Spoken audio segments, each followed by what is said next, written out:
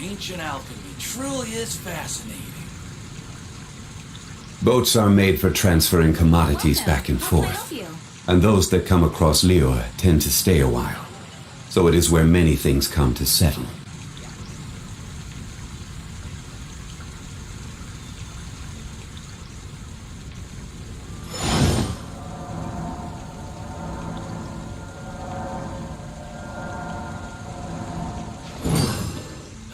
Ancient alchemy truly is fascinating. The neighboring nation of Liyue has the most prosperous commercial port in all of Teyvat.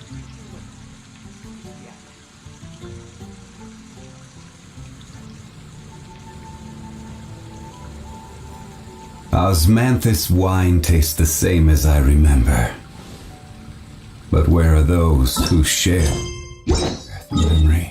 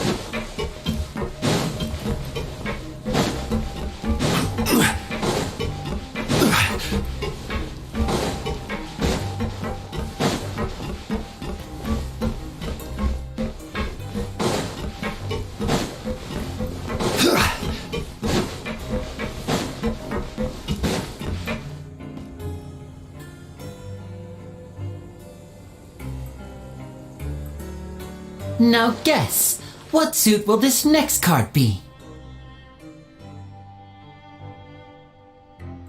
A bare-teethed cat? Well, well, look who it is. Traveler, Paimon! Hello, everyone. Looks like you're recovering nicely from it, eh? Thanks to everyone's support. Oh, right. I managed to work up the courage to thank Miss Clorant in person. Whoa, how did she react? She told me that it was nothing. It was as if saving a life wasn't a big deal to her at all. She also told me not to worry about it. She didn't want to stress you out, that's all. She's right, and it's best not to dwell on it. Yeah. Okay, but check this out. We went back to the opera house and we met the knave. You met Father? Did she say anything to you? She said a few things that were, a bit hard to understand. And also that she's looking forward to working with us in the future. Her attitude towards you is even better than what we'd imagined. That's fantastic. You should believe her. She has her own way of doing things, and she'll do everything in her power to help those she considers close, which now might also include you. Father is very capable and also trustworthy. Oh, Paimon just remembered that she thought Lenny was a bit too proud as well. She said that you should learn how to rely on others sometimes. Got it. That does sound like something that Father would say. Hey! Are you going to stay here for the next few days? Looks like it, yeah. Excellent. I will host a tea party. For real? Then Paimon wants another serving of cake. Another implies that you were already served some delicious cake while you were up there. How lovely. Well, next time, you're going to have tea and snacks with us.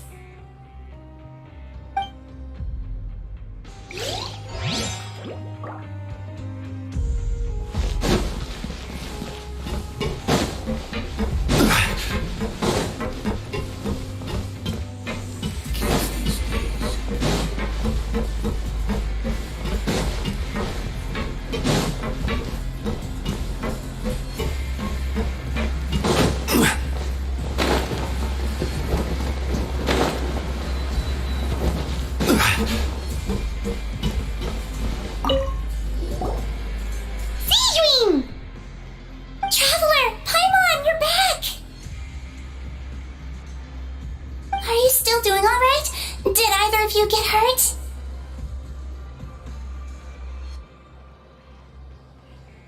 We're fine, but what about you guys? It was such a huge mess. How bad was it? A few people sustained superficial injuries, but that's about the extent of the damage. Monsieur Nervulette paid us a visit. It was all thanks to him that we managed to suppress the crisis for the time being. Of course, we must also thank you for the help you provided. How did Nervulette know that he was needed here? Monsieur Nervulette has strong resonance with the hydro element. When the water level rises, he can feel the waves produced. I ran into the bombshell bros while bandaging the injuries of the wounded. They were mumbling the whole time about how you just ran down without a word. I'm so relieved to see that you're both alright. If you're not too pressed for time, please stay with us a few more days. Just let me know if you get a craving for any particular dish, so I can have Mr. Walsey get your meals prepared. Oh, and please feel free to visit the infirmary for a break at any time. I'd like to take the opportunity to spend some more time observing your facial muscles as well. Your happy smiles are quite contagious, you know. They're so memorable, and I've missed them immensely while you were gone.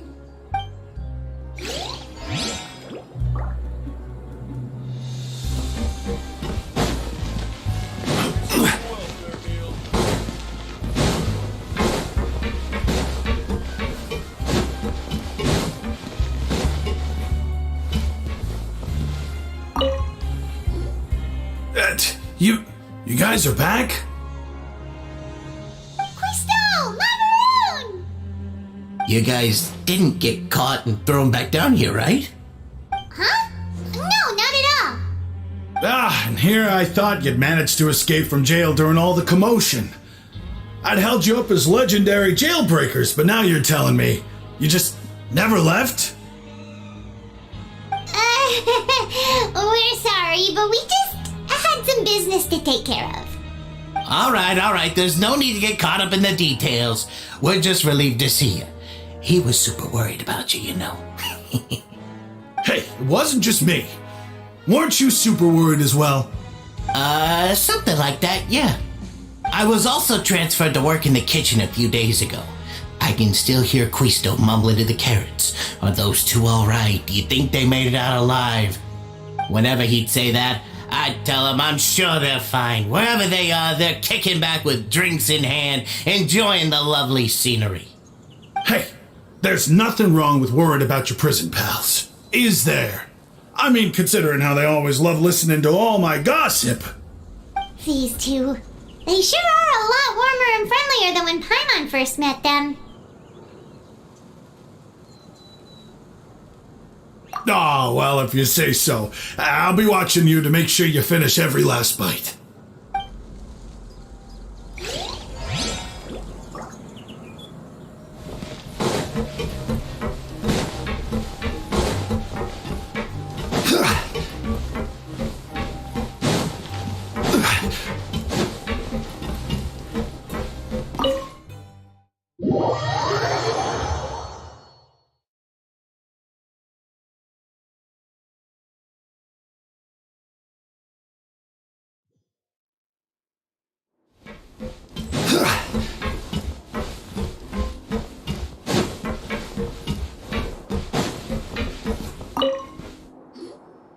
Courier?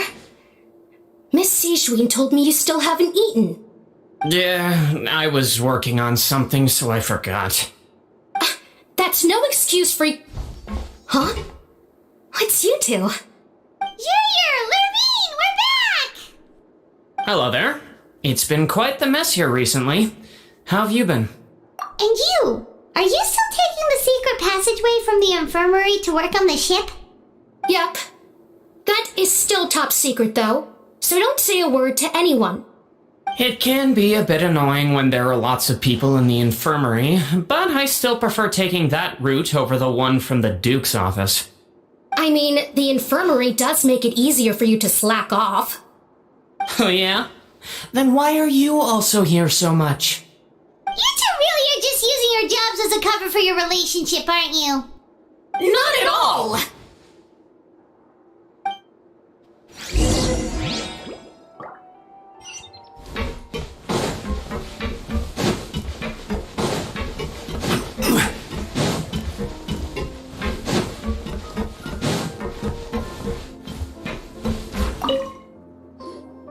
Do my eyes deceive me, or did I just see two inmates come back after making it to the surface? Some strange winds blowing of late. We wanted to see how the fortress is doing. Is everything still alright? We're fine, for the most part. Neuvillette came down and took care of the worst of it. If that's the case, why don't you just ask him to stay here? Oh, yeah, what a brilliant plan.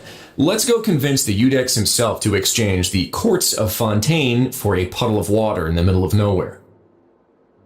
He came here in a hurry and left without even stopping for a cup of tea. He did remember to take Miss Sigewinne's gift with him, though. He sure sounds super busy. Miss Cloran has left as well. She also took her gift from Miss Sigewinne. Were the gifts milkshakes? Neuvillette got the milkshake. Cloran received lipstick instead. Those aren't even remotely alike. Well, it's Neuvillette's own fault for making Sigewinne worried about his health by working so much. But besides that, our head nurse is still pretty fond of picking out beauty products for the ladies. Oh, and I have some gifts here for you as well. Are these from Sigewinne too? Nope, they're from yours truly. You've already wrapped up your work at the fortress, so you can return to the surface at any time. You haven't yet served your full prison term, however, so you may continue to use your cell until your term is up. For real? Then we could stay here for a really long time? You may access the cafeteria for free. Hooray! Just remember to come complete your paperwork once it's time for your release.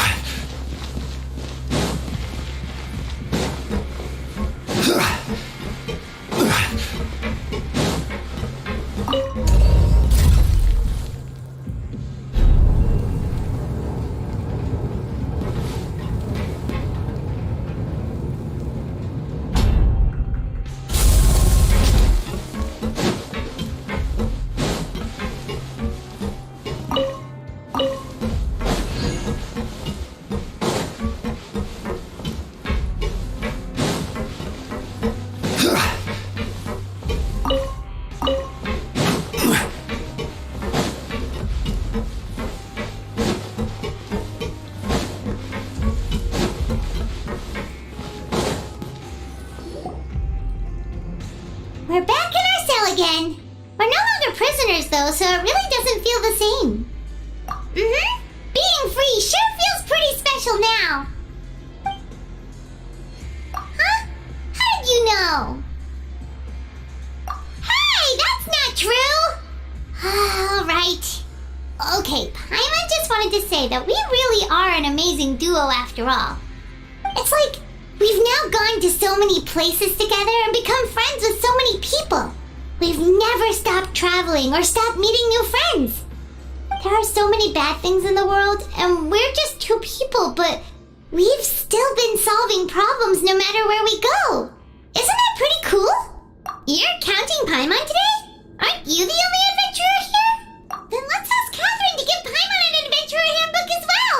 Paimon will also be an adventurer from today forward. Just the thoughts making Paimon giddy.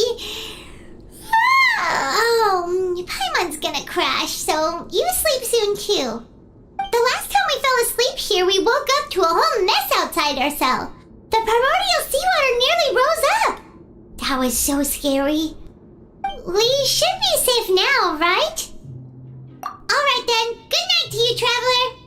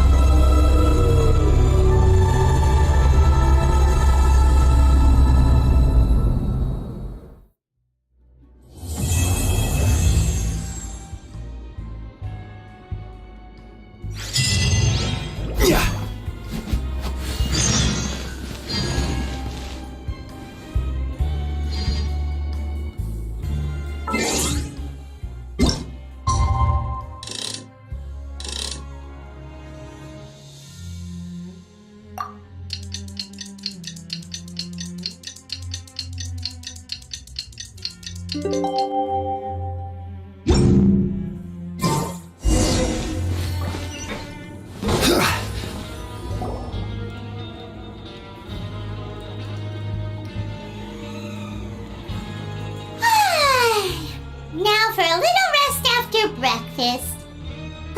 This is the life. Wait a sec.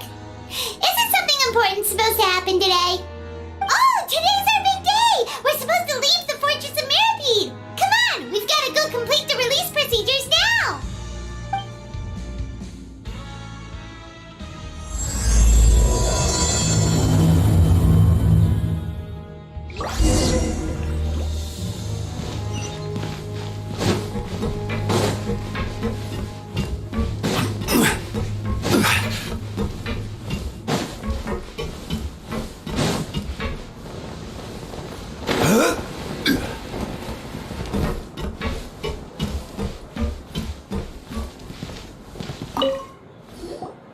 Please, sign here. This document will be effective immediately upon signing, and you two may exit the Fortress of Mirapede via the regular channels. It's been so long since we've been to the surface. Let's hurry up and... What's happening?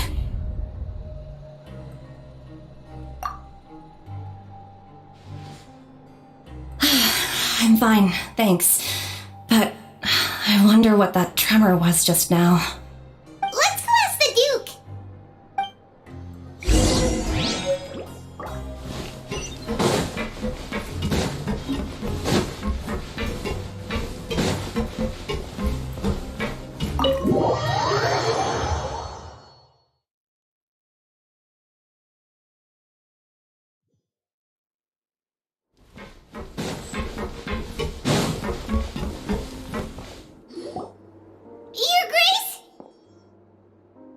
Good to see you two. Is there something you wish to see me about? Yeah! What was with that earthquake just now? That. The tremor didn't originate from the seafloor. In fact, it seems it came from the surface. Over the years of serving as the warden here, I have developed a sense for distinguishing between what occurs on the surface and what occurs underwater. Besides, the seal that Monsieur Neuvillette set in place won't fail so easily. So the fortress is okay? If you recall our last incident, if there really were a problem, there would be crowds of inmates in a panic right now. You've got a point. Okay, seems we need to get back up to the surface and ask about what happened. By the way, do you know what day it is today? I believe today is this month's pipe cleaning day. Wait, seriously? Yes. Have you completed your release papers? Yep. It's you two. Are you leaving now? That's right! Today is our last day in prison! But now that Paimon says that, it doesn't feel like we were confined here. It's actually been pretty nice! Oh yeah, Paimon feels fond of this place now! Then be sure to come back and visit. I'll miss you. If you've signed the release papers, then you're free to go. The guards will escort you out. You're not going to see us off? I knew you'd ask. All right, sure. Let's go. Well, you actually agreed. No worries, you must be busy. Paimon was just joking. So you do have a polite side, I see. After being down here for so long, I imagine you must feel like you're lacking companionship. Shall I come along too? Yeah, don't worry, we'll come back to see you. Paimon really likes the cafeteria here. The chefs sure do know how to make good grub. I hope you won't be here as convicts the next time I see you. We'll do our best to stay out of trouble. Well, it seems our work in the Fortress of Mirapede is finished. That's the end of another chapter in our journey. And since Neuvillette was the one who asked us to come here, we should probably go report to him now. Next up, the Palais Mermonia. You're going to see Monsieur Neuvillette? Please pass on our kind regards. I'm sure just your regards will do, no? I believe it would be the polite thing to do. You're right. I've heard the Palais has been terribly busy these days. Tell him that I hope he hasn't been overwhelmed by the recent string of troubles.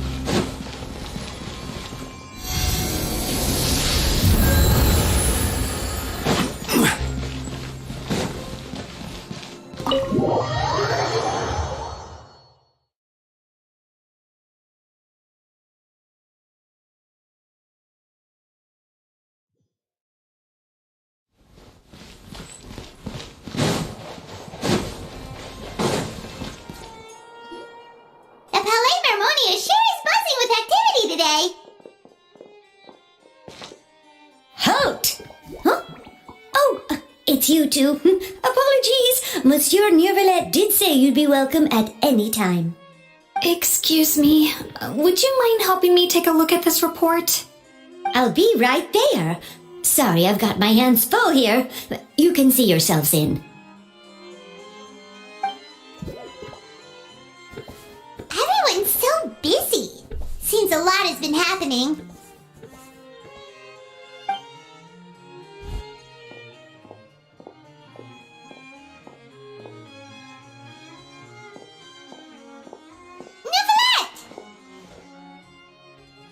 Hello. You've come at the right time, but you'll have to wait for just a moment, as there are some urgent matters I must tend to first. In the meantime, please have a seat. If you'd like to have something to drink, let the Melusine outside know. That's all right. We just ate. Very well then. Let's take a break over there while we wait for him to finish his work.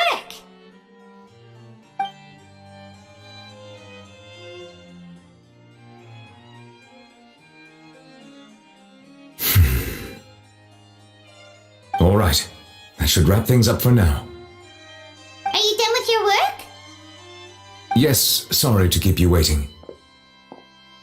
Today should be the day you were released from the Fortress of Meripede, and it appears that you have managed to complete all the release paperwork. That's right, and we came here to see you right away.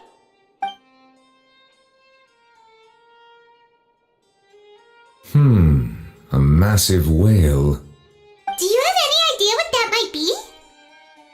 Judging from your description, that cannot have occurred in any ordinary waters, but rather something like the primordial sea.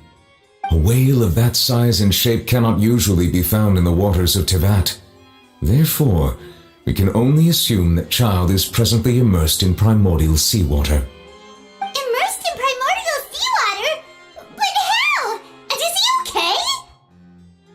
Most people wouldn't be capable of entering in the first place. I'm not completely sure how he could have gotten there myself. Yes, what is it? Oh, right! Paimon felt it too! We asked the Duke and he said it wasn't from underwater, so we figured you might know something about it. It turns out that I have just received a report about this particular matter. In fact, that's exactly what I was busy with a moment ago. The source of the tremor was here on the surface near Poisson. After the shaking stopped, the water levels in the Poisson area rose at an alarming rate. The water levels rose? Oh no! What about all the people there? Fortunately, the water levels only rose for a short period of time and have already returned to normal now. However, I still have a bad feeling about the whole phenomenon. If the change in water levels is connected with the leaking primordial seawater, then the situation in Poisson may be much worse than it appears. Navia should be in Poisson, right? We need to go check on her! I would also like to go there as soon as possible, but I'm afraid I can't leave just yet. We must immediately formulate disaster prevention plans for the surrounding coastal areas to avoid potential catastrophes. I'll have to ask you two to go to Poisson first. I'll meet you there to check on the situation once I finish things here. There's no time to lose! Let's get going! Please be careful.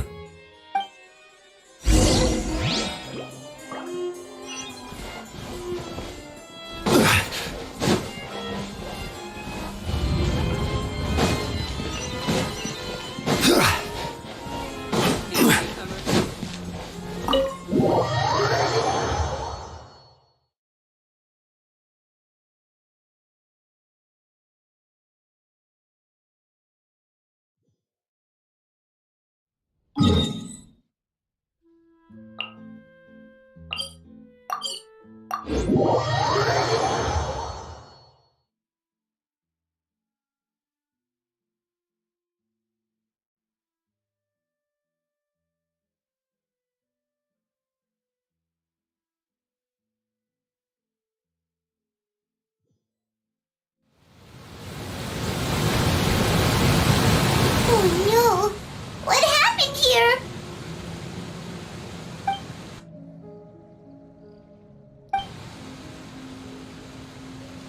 Navia should be around here, right? We need to make sure she's still... Paimon means we need to check on her.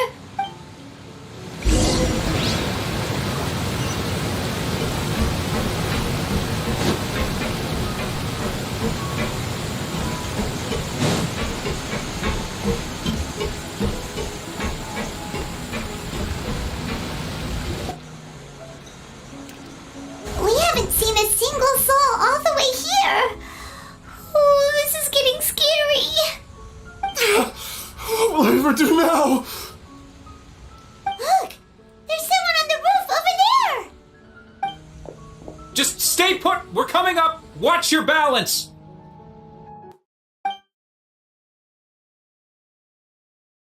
All right!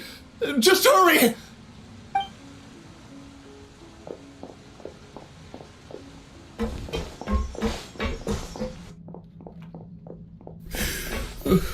I'm not young anymore.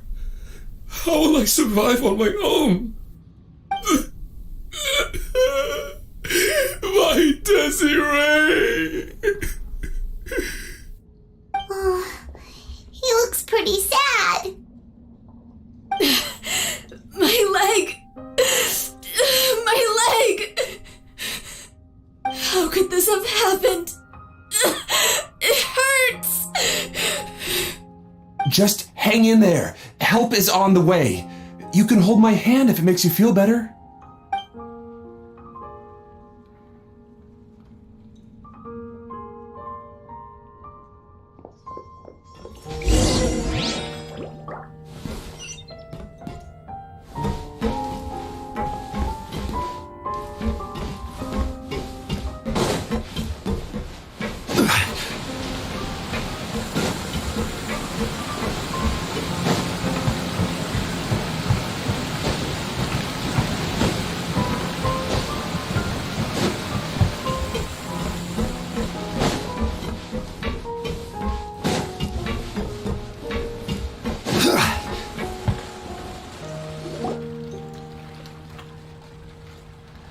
It's Navia! She's over there!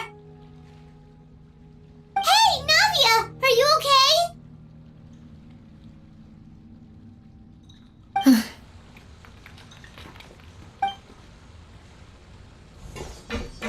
You're here.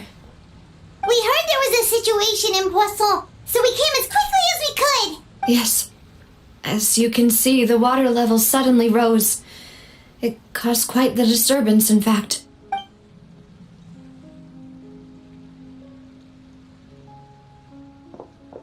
Demoiselle! There was a wounded resident next to a building southeast of here. We've already transported him to safety, but we've run out of medical supplies. He's wounded? How badly? He fell, so it's probably a broken leg. He's pretty shaken up. When the water level rose, he desperately climbed up to the roof. Once the water receded and he saw the ground, he became terrified and eventually... He jumped down then. Find the leader of Squad 1 and tell him to take the wounded resident to see a doctor. He should know where to go. Understood. I'll take over his search and rescue mission in the meantime. All right. You'll be in charge.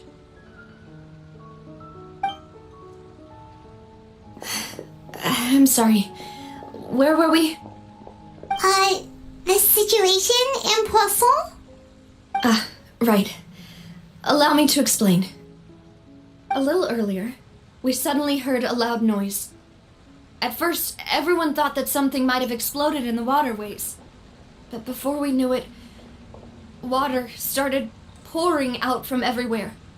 The rushing water seemed a little odd, almost like the unique color of primordial seawater. Some people didn't realize the danger and thought it was just ordinary water leaking from somewhere. Everyone on the street who happened to be close to the water didn't have a chance to escape. As the water levels rose, they suddenly disappeared. They were all dissolved. Those who realized what was happening started to flee in a panic, desperately trying to get to higher ground. Many were injured in the stampede, and some people fell from significant heights. The Spina di Rosula initiated rescue operations as quickly as possible, but there have been a lot of casualties. Fortunately, the water began to recede after some time, and the chaos came to an end. The water that flooded the area contained primordial seawater, so the lower levels of Poisson are still hazardous. To ensure everyone's safety, I've asked the people there to leave as soon as possible. No one knows if this could happen again. All we can do for now is try our best to help evacuate the residents. We still haven't completed the head count, but we'll have some numbers soon. How awful. And all of this just came out of nowhere. It was quite frightening indeed. I only wish that everything that just happened was a bad dream. Is there any way we can help, Navia?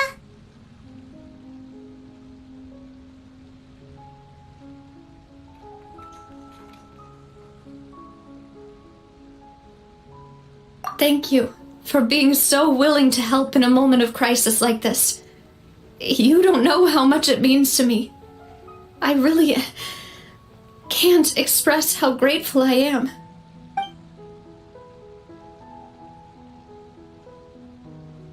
Don't say that, Navia. That's what friends are for.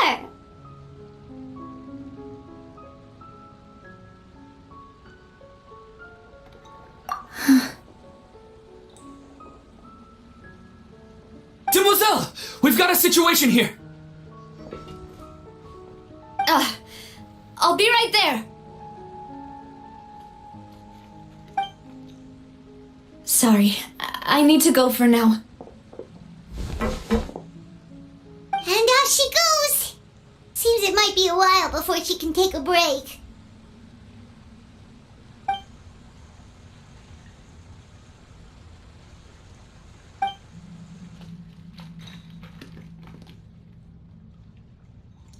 Okay, the wounded are being tended to, and we finished a preliminary head count. More support has just arrived, so I suppose I finally have a moment to focus on my own matters. Of course, we should remain ready for anything, and continue doing our best to rescue others. I'll be sure to have everyone at the Spina di Rosula ready to render assistance. Traveler, Paimon, would you two accompany me to my father's grave for a moment? Huh? Right now? Thank you.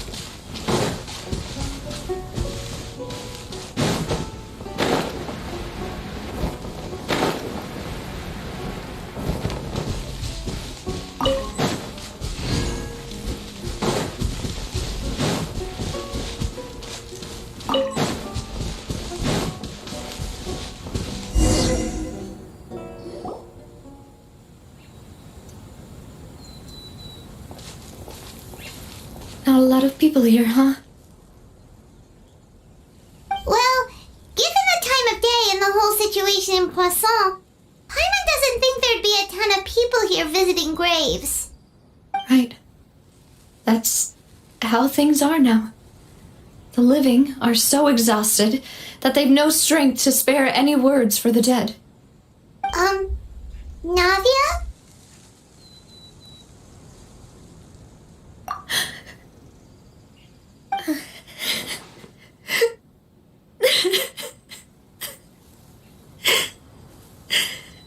Navia, what's wrong? Sorry. I just...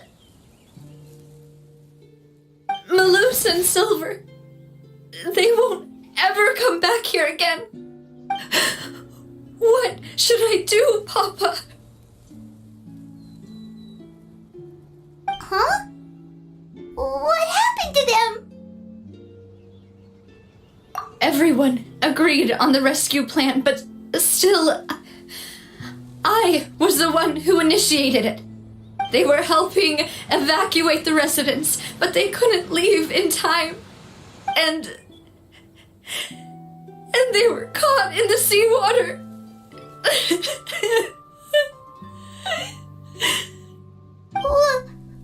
What should we do? I've known them for so long. And I know they weren't afraid. But I could at least hold a funeral for my father. And I know where he rests. But as for Malus and Silver, they're just gone. I just can't.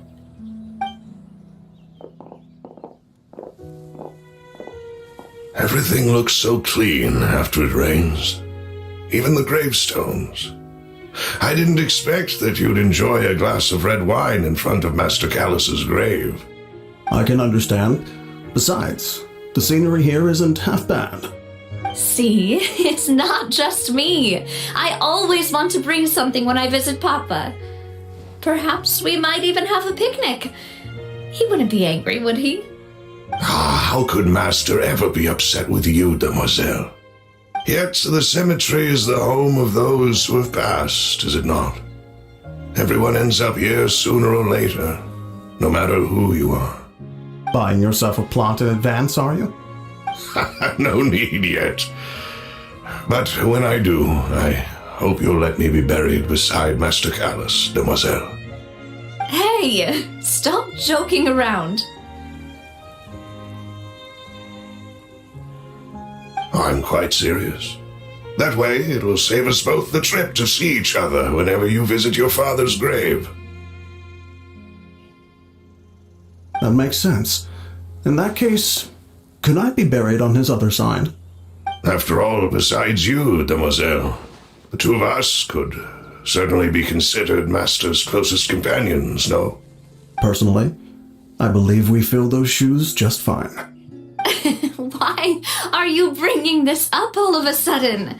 Seriously. All right. I'll remember your requests. But I'd really prefer not to talk about this stuff. And what do you mean by saving me a trip? I'd make the journey even if I had to visit you two somewhere else. I'd promised to let them rest in peace here. But here I am breaking that promise. I'm sorry for letting you see me in a mess like this. I don't usually cry, really. Paimon doesn't know how to help you feel better. But, well, she understands how you feel. I'd always thought I could make my wishes come true.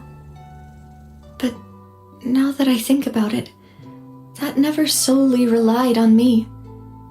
Many things can only be accomplished with someone else's help. Malus and Silver have helped me so much. But by contrast, I could do nothing for them. I'm so sorry. You can spend as much time as you need here, Navia. We'll stay with you. Thank you. Right now, you don't know how much that means. By the way, you can have a look at this. It's a list of victims from the incident that took place here. Obana, Khan, Burnett, Giverny, Francine, Karina, Daisy Ray, Joinville, Julianne, Esson, as well as Malus and Silver. So, everyone else is safe. But still... It's okay. I know what you're thinking. And you're right. We lost Malus and Silver. But we were able to save more than we anticipated. The overall outcome indicates that the cost was worth it. Right! Don't think that way, Navia. One person might be saved at the expense of another, sure, but that isn't something we should ever consider a trade. Malus and Silver were not the price for saving anyone. They're heroes. You're right. Thank you, Paimon. What you said just now was pretty amazing, actually. I'll remember your words. Oh, really? Seems you've become more eloquent in the time since we last met. The knave? What are you doing here? Is everything going well on your side? Yes, My people are carrying out the mission according to your request. All the residents of Poisson have been evacuated, and we're preparing to relocate them to higher ground. As for these supplies, we have everything taken care of. There is no need to worry. Thank you very much. Wait, do you two know each other? We just met recently. Right, Miss Navia? Usually, I would call this a coincidental encounter, but that doesn't quite fit this time. Besides, it never even crossed my mind that a Fatui Harbinger would come looking for me. Thanks to the Knave, Spina di Rosula received generous support from the Fatui, which allowed us to complete the rescue and evacuation work so quickly. Mutual aid is essential to fostering positive developments. We were already in the area, in any case, so it was nothing. That said, I must say that you're a lot sharper than you let on. I'm sure you understand what I mean. I apologize for all the ways in which I tested you previously. We've never worked with a Fatui before, and it's extremely important for us to know who we're working with.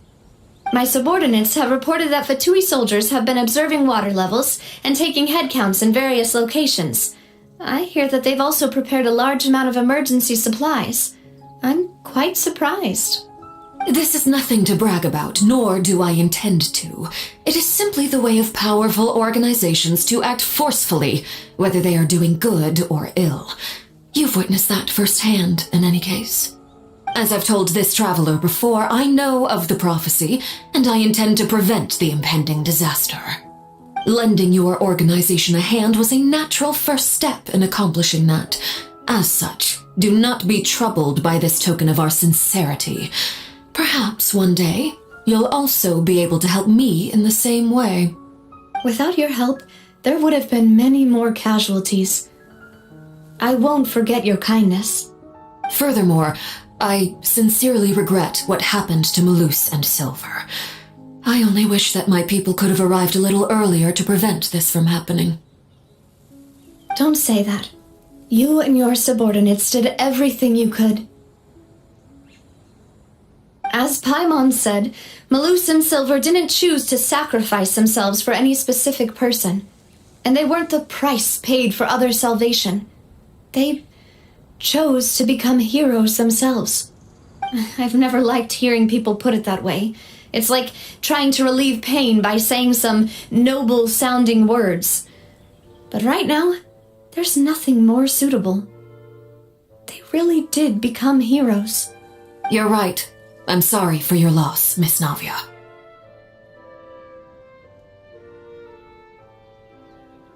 Water is life to Fontaine's people, and it also spells disaster. It's no wonder that people always say that prophecies represent fate. Fortunately, I've never been one for such opinions. So, you're one who will try to change fate, then? Of course. That is why I'm going to Hotel Bouffe de Thé.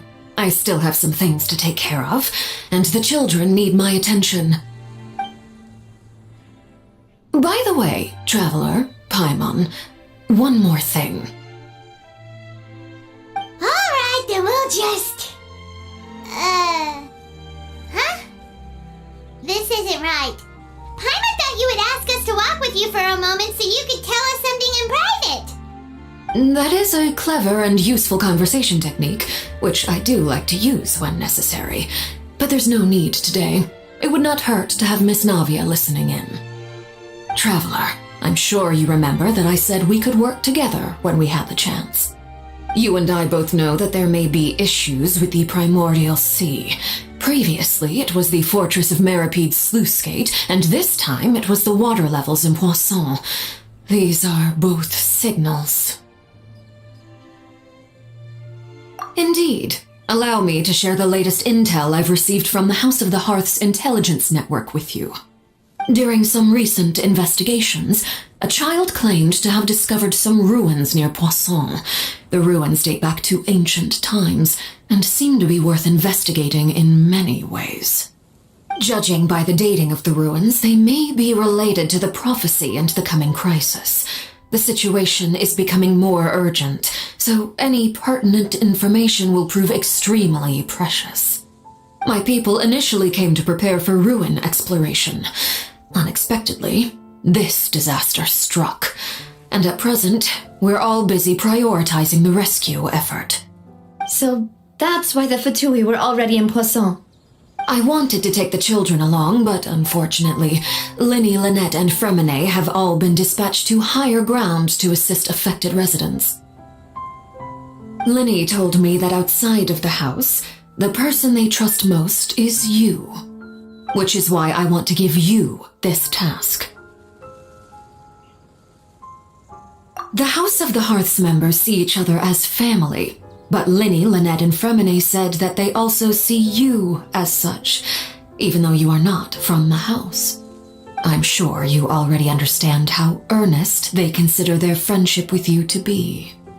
Oh, that somehow makes Paimon feel kinda happy. The intel I just shared about the ruins could fetch a high price. But since the children consider you family, it's only natural that I freely share it with you. Got it! So all we gotta do is go to some ruins, right? We can handle that. Excuse me, but may I tag along? You wish to join, Miss Navia? But are you sure you're up to exploring some ruins? You need to rest.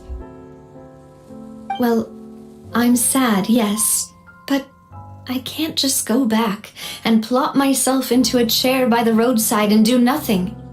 There's no point in being depressed while we still have a disaster on our hands. As my father's successor, I must live up to the hopes he had in me. Besides, I'm also doing this for myself. I need something, a distraction, to keep my mind off Malus and Silver. Since you put it that way, I have no objections. What do you say, traveler? All right. The ruins are to the south of Poisson. Here's the map. Okay, the three of us will handle it. Come on, let's pack up and get going.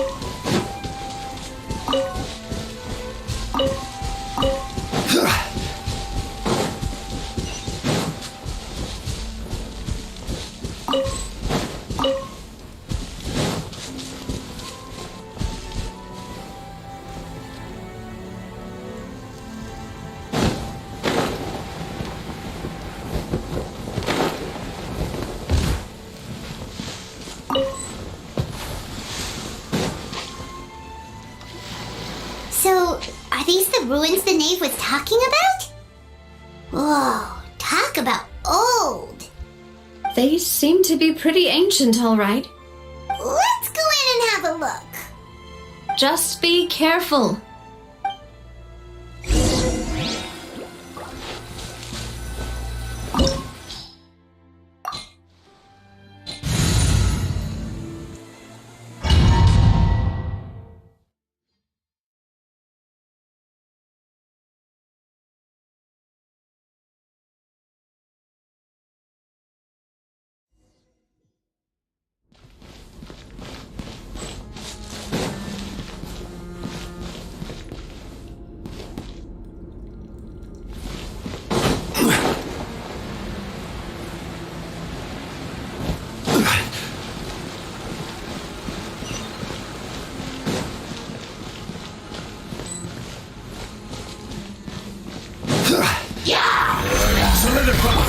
forth.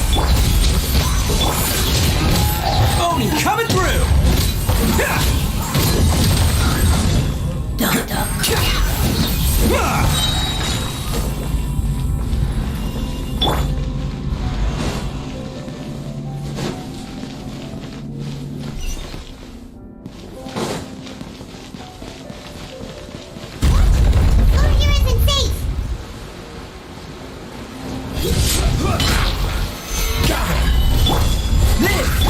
Charge!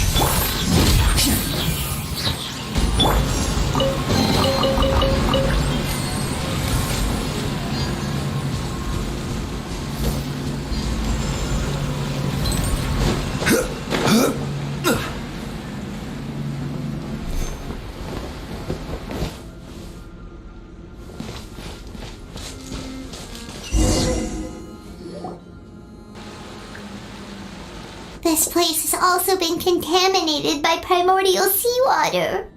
Yeah. And a lot of it, too. A Fontanian would most likely dissolve the moment they fell in. Right!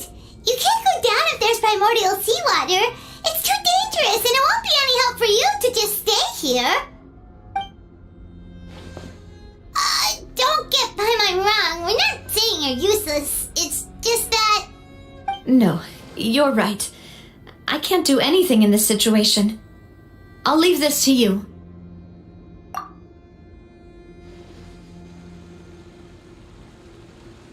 That complicates things. Maybe the only way left is forward. In that case, do you want to wait for us here? The water levels here are unstable, and there's a chance the water will rise. So staying here wouldn't be safe either. I'll go together with you. Perhaps we'll find the exit just up ahead. All right. Come with us for now then, but please be careful.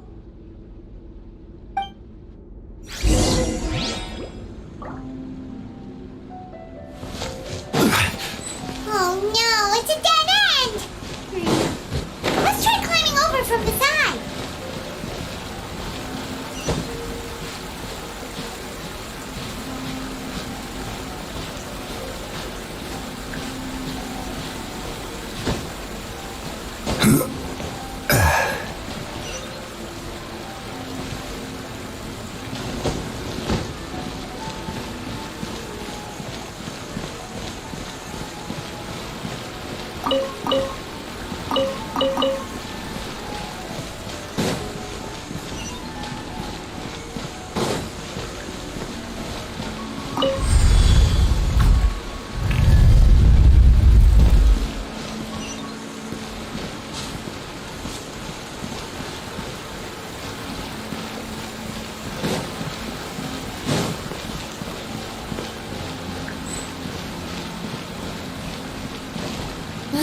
Wait!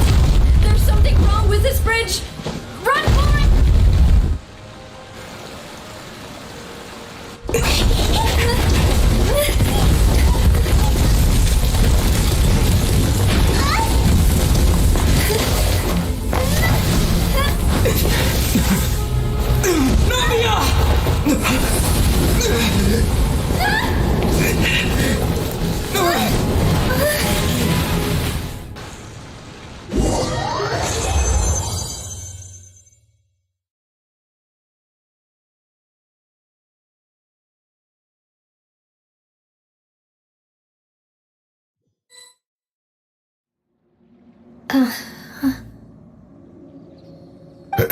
Demoiselle?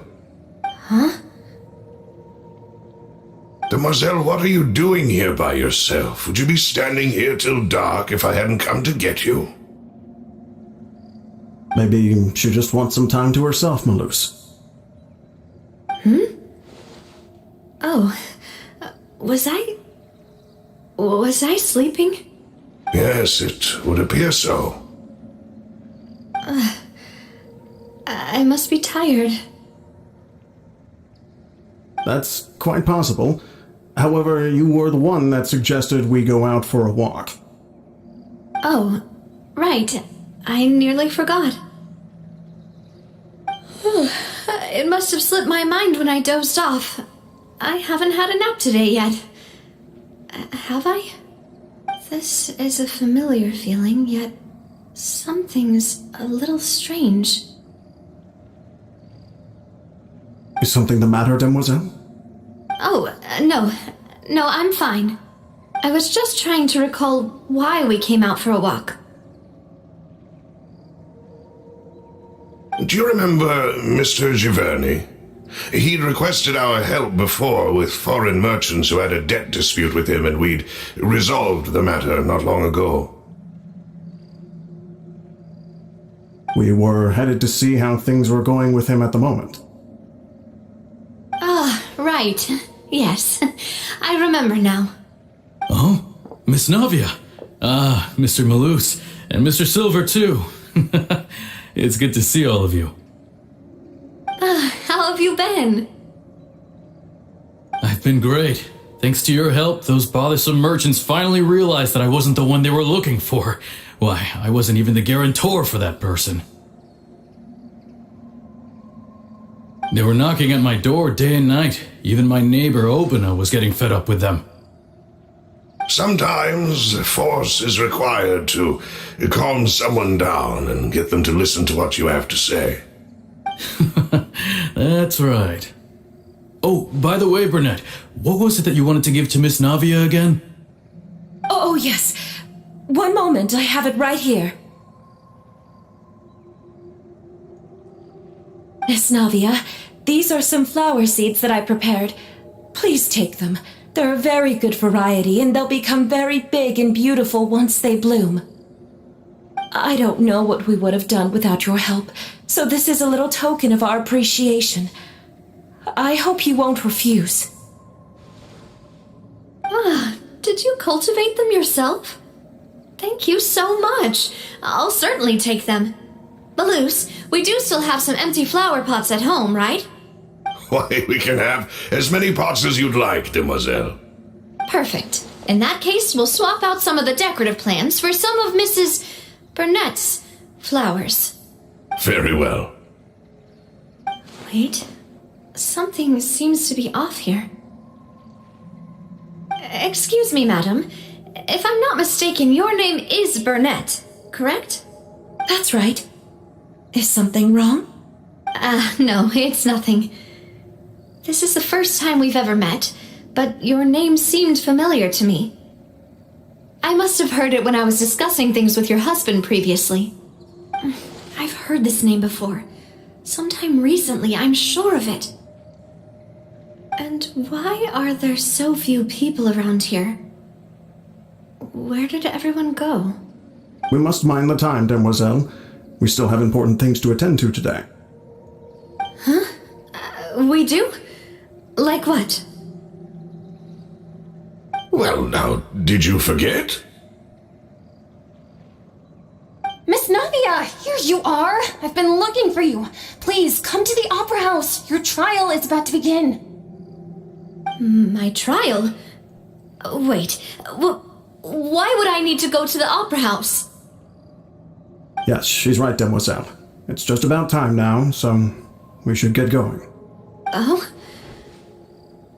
All right then.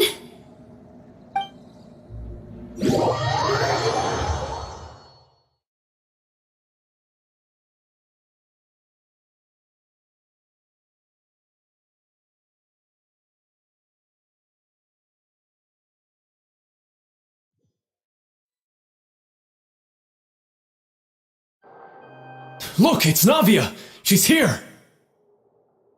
And her two attendants are with her. Goodness, everyone's finally here.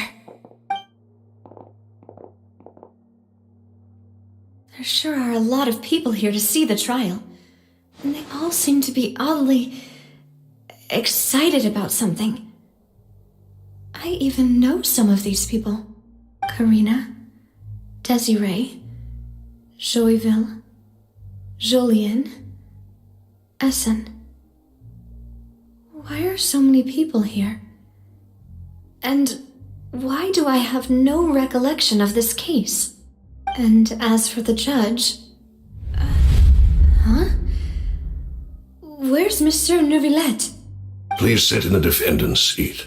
Don't worry, Silver and I shall accompany you. All right. But are you sure you can stand behind me?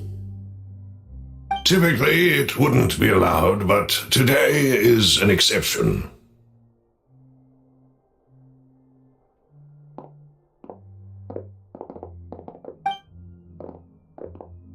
Hey, what kind of place do they think this is? Come on, do they have any idea what they're doing? Seriously. Enough with the whispering! Could someone please tell me where Monsieur Neuvillette is? And why I'm standing trial? My dear Miss Navia, have you not yet realized what you've done? In that case, allow me to explain. As all here know, you are Master Callus's successor, the head of the Spina di Rasula, someone held in high regard by every soul in Poisson. After you took over the Spina, you treated all of us just like the late Master Callus had. If anyone in need reached out to you for help, you responded. Not only you, but your butler, your subordinates, nearly everyone in the Spina di Rasula fought for the well-being of those in Poisson. Wait a moment. Aren't you just proving that I'm a good person? Yes, correct. Absolutely right. And that is why you stand accused. You have helped so many people get through so many difficulties. You are one with us.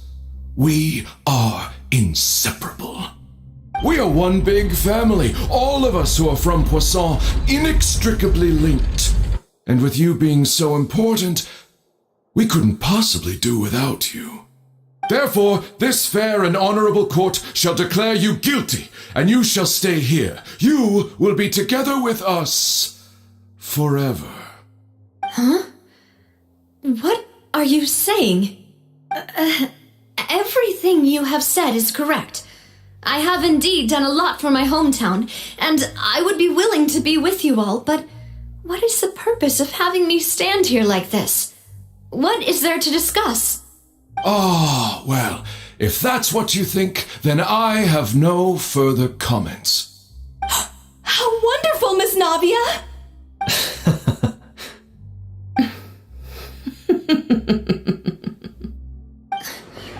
I know all these people.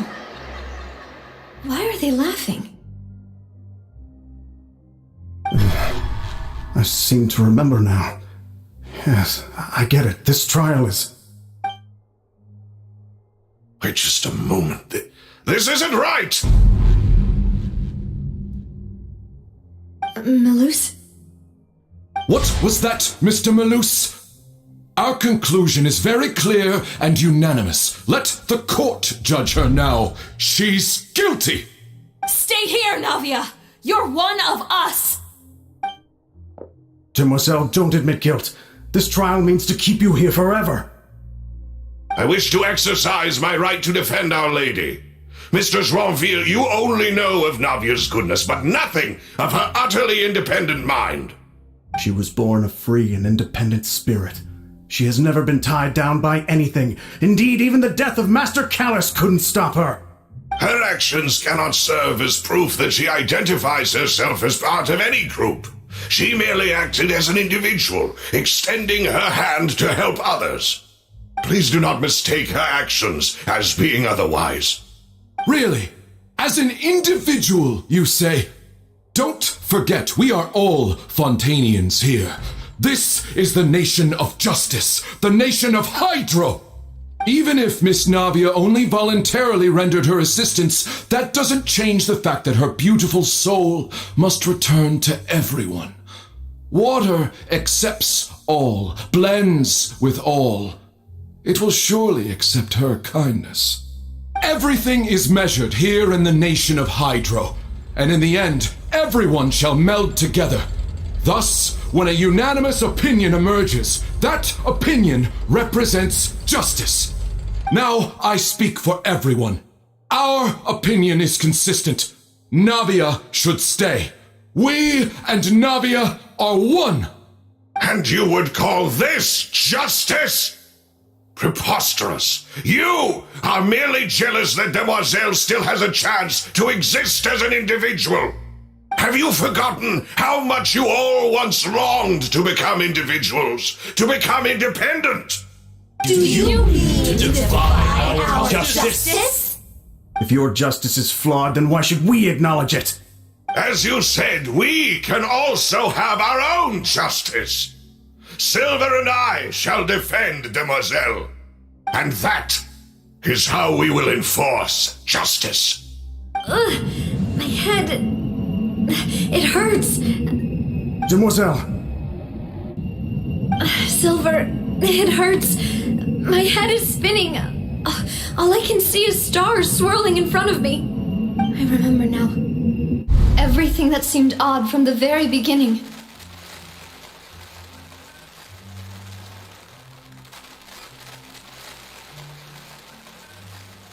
Karina, Desiree, Joyville, Jolien, Essen, and Mr. Giverny and Mrs. Burnett, who we met earlier.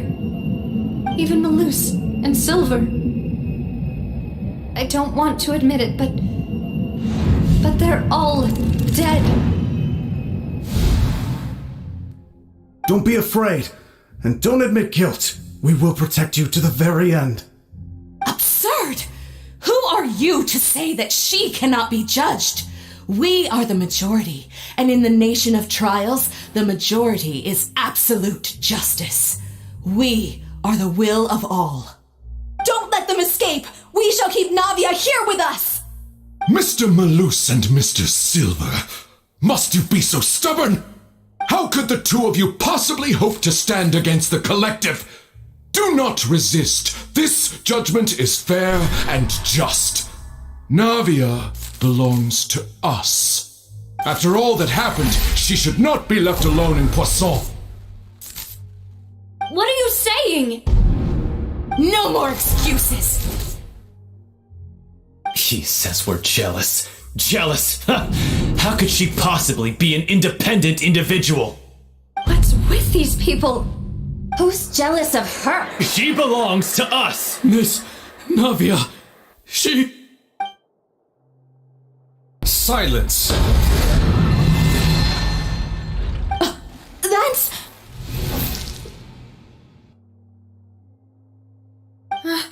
Monsieur Neuvillette! Such commotion is prohibited in the court. The accusations you just presented are nonsense and cannot constitute a proper trial.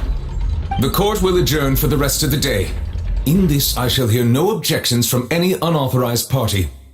Our thanks, Monsieur Neuvillette. Please leave with me, Miss Navia, while there is still time. But... Go on now, Demoiselle. This is your only chance to leave this place.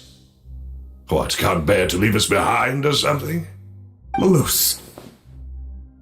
My apologies. I couldn't resist making one little joke once I realized that this shall be our last goodbye.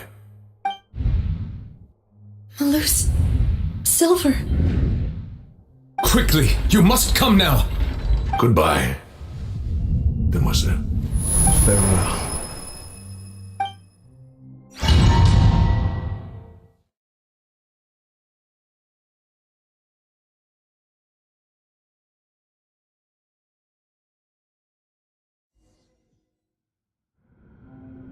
No, wait! Just a second! Hey! Navia? You're awake. Good. I must have been dreaming. Malus and Silver were still alive, and they were defending me at some insane trial. It looks like you're all right. Did all the sad feelings cause you to have a nightmare? Paimon could give you a hug. The ruins you were exploring suffered a cave-in. When I arrived, I found you falling toward the water. You were just about to be dissolved within, but I...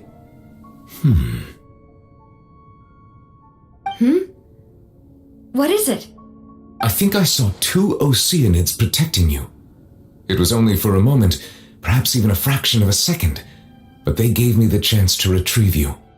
Were it not for their intervention, I would not have been able to rescue you before your consciousness dissipated. Wait, did you say Oceanids?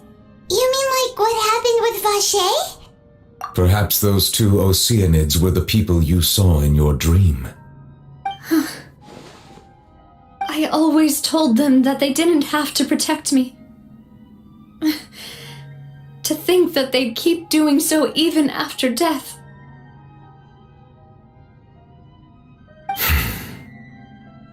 Please come with me.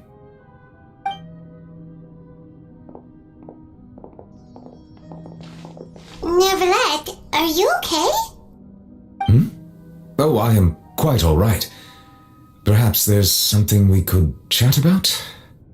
Why do you look so stiff all of a sudden? Oh, Paimon knows. You're the type who feels awkward when there's nothing to talk about, right? I merely thought that we should give Navia some time to herself. Huh? Why didn't you just say so then? Don't you think it's even more awkward to call us over like this and then have nothing to talk about? I suppose so. Ah, Sigewinne. I hope all is well with her these days. Her work in the Fortress of Meropide has not been too much for her, has it? No way, don't worry. She's doing fine down there. She's an amazing head nurse. I see. Well, that is good. I have always worried that Sigewinne would need a lot of time to understand the world of humanity, just as I have. Oh, and the Duke also says hi. Even though Sigewinne made him do that. He hopes that you haven't been overwhelmed by all that's happened lately. Thank you. I have indeed been busy lately, and I also hope that everything is going well in the Fortress of Meropide. He still doesn't know what to talk about. Let's chat about something else then. So, Neverlet, you're probably quite the swimmer, huh? Yes, of course. This isn't going anywhere. Let's try something else. How did you find these ruins? Did the knave tell you? Yes, in fact. I had arranged to meet you in Poisson, but when I arrived, I discovered that the Fatui were helping the residents evacuate. They had even transported a large quantity of supplies to the area. Amid my astonishment, I ran into the knave, and we had a chat. She informed me that she had asked you to investigate the ancient ruins here. Yeah, we originally planned to meet up with you, but we thought you might still be busy with all those official documents. We didn't think exploring the ruins would take very long, and who would have thought you'd wrap things up so quickly?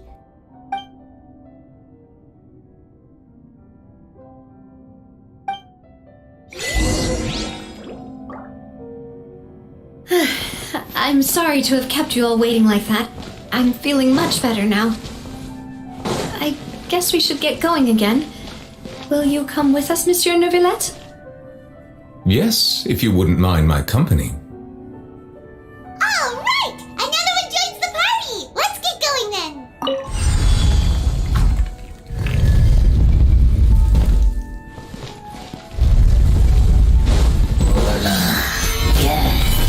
Burst forth! I will have order! Advance! Attaboy! Who wants some of this?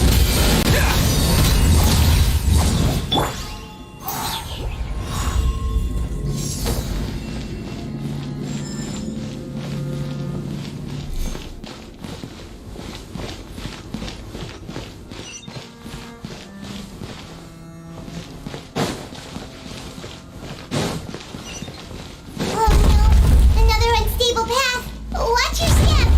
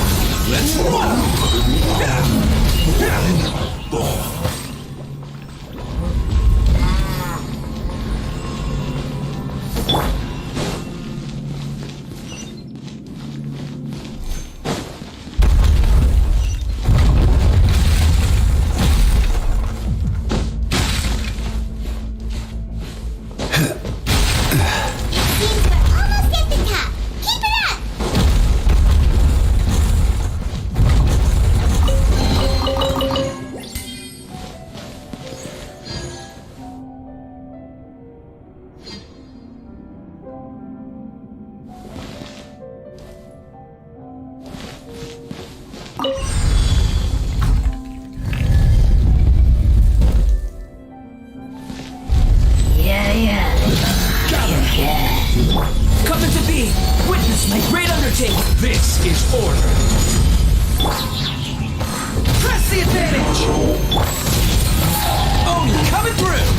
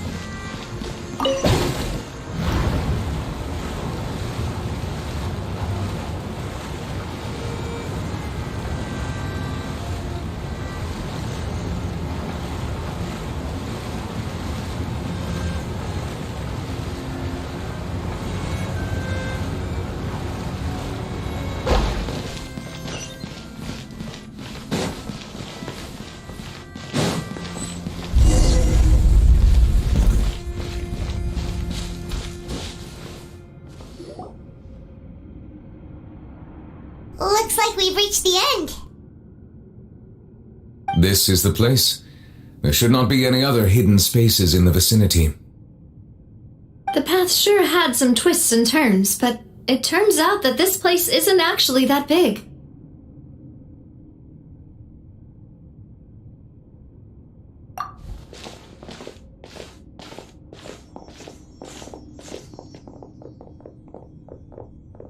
Stone slates. It seems like they were put here as an offering. Could we take them down and have a look? Perhaps we should just leave them be for now. There are 4 locations in total, but only 3 stone slates. The slate that should be in the first empty spot is missing.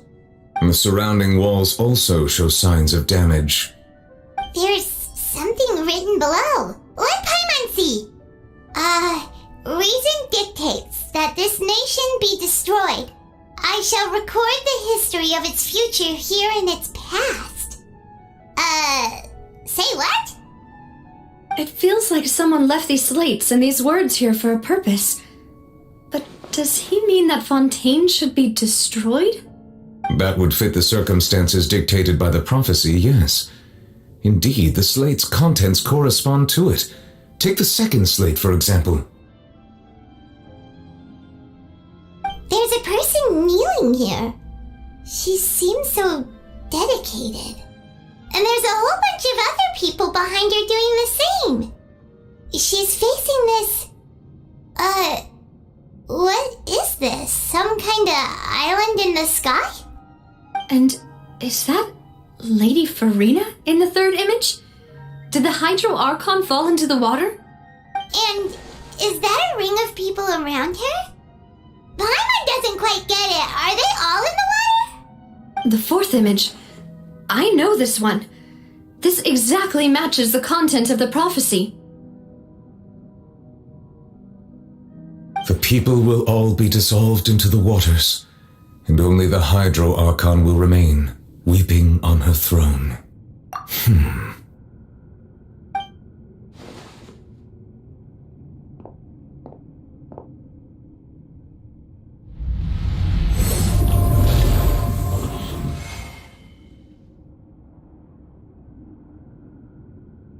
More information should be hidden in these slates, but I fear I cannot easily uncover it, most likely due to us missing the first slate. I am very sorry. Don't blame yourself, Monsieur Neuvillette. Deciphering ancient stone slates isn't one of your duties. Ooh, Paimon's getting the chills just looking at these slates. This says that it's the history of the future, right? That means the prophecy's sure to come true. I really hope it doesn't mean that. Still, Paimon feels like these images are kind of weird when you look at them together.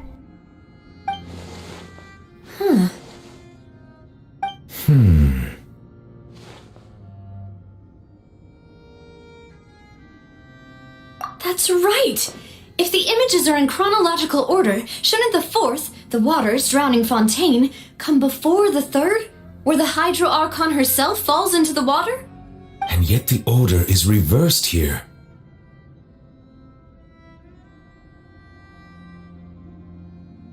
If we go by timing, Lady Farina only emerges in the third image.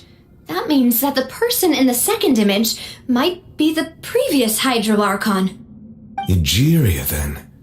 I had never met her, but her appearance here does match the records. The previous Archon kneeling before the floating island in the skies, as if confessing a sin. Did she herself commit that sin? And if not, why would she be in such a posture? Also, I'm still wondering why these ancient stone slates are here at all. Judging from their contents, could this place be the origin of the prophecy? Does that mean that someone, or some people, once saw these slates? But who would have created these slates and left these words here?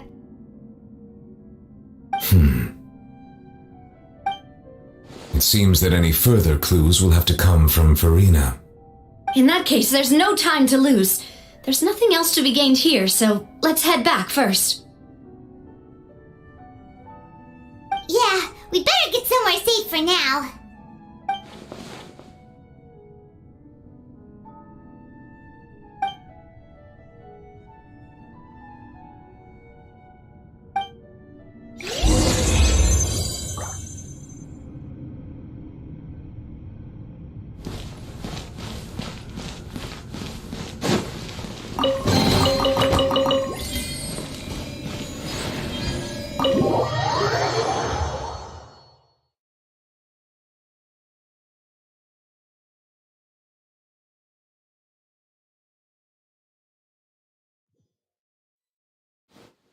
Let's split up here. I'm going to check on what's happening with the Spina. You know how it is. There's some things you just need to be there for yourself. You still have energy for that, Navia? Paimon's already beat. Just head back to the Fleuve Cendre and have a rest then. Thanks for keeping me company all this time. I'll depart as well. Thanks for your hard work today. Rest well, everyone. Traveler, I will go talk to Farina tomorrow morning to ask about the stone slates. I'm sure that you're concerned about this matter as well. If you have time, drop by my office. I will share the results of our discussion with you. Are you really gonna talk to her about this directly? Will that be a problem? Paimon's getting a little scared now that it's come to this. She has long been harboring secrets and will not give them up easily, which makes it all the more my duty to ensure that she understands the present situation. Alright, we'll leave it in your hands then. You're probably the best person to talk to her anyway. I will be carefully considering my words tonight. Traveler, Paimon, our safe house at the Fleuve Cendre is always open to you as ever, so please don't think you're an imposition. Alright, I'll be on my way then.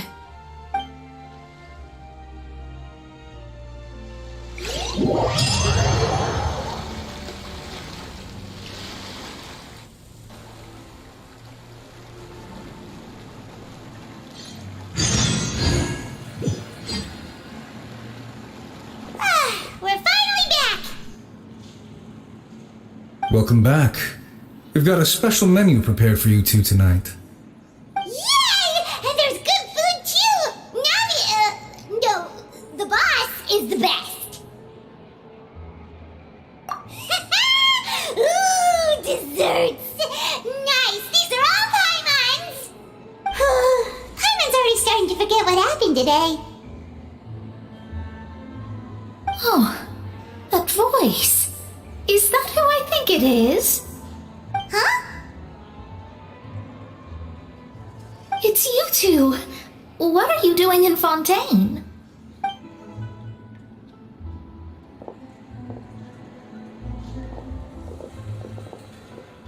Mona?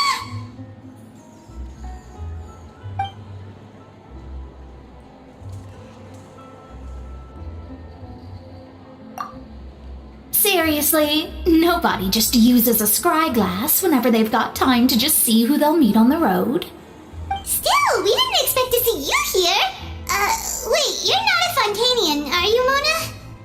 Well, I have some business to attend to here, so I booked a hotel in the city. I was just out for a stroll when I bumped into you. Quite unexpectedly, if I might add. Why did you think I was from Fontaine, though? Is that because Magistus doesn't sound much like a Mondstadt surname? Yeah, let's go with that. Well, I used to have my own surname, which was, well, some other thing. Either way, the old hag told me when she took me as her disciple that the first step to being a great astrologist's pupil was to change that name. There was nothing for it, really. She really is amazing at astrology, so I changed my name to what it is now according to her wishes. To my surprise, however, Magistus is not the name of some ancient house or clan. It isn't? Nope. Although it is used by us in place of surnames, it generally just means great. Wow! Imagine including a boast in your name. Wait, are you gonna have to put that into your genealogy as well? I reckon so. In any case, I'd give my disciple a name like this as well, if I were to take one. Astromancer Barbeloth Trismegistus. Whoa, that's a long one. Does it also mean great or something? My name means Mona the Great Astrologist.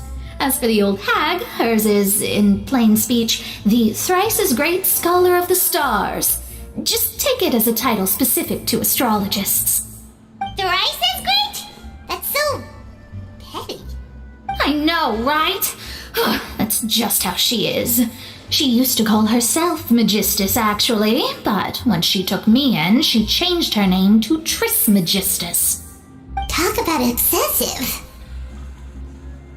Magistus is thus the calling card of our school, so to speak, which makes it about the same as a surname. It's all right if you don't get it. You can look into it further should you need to study astrology more deeply. That sounds terrible! But anyway, you're not Fontanian, are you, Mona? You're from Mondstadt, right? Well, I was born in Mondstadt, yes. My parents migrated to Dorman Port, and I traveled with the old hag for a while, after which I settled down in Mondstadt City. Oh, that's a good thing then. At least we know you won't be dissolved by Fontaine's waters. Speaking of that, I'm sure you're aware that a bunch of things have happened here in Fontaine, right?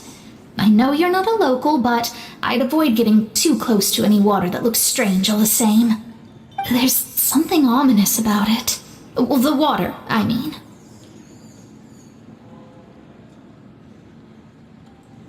That was the main reason, yes. Just a while back, the Steambird invited me to take part in a panel and speak about the circulation of the prophecy as an astrologist. The invitation was sent quite early on. I don't think anyone expected Fontaine to be in this much trouble. What do you make of that prophecy, Mona?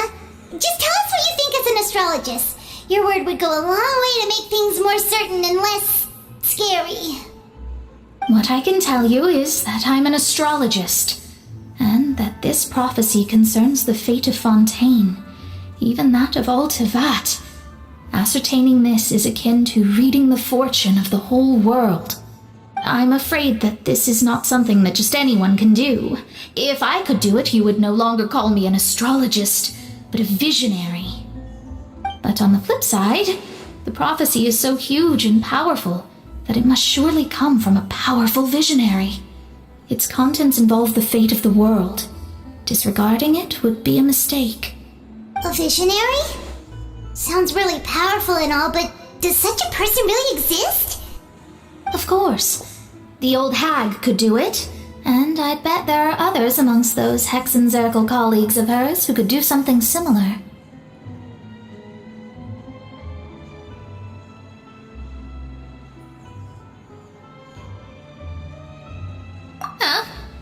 Are you sure?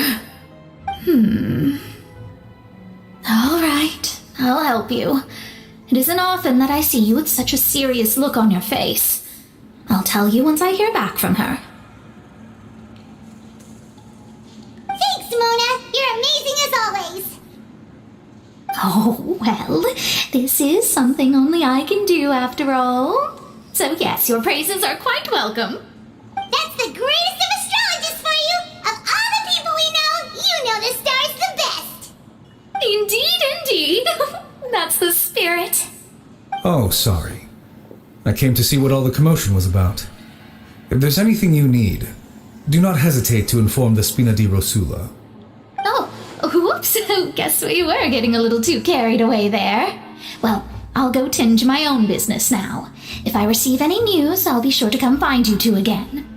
And there she goes, quick as rushing water. And here we are with the Spina guy giving us suspicious looks. If Paimon hadn't spoken for you, it'd be you getting all the weird looks. Huh, the things Paimon does for you. That's more like it.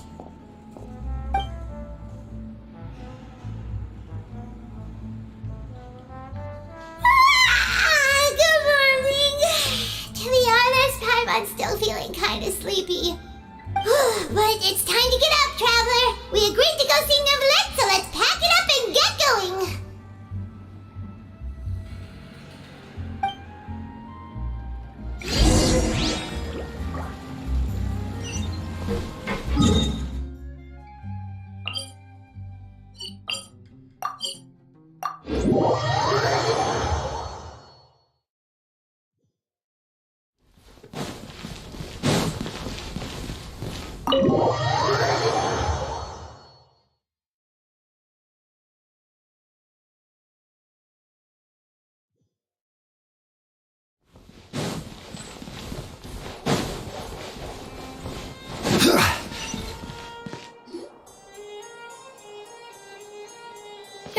You're here!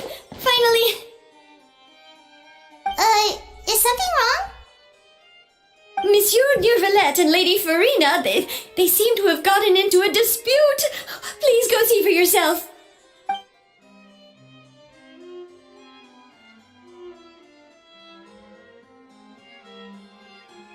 Like I said, I've already explained everything! And yet the problem has not been properly solved. There is little space for excuses between us. It is not my intention to offend you, but please tell me where you stand. You are the Hydro Archon Focalor, are you not? Look at this. This is a list of the victims from the recent Poisson incident.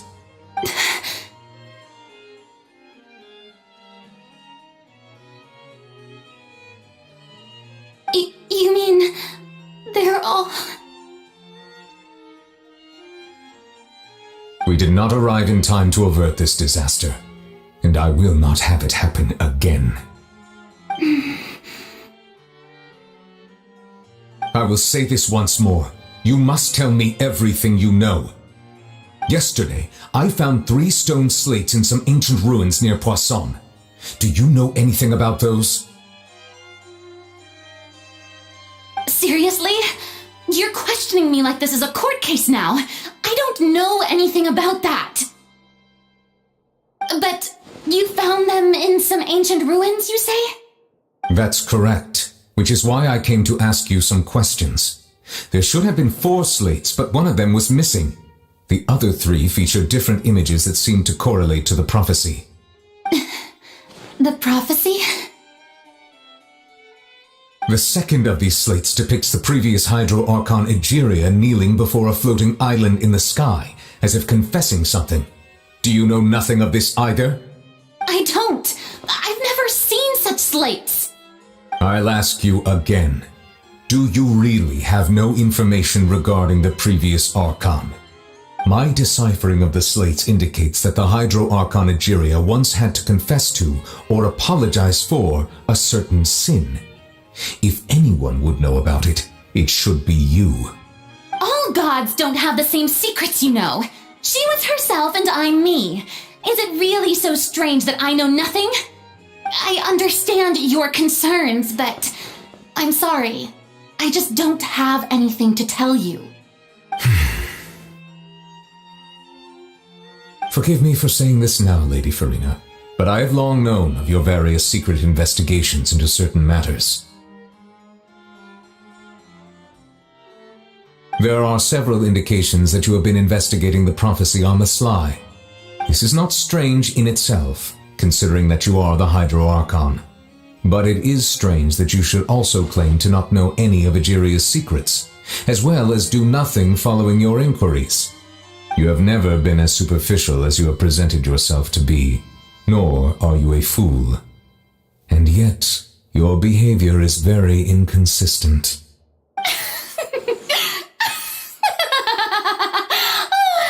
So you've been watching me all this time, have you? I didn't think you were that type. You... Well, since you know about my secret investigations, then you should know I'm actually working to take care of it. There's no point questioning or suspecting me. You're the Eunuchs, but you're still my subordinate. You should be following my lead. Just trust in me, your Archon, and do as I say. Never mind whether you can truly convince yourself to or not. It'll all turn out fine. That's all I have to say. We do not discuss this matter again. Oh, the opera's about to start. Toodles!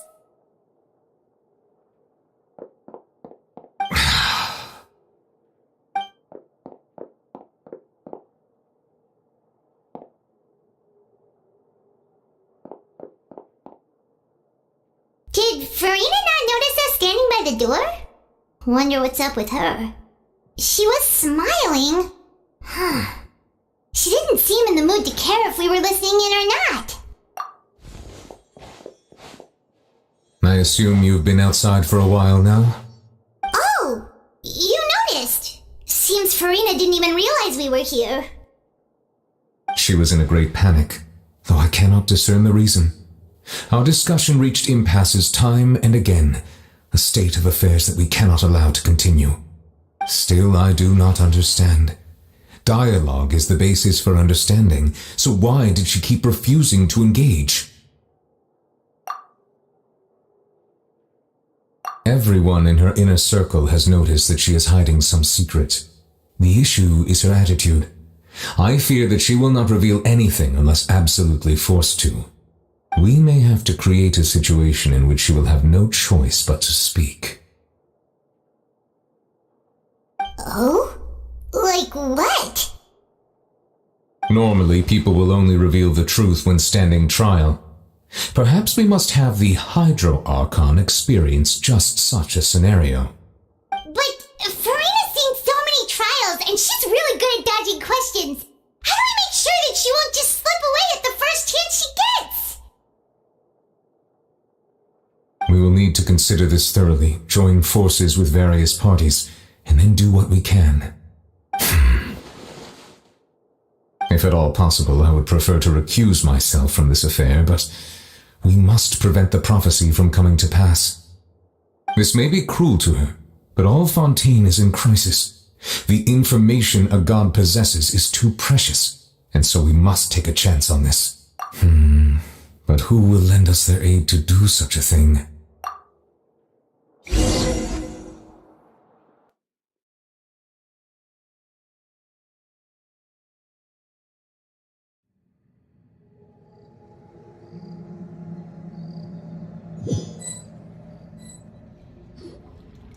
Well, that's everyone, huh? Speaking of which, it was pretty smart of you to think of hiding here. Poisson was just involved in a disaster, so it's presently devoid of people. That naturally makes it the best choice. And here you are drinking tea like it's the most natural thing in the world, huh? That's what families should do. Sit and enjoy a leisurely time together. It's nice to enjoy tea here, you know? Care for a cup? Lend me your ears, everyone. Or perhaps one of you might like to start us off. How about you, friend? Me? No, I don't think I can. Then, how about you, good sir? I I fear that I will cause the mood on this boat to become as somber as it is in court. Well then, I guess we're lucky we've got a local like me to organize things. Wonderful, the spotlight at last. I guess I'll be facilitating things from here. That was a little long-winded, don't you think? Oh, you might be right. Anyway, to cut to the chase, our friend here, the Traveler, has brought us together to discuss something. As for what that is, well, let's start by saying that we'll be pooling our efforts together to create a series of traps. Oh, how intriguing. Well, it's just an expression, really. One that I just learned from Chlorand and used on the spot. So, let's invite her to explain in detail. A round of applause, please.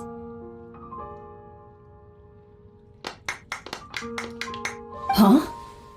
Didn't you say that you would be facilitating this? Oh, come now. Your work doesn't involve much public speaking, right? This is a good chance to practice. You might even pick up some fancy oratory tricks to impress your boss with in the future. I see. And what does my boss say? He is glad that you consider him your boss. Do go on.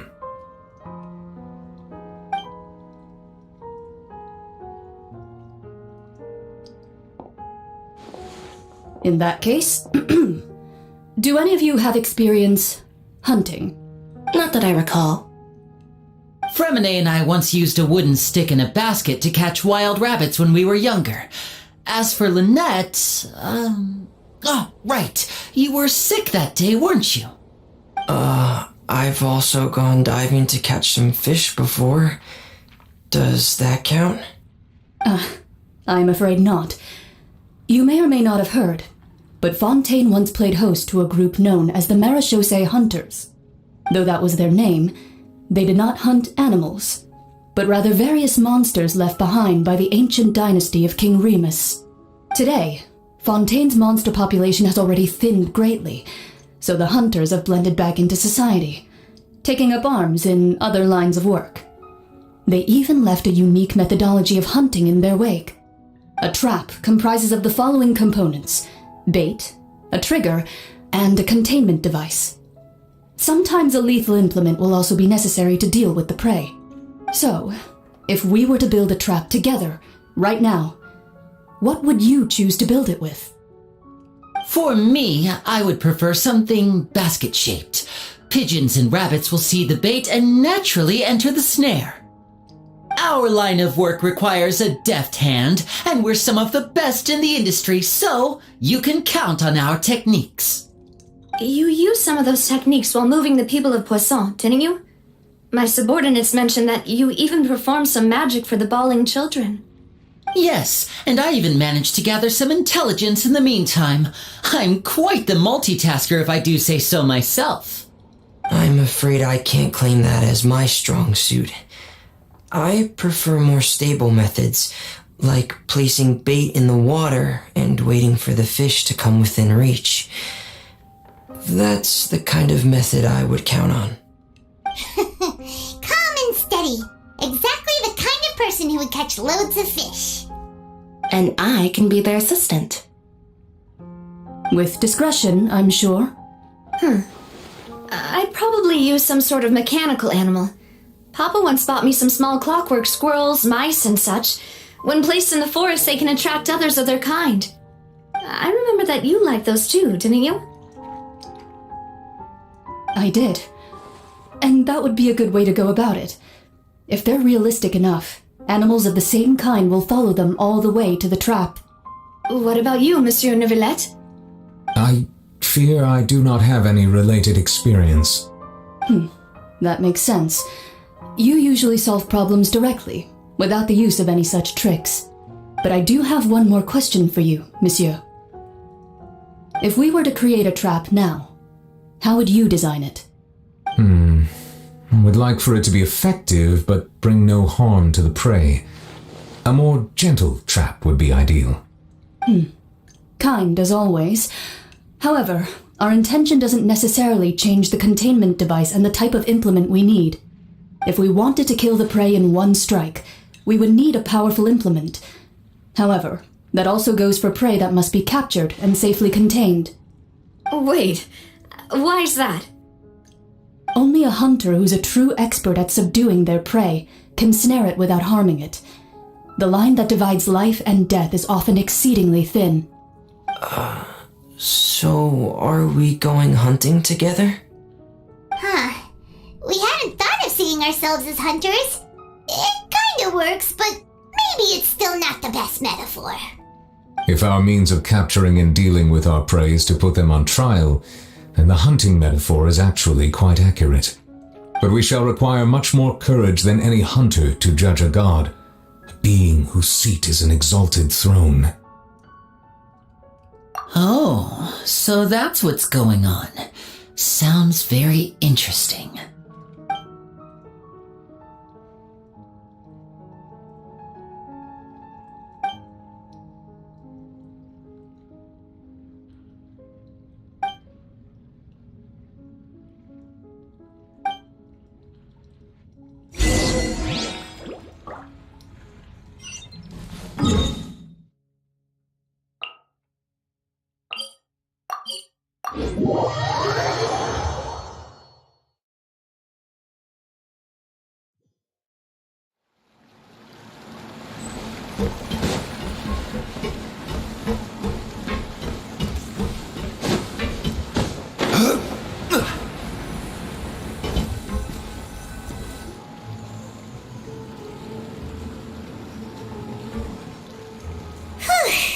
It's been a tough few days, hasn't it? So much has been happening. Paimon didn't think the meetings would go on for so long, but everyone seemed pretty fired up, huh? Paimon thought they'd be at least a little frightened. Well, Fremine was, now that Paimon thinks about it, but everyone else just looked a little surprised. Well... It's hard to say. Paimon doesn't have any experience with this sort of thing. But with you around, Paimon sure will do great. After all, you're the most reliable person in the world, aren't you? Huh?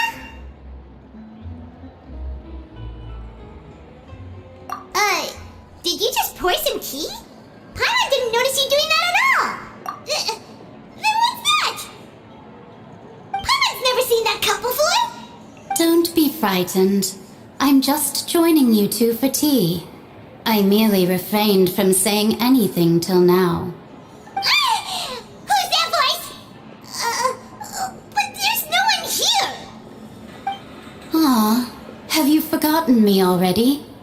Wait, you are familiar. You're the voice we heard from the sky in Sumeru. The voice from the sky, I fear that description is wrong. Though, not completely wrong. You're feeling lost now, just as you were feeling previously. I sensed that confusion and thus came to you. Guiding people is an irresistible hobby of mine, after all. Consider me a passerby, just accepting a commission from my friend's disciple on a whim.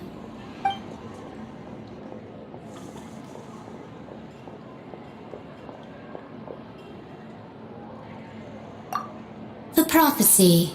Yes, what has been prophesied will be fulfilled. You may view such things as the history of the future. What? Then is there any way we can stop it? I believe you have witnessed a failed attempt with your own eyes.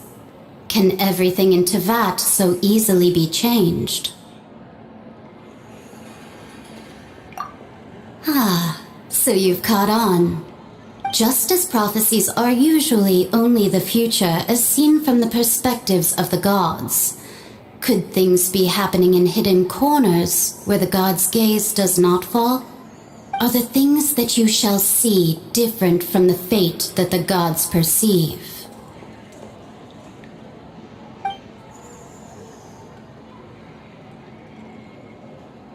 What is she talking about? It all sounds really impressive and important and stuff, but it also sounds kinda scary.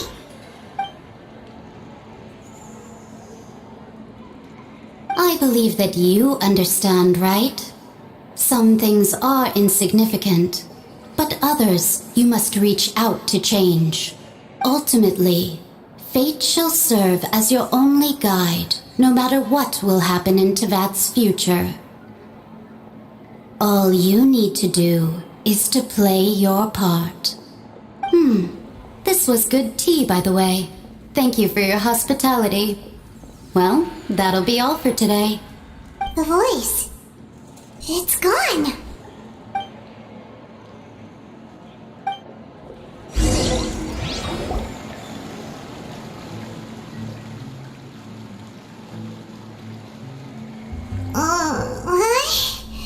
I want to hear someone talking. All right, coming.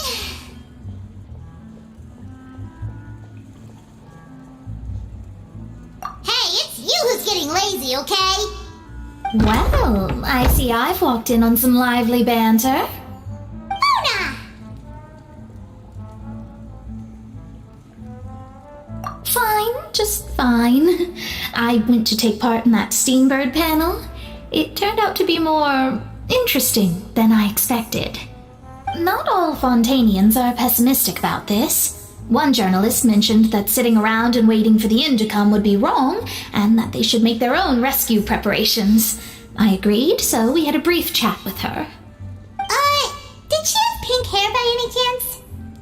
Why, yes! It was Charlotte. You remember her, right? That daredevil journalist? I'm in full support of her view. Prophecies are very important, but how can people allow their lives to be commandeered by just a few words? That's right! Paimon's glad to hear something sensible for once. Ah, yes.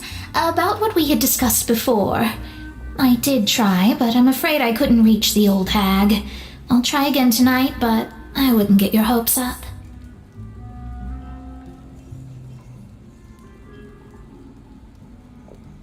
Huh?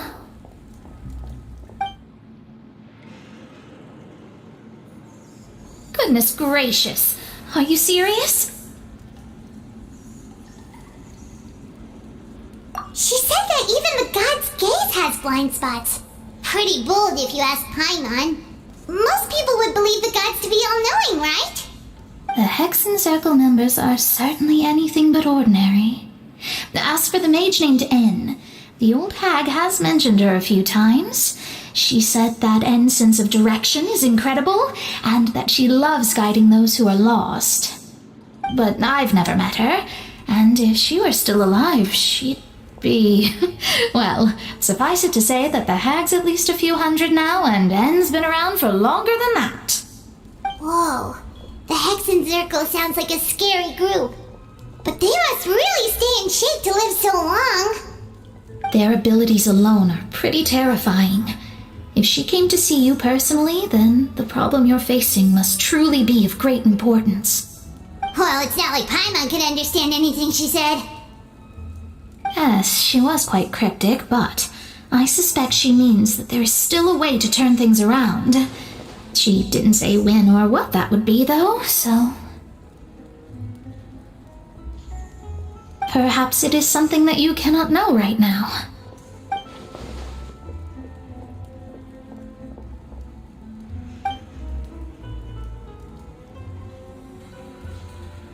Traveler, Paimon, are you two all right?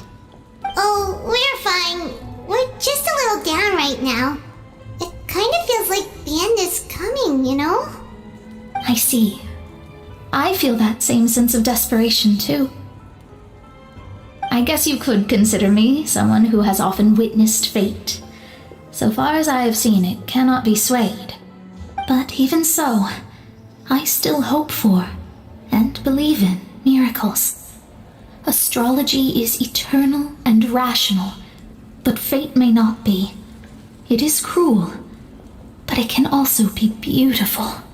Perhaps that's what En was trying to tell you. Not to lose heart, and to believe that what you are seeing playing out before you is not yet set in stone. I did originally think of steering clear of all this, but I couldn't. Even if this is all futile, I still wish to help everyone. If we don't struggle to the last, then how can we face the end when it comes? Huh. You do have a point. There I go, talking about astrological principles again. Sorry about that. The moment I start talking about work-related stuff. I need to get going. It was worth trying to comfort you, even if only a little. I believe that you'll help those who are struggling in the same way I did. I suppose that might be why we always seem to meet by coincidence. Paimon feels kind of moved by what Mona said, but also kind of sad too. Hey, Traveler, Paimon suddenly feels like going outside for a walk. Let's go. Let's walk around the city, shall we? There's a few spots we always like to walk by.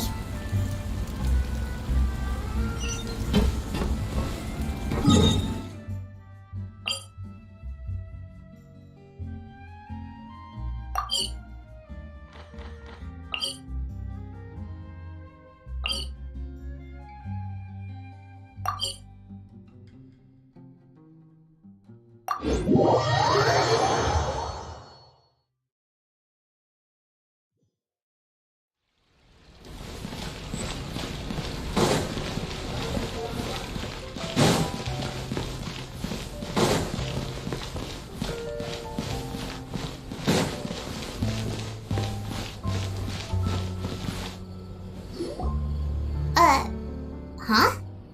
Our names are written in this newspaper. What's going on? Let Paimon see! The underwater stronghold, the Fortress of Meropide, has continued in its noble autonomy, but that does not mean that others cannot interact with it.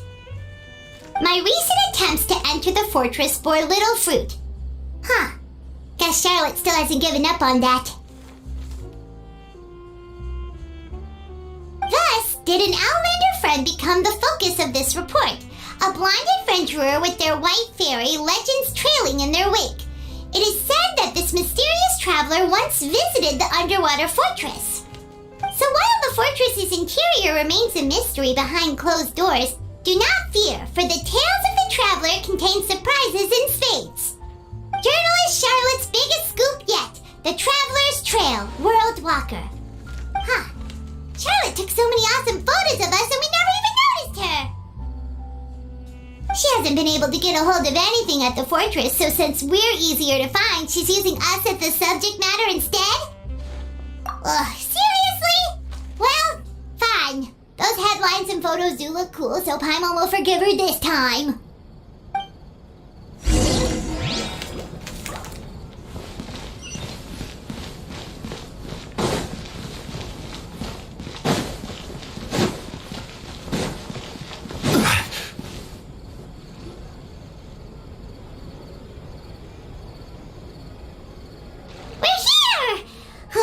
Paimon's hungry. Should we go in and get something to eat?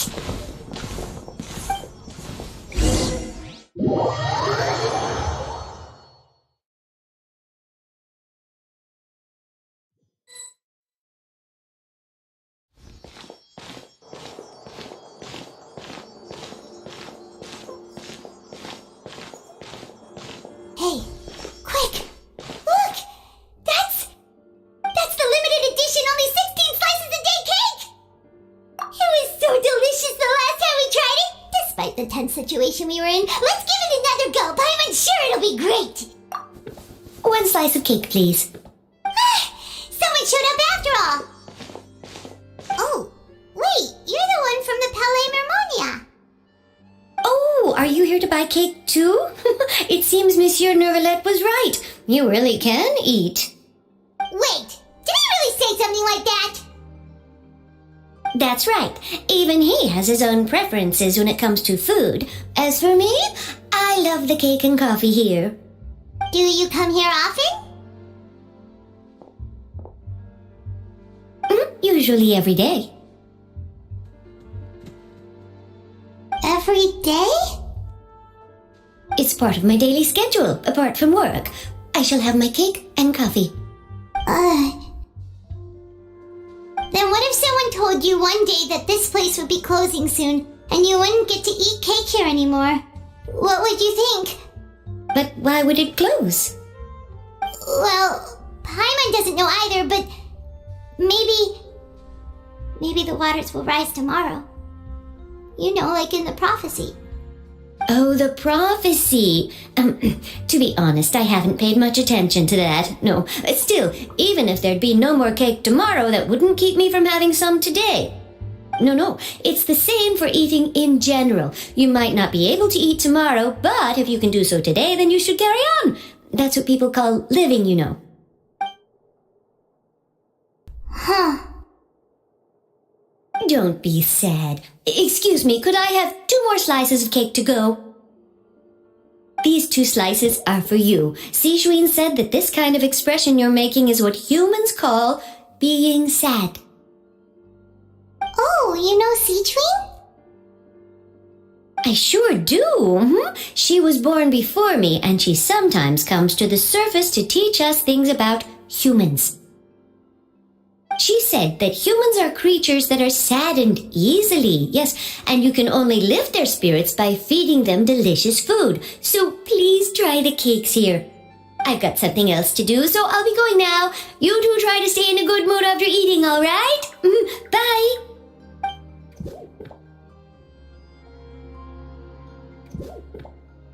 And there she goes! Alright, let's dig in. I'm sure this cake will be delicious. It's more delicious than last time! And the flavor gets even better with a sip of tea. It sure would be nice if we could come again tomorrow. Sure would be nice if we could always eat delicious food here.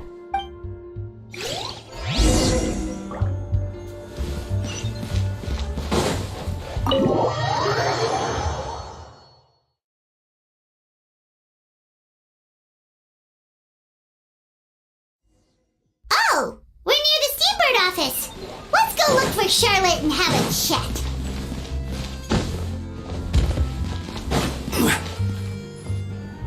Wow! If it isn't the Traveler and Paimon! Oh, have you seen the article I wrote about you? Ha! You got some nerve! You just used us to make some quick mora! Oh, you needn't worry about that. I heard that you were in Poisson some time back, so I sent you a letter to discuss just that. It appears you didn't receive it, though. It's all right, though. I've set aside the amount intended for you. I've even set the table with some food. Really? Oh, you're the best! You're almost a little too easy to win over, Paimon. If I were a journalist with ulterior motives, you'd be in trouble now, you know. Oh, Paimon knows you're not like that. Still, what brings you here all of a sudden? Were you looking for me? When Mona mentioned you, we thought of coming to see you at work. I see. It seems you've already bumped into Mona here in Fontaine. So she mentioned me? What did she say? She said that you're a real daredevil of a journalist. Nice. In which case, can this daredevil journalist dare to request an exclusive interview with the legendary Traveler and Paimon? Huh? So your article in the paper today doesn't count? Oh, of course it doesn't. That was more like live photography. What I'd like to do is dive deeper and ask you to talk about the things you've seen and experienced. Yeah, are we even qualified enough? Why not? If I say you're worth an interview, then you're worth it. But not right now, of course. I'll need a few days to prepare. Oh, in that case, we'll just chat when you have the time then? Oh, so that's a yes? Ooh, splendid! I'll tell the editor-in-chief immediately. I'll have to apply for lighting, a venue, some props, and... Whew, so much to get done now. Talk to you later. Wait, Charlotte, Paimon's still got a question for you. And what's that? If, just for example, Fontaine were to be flooded tomorrow, what would you do today?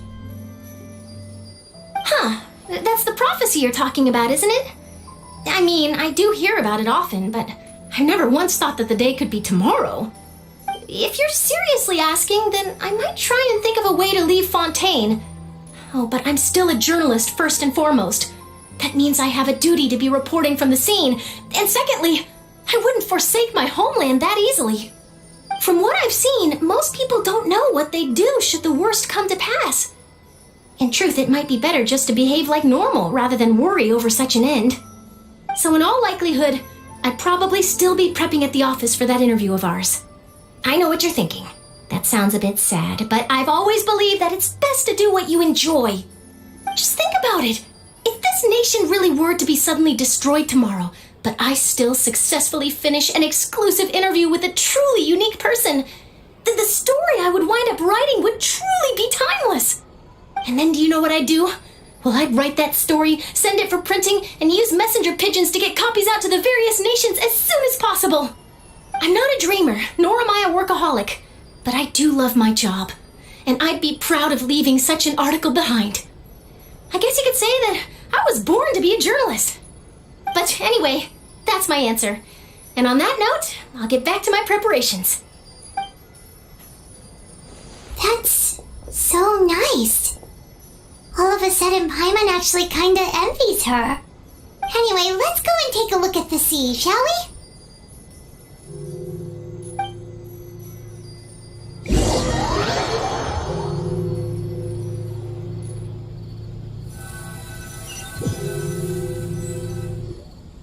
The sea breeze and scenery can be a pretty soothing combo, huh?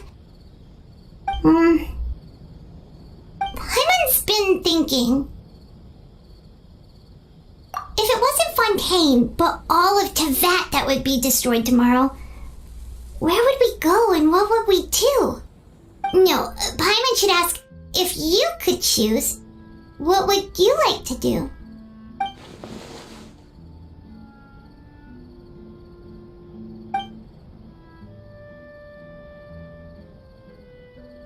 We've always been moving to the next destination, so we haven't spent much time thinking about these kinds of things. We didn't have to either, with us always being on the road and whatnot. You mean, still traveling? Huh. Wait, isn't that what we've always been doing?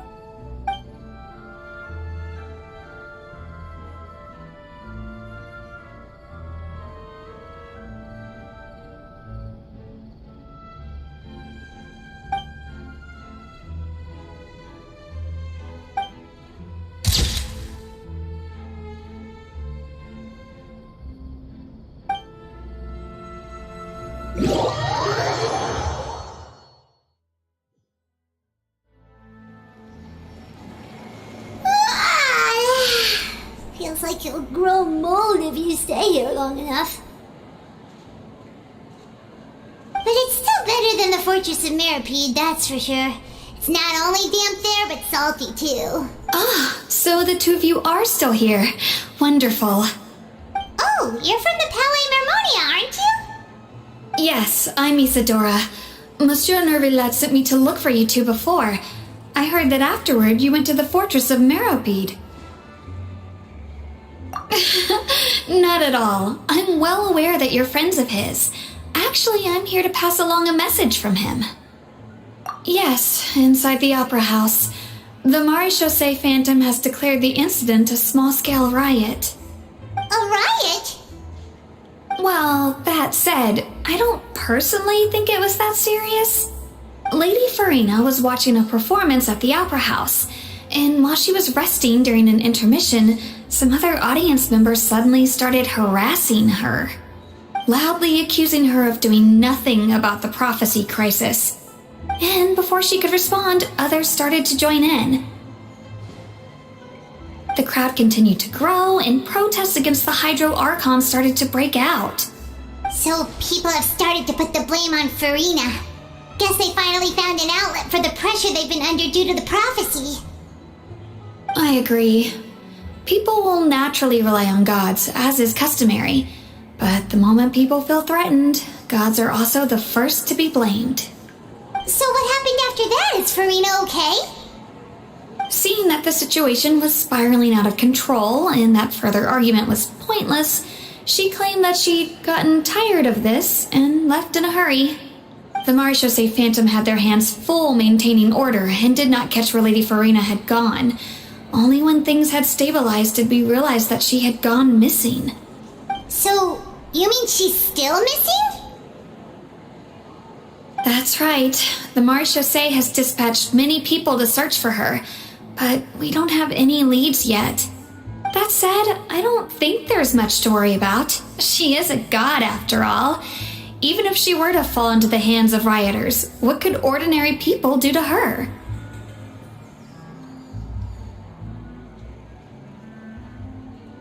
Good. Monsieur Nervillas sent me to tell you about the situation, but he didn't say anything else. Don't worry, this is more than enough to go on. Thanks for keeping us informed. Ah, is that so? Well, alright then. In that case, you two take care. I'll be heading back to the Palais now.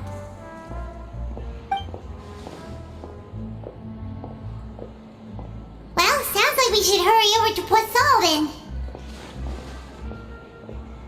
If we know Farina, she won't try to fix things in this situation. Instead, she'll look for a place to wait out the heat.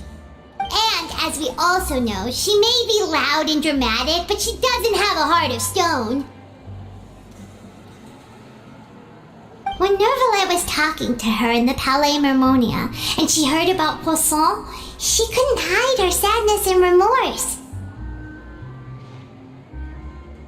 It would be hard for her to ignore being accused by the public today.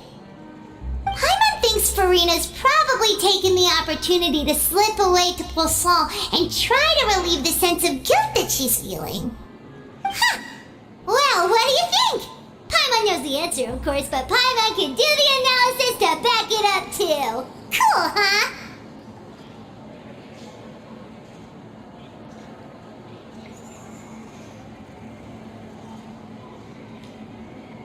In that case, there's not a moment to lose!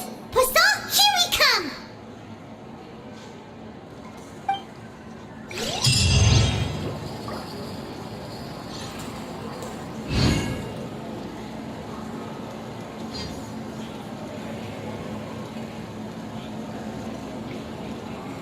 Osmanthus wine tastes the same as I remember.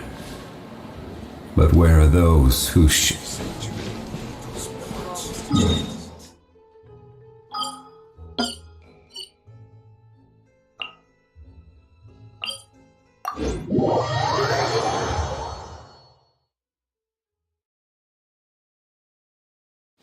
This place looks deserted. Guess all the survivors must have evacuated already.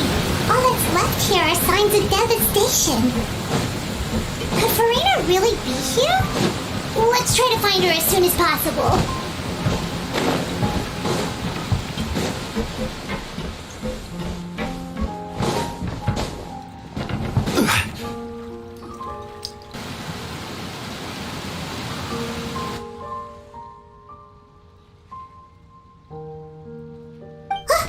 That's Farina, right over there! She really is here all on her own.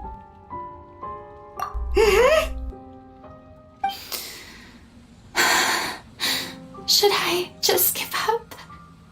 This is all meaningless. What was meant to happen did happen after all. Everyone's dead. I'm sorry. I'm so sorry. Give up, Farina. There's no point in holding out.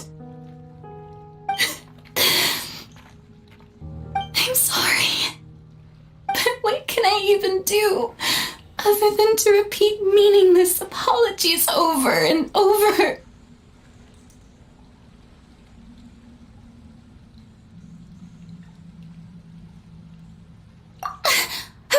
Who's that?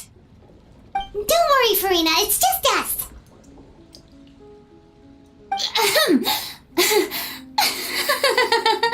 So it is you, blonde traveler from another land.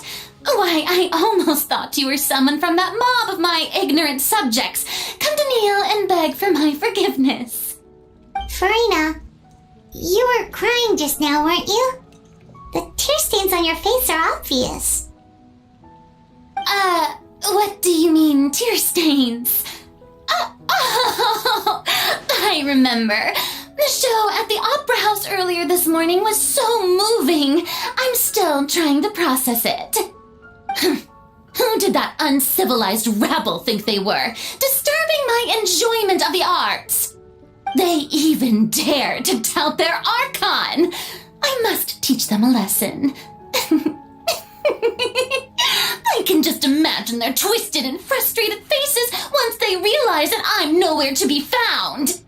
Oh, and I'm sure Nouvellette and those people from the Maréchal de Phantom are freaking out right next to them too.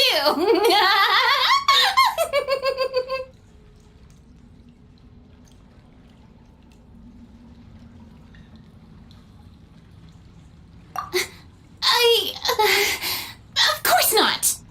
Hey, there she is! The Hydro Archon's over there! Quick, after her! Farina, those people seem to be after you. They're just some rabid fans who want to cut the line because they haven't been able to meet me in person, aren't they?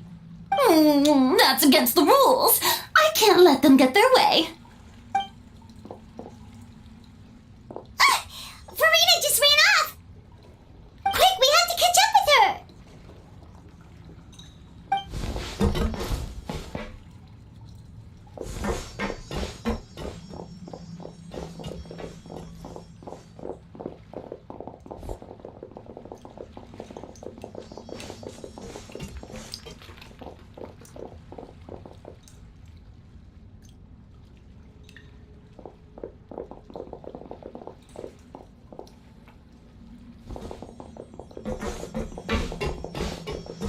This should be the place, right? Hey, Farina! There's a good hiding spot over here. Quick, come to Paimon before the rest of them catch up to you. What is this place? Hurry, they're almost here! Fine. I suppose haste is warranted. Lead the way.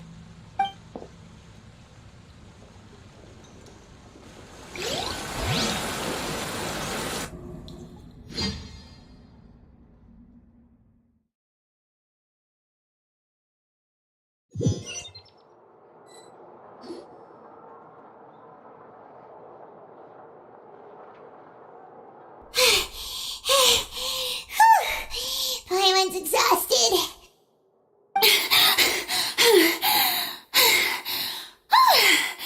I'm so tired. I totally thought they had caught me. No, I merely gave in to the sheer enthusiasm they displayed. You're right. Yep, that's a good girl.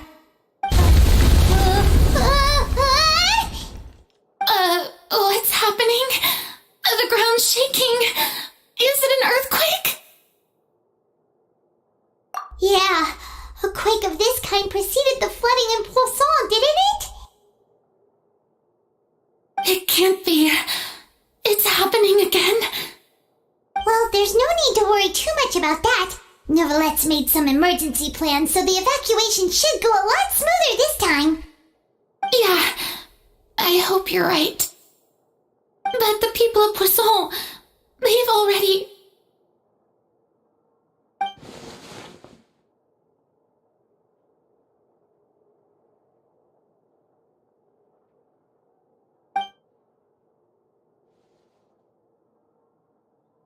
It's true. I've been investigating the prophecy for hundreds of years. I once had informants all over Teyvat, searching for clues and feeding information back to me. I've tried all kinds of ways, too, to hold back the sea. Anything to keep the coastline from advancing. But all my efforts proved to be futile in the end. Really, the truth has been clear to me for a very long time. We cannot make an enemy of the divine, No matter what we do, the will of the heavenly principles will have its way, and the prophecy shall be fulfilled. Give up. I do love the sound of that phrase. It would mean finally coming to terms with fate, but also for me to finally be free. Indeed, I've thought about giving up so many times, especially after we almost lost Poisson. Fate is really unreasonable, isn't it? It has no heart and obeys no rules. The prophecy has only just started to come true, and so many people have already lost their lives. But just now, it all became clear to me. I still don't have the right to come to terms with fate on behalf of everyone else. As long as the final moment hasn't come, it's still not too late. Don't worry. I will keep hope alive for everyone until the very end. Well, that's enough for now. I got the impulse to play the stricken maiden, but honestly, considering my rank and station, that wasn't a good fit at all. Don't take any of what I just said seriously. How can I possibly let Fontaine fall to the whims of trivial prophecy? Come on! Paimon could have sworn you were actually being honest just now.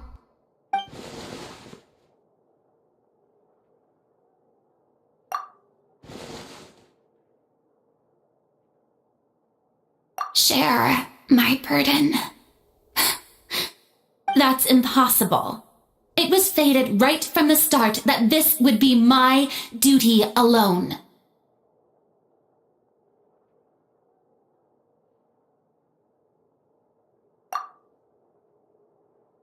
A witness. Yes, I've heard that you came to Teyvat from beyond the stars, yes. In other words, you never belonged here. And if Teyvat is, in its entirety, a show on a stage, then you're just a spectator, aren't you? If that's the case...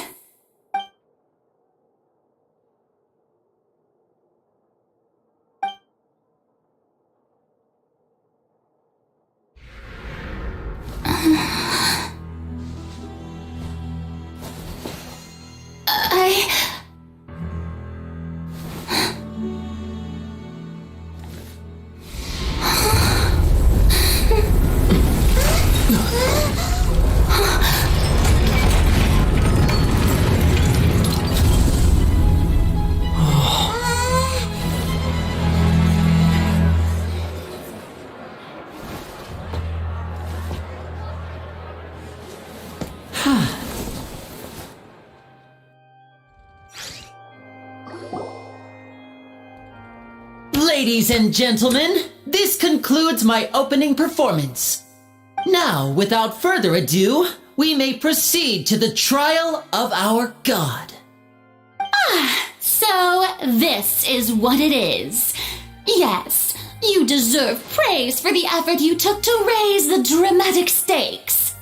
Do not forget, however, that I am Focalor, the god of justice, the embodiment of justice itself. Does it not strike you as even the least bit absurd to bring the very concept of justice to trial? May I interpret these words as your refusal to stand trial? In that case, you will have the opportunity to defend your honor through a duel. You would draw your blade against a god?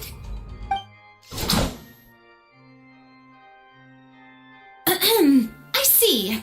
It seems like you have made up your mind.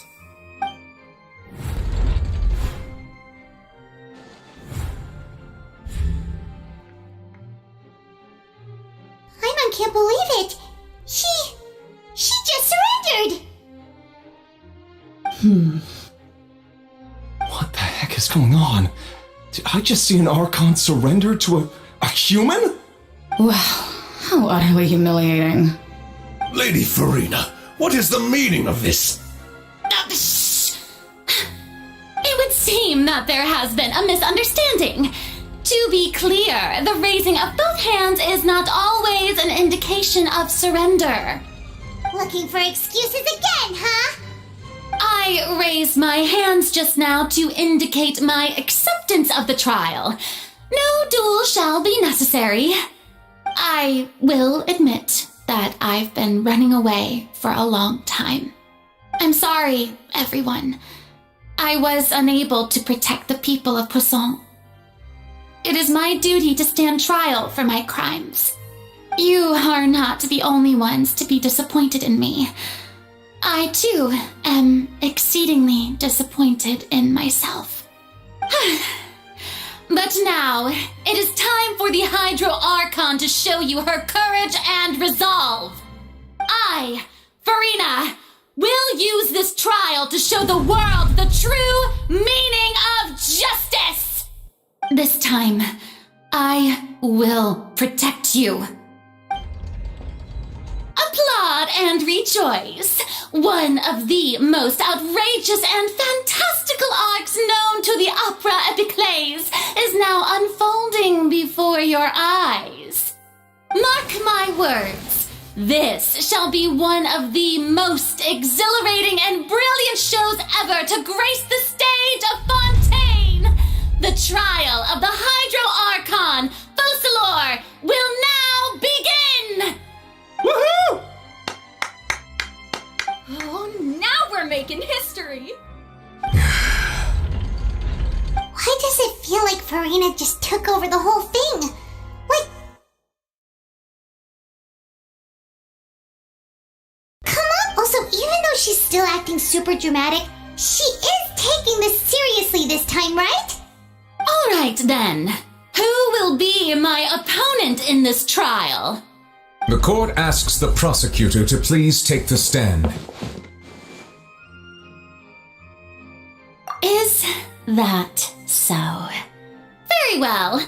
Then please speak, witness of Teyvat, my accuser and fated opponent.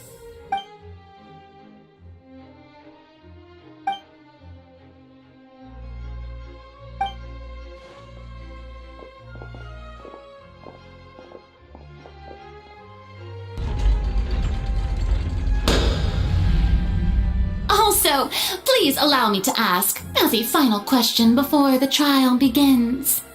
Just how much work did you do to force me onto this stage? Well, we did do a lot of prep after the meeting that day. I can go over the tasks assigned to the Spina di Rosula, since they were rather straightforward and easy. Navia, the president of the Spina di Rosula. Most of the people who participated in the disturbance this morning were my subordinates. They changed into plain clothes and came to the opera house as regular audience members, waiting for the perfect opportunity to incite insurrection against you. The people's resentment against their Archon has been building as more and more of the prophecy is fulfilled. A spark was all we needed to turn smoldering anger into a flame. Moreover, according to our understanding and analysis of you, when something like that occurred, you would likely flee the scene and head to Poisson by yourself. So, we arranged for a second group to lie in wait there. So, you mean, the ones who scoured the settlement for me were also from the Spina? And their goal was to force you to step into the giant magic box so you may personally participate in the greatest magic performance in all of Fontanian history. That's right. That house was a magic box, rather than someone's residence. As the super ultimate version of the setup that I used when I first performed at the Opera Epiclese, the volume of the box was increased by a whole order of magnitude, and the distance it traversed was the entire gap between Poisson and Araneas. Its cargo, of course, was an Archon instead of a human. My thanks, Farina. Without your help, we could never have pulled off such an extraordinary performance. You're welcome? Of course, this performance was only made possible with Father's support. The House of the Hearth spent a massive amount of labor in Mora to pull this off. We had to select a location, construct the giant magic box, dig a tunnel, and open up a path through the water. It was a lot of work for all of us.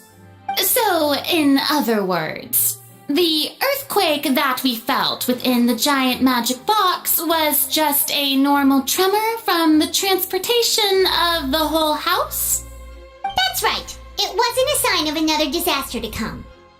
Then, I can guess Nervilette and Cloran's parts. You gathered a crowd, prepared a stage, and made sure that the champion duelist would be immediately ready for a fight. Also that as soon as I appeared on the stage, the trial may commence without a hitch. Am I right? Yes, that is correct. Well, Cloran, I must commend you for your courage. Only the most outstanding champion duelist in all of Fontaine would accept a duel with an Archon without flinching. Thank you. As for you, Traveler, I suppose your role was to keep me distracted with conversation once you found me in Poisson. You'd make sure that I didn't notice anything amiss before revealing yourself as my prosecutor once we'd arrived onto the stage. Oh?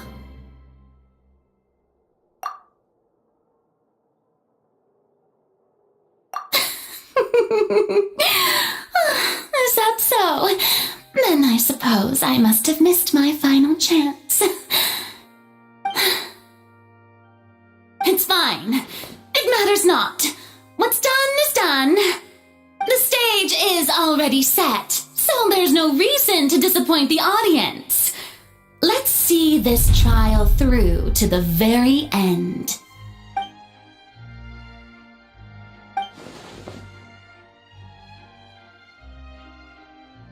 Sir Prosecutor, please allow me to pass this along. This is a document that Miss Charlotte applied for and received permission to share with you during the trial. According to her, it should speed up the proceedings. Huh? Charlotte wanted to give us something? Oh, so she's here too! Hey, Charlotte! Oh, let Paimon see.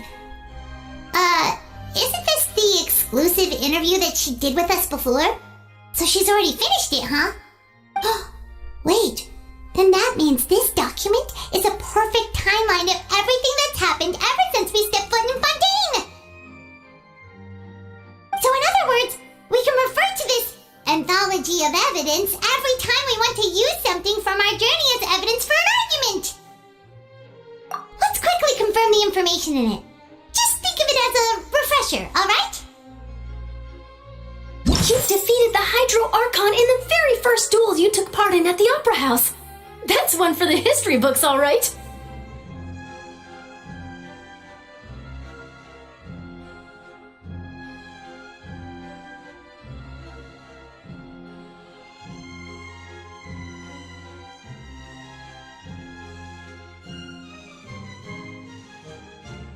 I didn't think that you'd wind up getting to the bottom of the case I've been following all this time.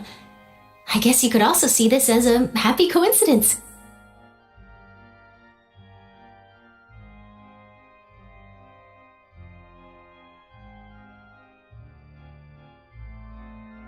This is the first time Monsieur Nervilette had a difference of opinion with the oratories. Even the Hydro Archon can't figure it out.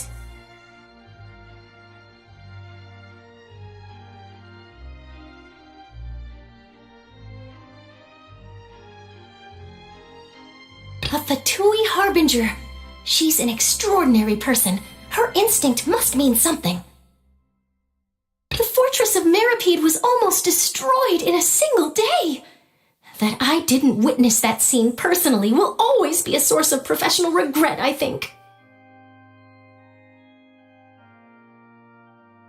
According to Monsieur Nervilette, both Child and that whale should have been in the primordial sea at that time.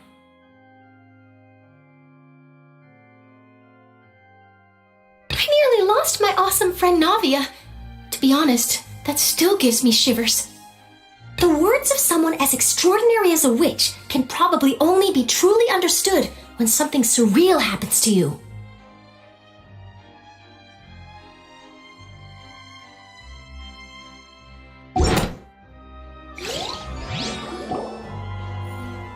The prosecution and the defense are both in position. The trial shall now begin. Oh, come on, Nervylette. There's no need to repeat all the unimportant legalese. Just fast forward to the part where the prosecution lays out my offenses. As the defendant and the lead actress of this performance, I still haven't even been informed of my supposed guilt in all of this. Of course, it is only natural for humans to struggle to understand the actions of a god. However, you will need more than that to convict me of a crime. That's true, but my charge here is unrelated to your conduct as an Archon. Instead, I would like to charge you as a fraud who's never been the Archon in the first place. Wait, what was that? Lady Farina's a fraud? Hey, I came here thinking that we were going to try the Hydro Archon for forsaking our duty, but did I hear that right? She's not our Archon at all? Charge accepted. Lady Farina, do you plead guilty to the charge?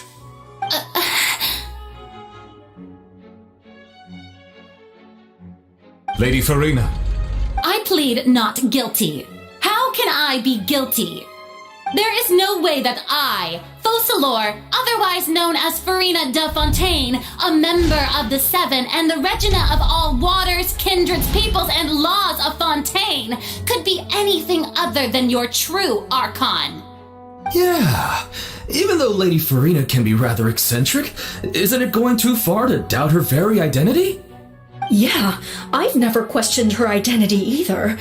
Sure, Lady Farina can be super irresponsible, but what grounds does that prosecutor have to make such a huge claim? I have cause to believe that common sense will prevail in this case.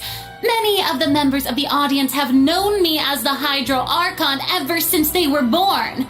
There would be no fooling their memory. See? Even the Oratrice has decided to show me its favor. Are you sure you want to commit to a charge that will never be upheld? If you wish to drop the case, I can promise you as the God of Justice that you will not have to face trial for making a false accusation. We will treat everything that's happened as a dramatic spectacle and move on with our lives. What do you say to that? Huh. An argument with near impossible odds, huh? We have to not only refute Farina's claims, but also overturn the long-held beliefs of the people. Well, I tried to give you the chance to surrender. If you must persist, then let me ask. If you believe I'm not the Archon, then what manner of being do you think I am? And if I was not the Archon, then how did I manage to live for over 500 years?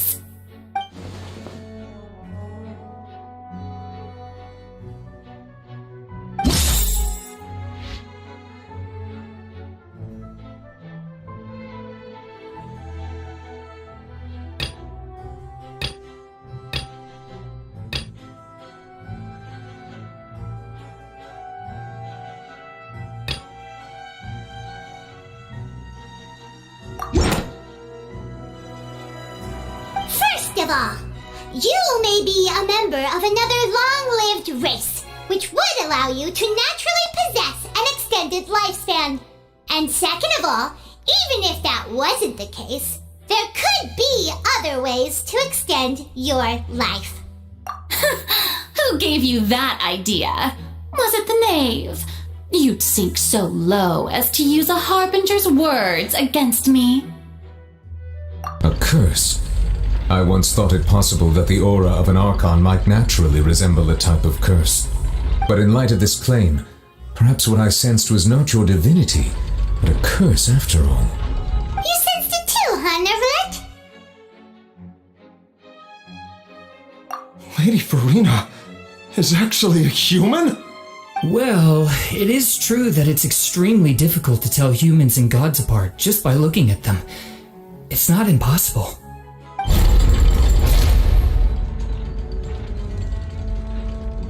Well, don't start celebrating too early now. Even if I have been carrying a curse like you said, how does that prove that I am merely a human being?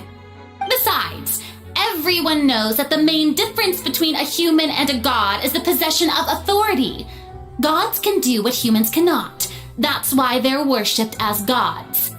For centuries, manifestations of my authority have served the nation of Fontaine.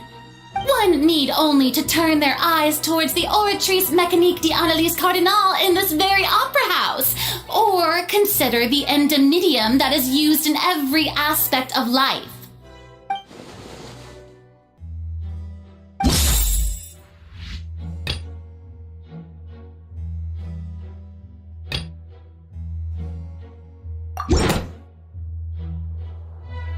You tried to reference the Oratrice. But weren't you as confused as all the rest of us when the Oratrice declared Child to be guilty without any proof? Otherwise, you should have come up with a good explanation for that by now. Didn't I make myself clear at the time? The decisions of the gods are naturally difficult for humans to comprehend. There is no need to provide an explanation. Lady Farina, I believe a reminder of your current circumstances is in order. While the court is in session, the principles of justice and the law must come before all else. While you are an Archon, you are also first and foremost the defendant in this trial. You will prove yourself unable to defend against the prosecution's charges if you continue to withhold vital information against the rules of the court. I never thought you'd use that kind of rhetoric against me. That was no trick of rhetoric, Lady Farina. I've merely reiterated the rules of the court, rules that all should respect and follow. So, you neither knew why Child was declared guilty, nor did you understand the structure and operations of the Oratrice. Instead of having been created by you, the manifestations of authority you mentioned have been made by the real Hydro Archon, haven't they? The real Hydro Archon? Well, now you're really losing me. It is true that I did not know why the Oratrice gave out a guilty verdict that day. But the Oratrice handed out that verdict unilaterally, and it has been operating independently ever since it was first created. You can't argue that just because a divine creation is flawed, that the god behind it must also be no god at all. She's still throwing out all kinds of excuses. Seems like she's confident that we won't be able to produce proof that she has no power over the Oratrice. My power as an Archon? There are many ordinary citizens in the audience. How can I just carelessly demonstrate the formidable power of an Archon? If that poses a concern, I'm prepared to extend my protection to the audience. You don't need to go that far.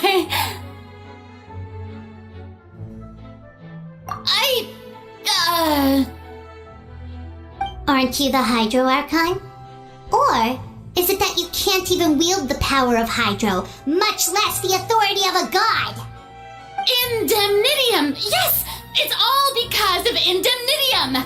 All Archons derive their power from the faith of the people, and I've converted the people's faith in justice into Indemnitium! Thus did I give up all of my divine power to provide everyone with energy for their daily lives. Have you ever seen a more magnanimous god? Isn't that a huge stretch? Yeah, no matter how generous an Archon can be, how could they give up all their power? Can a god with no power even still be called a god? It seems like nobody's buying Farina's excuse. Hey, come now, everyone! Please don't stare at me as if I was a liar! I'm still the same Farina you knew, right? The one that you loved! Shouldn't you want to believe in me?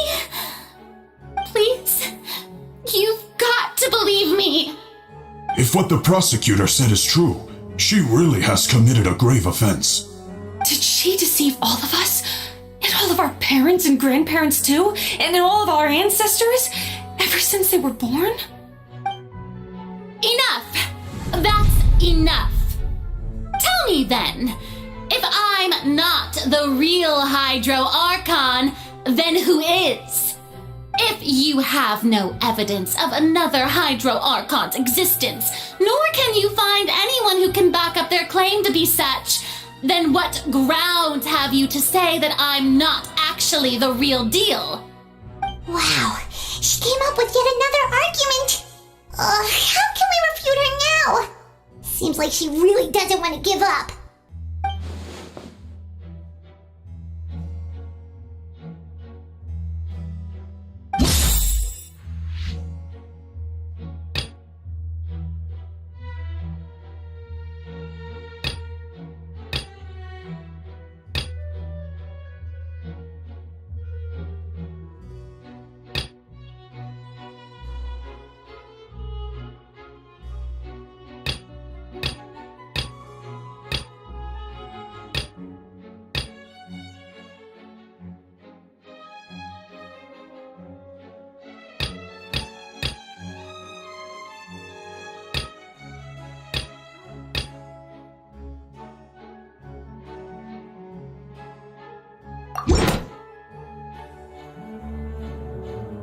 It has been established that all Fontanians can dissolve in water from the primordial sea. And that means...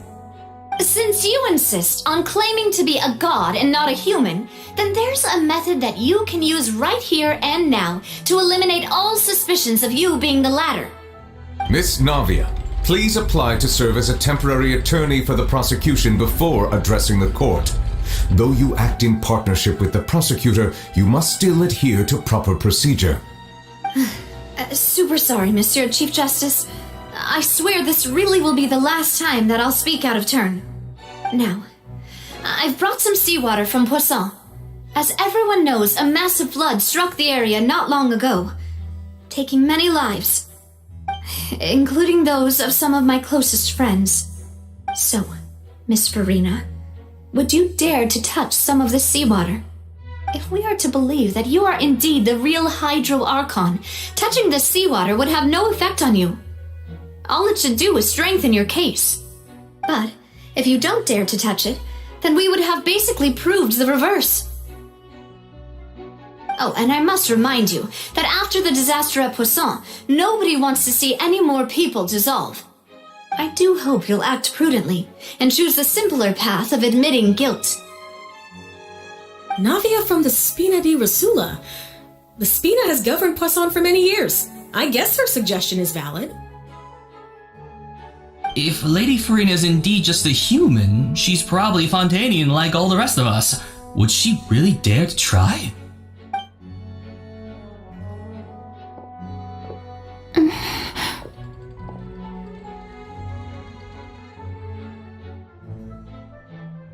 Lady Farina, this test has been unilaterally proposed by the prosecution. As it falls outside the realm of standard court proceedings, you possess the right to decline participation.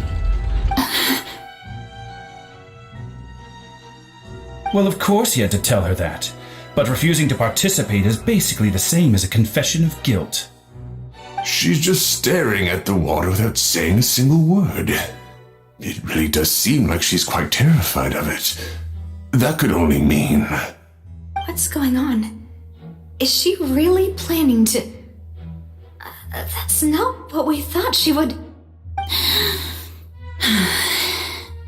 Due to the inherent risk of the test, Lady Farina, you may... What? Hey!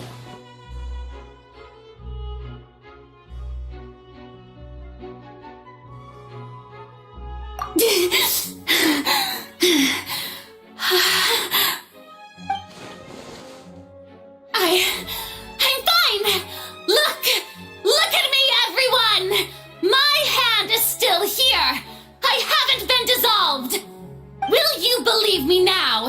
I really am your Archon! I'm nothing like a normal human who would fall apart as soon as they touch this water! Really? Was this not the most obvious thing in the world? Miss Siegewing? If you are present, Miss Siegewing, please come forward and attend to the defendant. Siegewing? Don't be nervous. It'll just take a few seconds. Let me see. That should be enough. Please announce the results of your evaluation to the court, Miss Siegewing. As everyone doubtlessly saw, Miss Farina was displaying symptoms of hyperventilation and flushed skin. These indicate that she was experiencing the adverse effects of exposure to primordial seawater. The extent to which she was affected is the same as other humans when exposed to primordial seawater of a similar concentration. Thank you, Miss Siegewing. Lady Farina, you may return to the defendant's stand.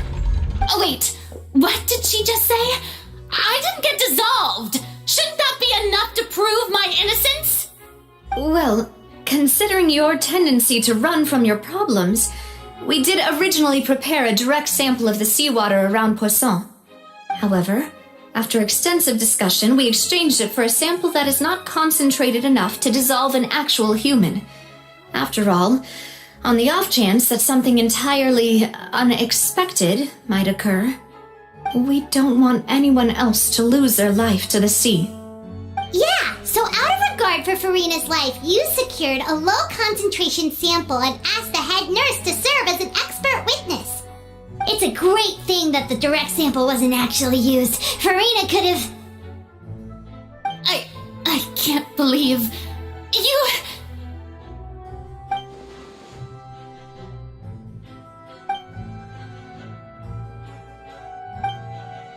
Listen to me, everyone! Please don't give me such cold and disdainful looks! What happened just now didn't prove a single thing! Think about it! How can you conclusively prove that an Archon can't also be affected by the primordial seawater? Also, if I was really just a human, why would I dare to just put my hand in that kind of water?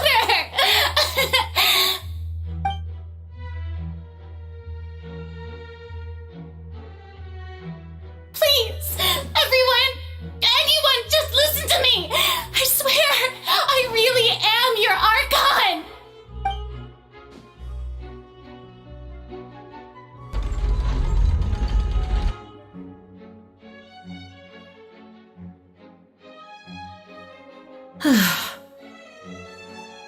I don't think anything she says at this point will sway anyone. The odds are just too stacked against her now.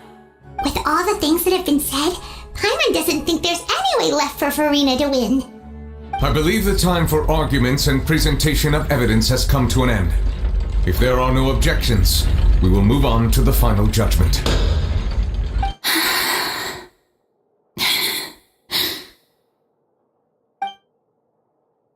I don't think anything she says at this point will sway her. She's too stacked against her now.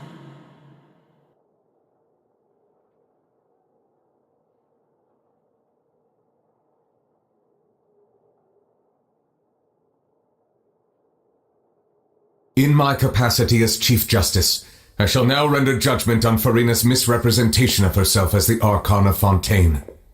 As a human who knowingly deceived her fellow citizens, Farina is... guilty.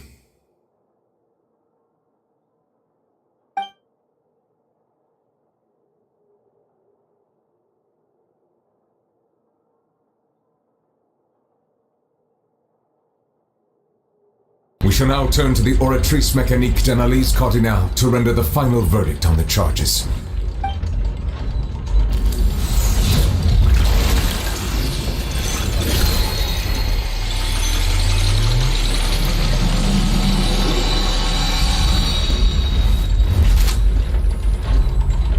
According to the judgment of the Oratrice Mécanique d'Analyse Cardinale, Farina is... Well, what's wrong? What's the Oratrice's verdict? No, the Oratrice also displays a guilty verdict. Isn't that correct then? However, the exact wording of the verdict is thus: the Hydro Archon, guilty, to be punished via the death sentence. The death sentence? That's actually one of the available sentences? I've always thought that it was just a myth. The one and only time the death sentence has been handed out at the court, and it's been given to the very person we've worshipped as the god of justice? What an unexpected twist. Farina's been sentenced to death by the Oratrice? We just wanted to use the trial to show her the seriousness of things so she'd tell us the truth. How did things escalate this quickly? This outcome is indeed quite strange. According to Fontaine's current definitions of justice, as well as its recommendations for criminal sentences, is this sentence really appropriate for the crimes that have been committed? Yeah! Even Fache wasn't sentenced to death by the Oratrice. You know, the real evil mastermind behind the serial disappearances case. Indeed. Not only is Farina's sentence overly excessive, the very point of our trial today was also to prove that Farina has never been the Hydro Archon in the first place. But now, the Oratrice seems to have deliberately invoked the title of the Hydro Archon. What does this mean?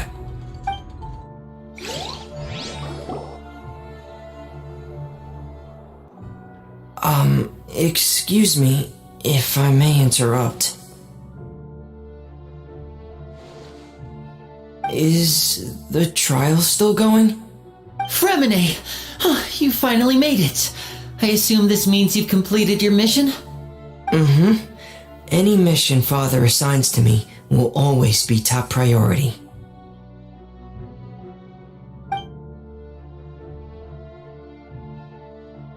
Is that the first prophecy slate? Huh. So the knave privately arranged for Fremine to try and find the missing slate. I looked everywhere and finally found it at the bottom of the sea. It took me a long time to get around some dangerous stretches of water. But has the trial already concluded? Then doesn't that mean I've come too late? Oh no. Father will be disappointed in me. Thank you for your hard work, Mr. Fremine. Please allow me to review the record left on the slate. Traveler, I believe that you have already seen the other existing slates, and would like you to come here and confirm their contents.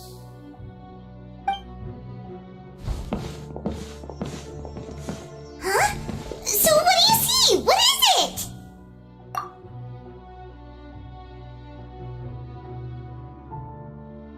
I believe I have now made sense of the Hydro Archon's crime. It has to do with Fontaine's lost history. Huh? Isn't the Hydro Archon just guilty of deceiving her people? Oh, wait, no, that's Farina, and we've already proven that she's not the Hydro Archon. So when you say Hydro Archon, do you mean the real Hydro Archon we've been kinda talking about? In truth, everything that you've encountered in Fontaine up until this point can be traced back to the contents of these stone slates. However, I'm uncertain as to how much sense they currently make to you.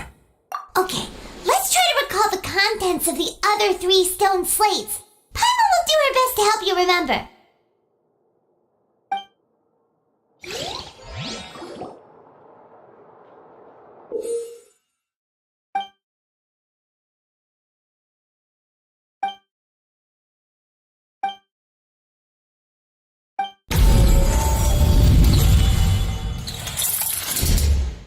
Stone slate describes what you just said. It seems to show the previous Hydro Archon using her divine power, and then the Oceanids turn into humans. Does that mean that Fontanians are transformed Oceanids? Oh, Paimon wasn't expecting that. But if Oceanids can turn into humans, then perhaps this process can be reversed as well. The second stone slate shows Celestia floating in the sky, and the Hydro Archon and her people worshipping it together. But the heavens still brought judgment down upon them. This must be the point when the Hydro Archon and the Fontanians were branded with their original sin. Does this mean that the original sin and the Hydro Archon sin are the same thing? The third slate shows the Hydro Archon seeking into the sea surrounded by many people. That reminds Paimon, didn't we also watch that happen to someone else? Well, the fourth slate is the prophecy the Fontanians have been talking about. People dissolving into the sea, the Hydro Archon crying on her throne, and so on. We didn't believe that such a crazy disaster could happen at first, did we? But after that incident, it was just a question of when and not if.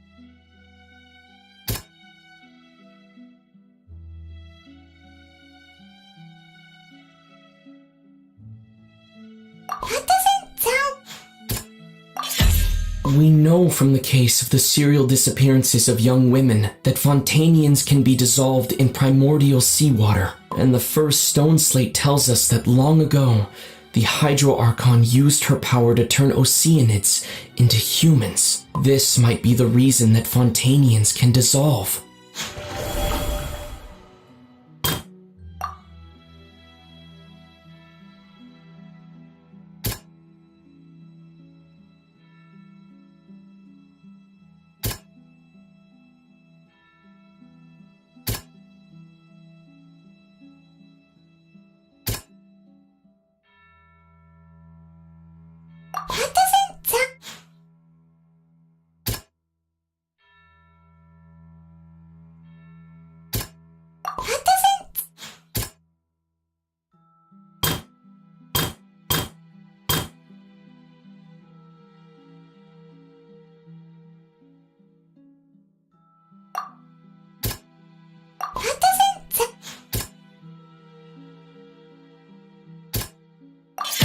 Perhaps what is about to take place has all happened before. The true sin of the Hydro Archon that Nervalette mentioned, and the original sin cast down on the people of Fontaine by Celestia, as recorded on the stone slates.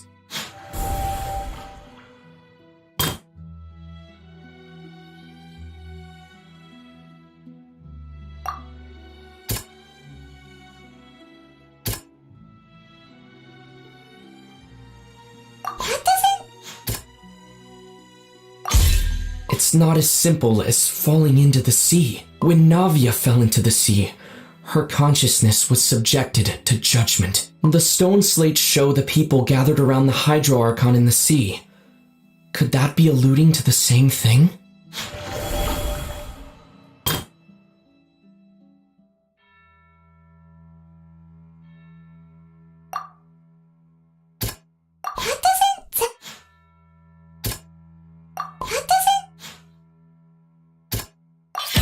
The prophecy from the stone slates found its way into society, but not many people believed it at first. The fortress of Meropide was nearly flooded with primordial seawater, which we know can cause Fontanians to dissolve.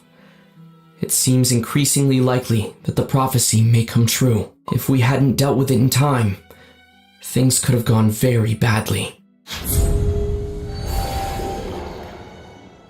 They'll dissolve into the primordial sea but won't cease to exist.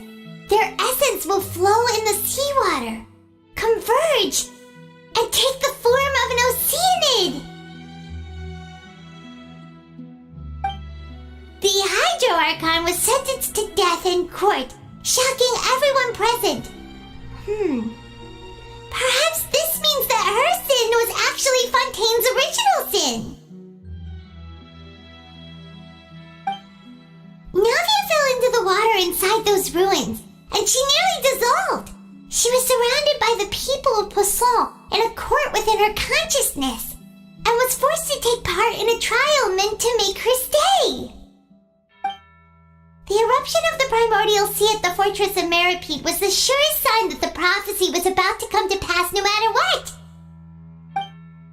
The prophecy's contents can all be verified by recent events. If we combine what we know together, loads of truth should come to light.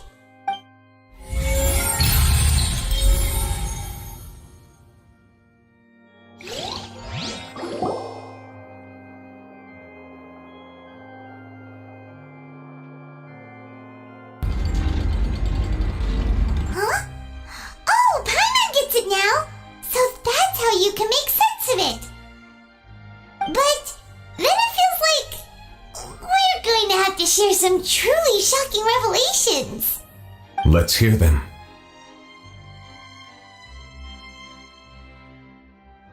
Incredible! Linny, did you hear that?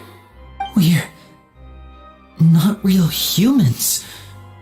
All Fontanians were originally created by the late previous Hydro Archon, with Oceanids as their basis. The evidence for that can be found in how only Fontanians could dissolve in primordial seawater, and how all the girls Vache dissolved were also turned into Oceanids.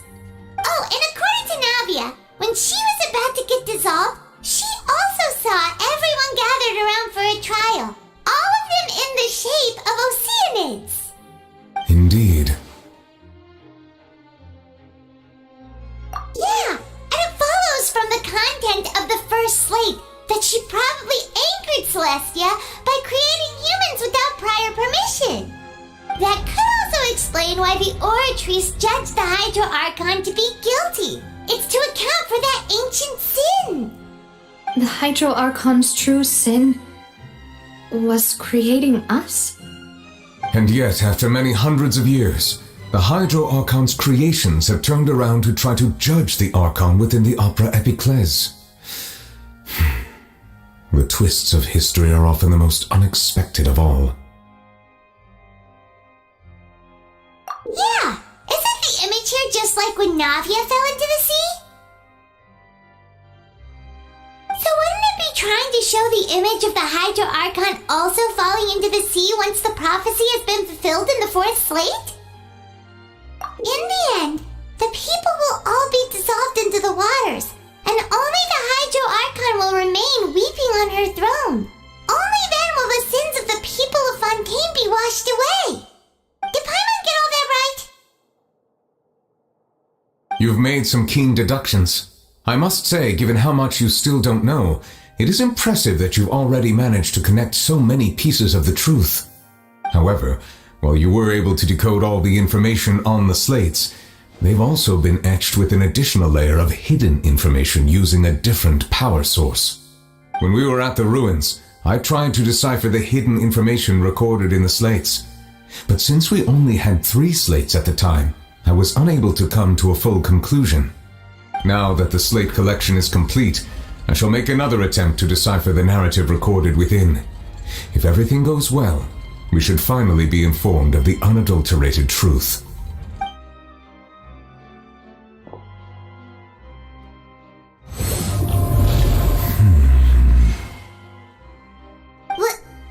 Well?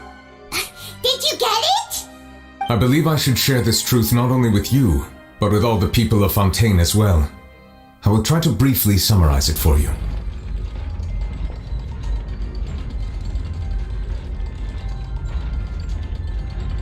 Your hypotheses regarding the origin of Fontanians and the sin of the Hydro Archon were both correct. In the Fontaine of old, the previous Hydro Archon sensed the yearning of her Oceanid familiars for life on land.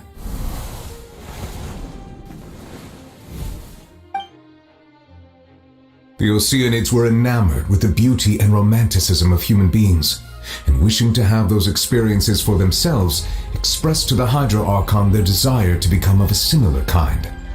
However, even though water as an element is intricately linked with the power of life, the Hydro Archon, as one of the 7, did not possess the authority to create a new form of human life. Not one to give in, She eventually found a way to create permanent humanoid bodies for her familiars by appropriating the power of this planet's primordial sea. She poured primordial seawater into the Oceanid's blood vessels, creating humanoid mimics in the process. But if Fontanians were to ever come into direct contact with water from the primordial sea, the power within their bodies would escape these artificial restraints and return to the sea. As a result, their forms would collapse, and they would be reverted to their original forms as Oceanids. Of course, the Hydro Archon never received permission from the heavenly principles to create a new human race. And thus, the Hydro Archon and all of her creations came to shoulder the original sin of appropriating the power of the primordial sea.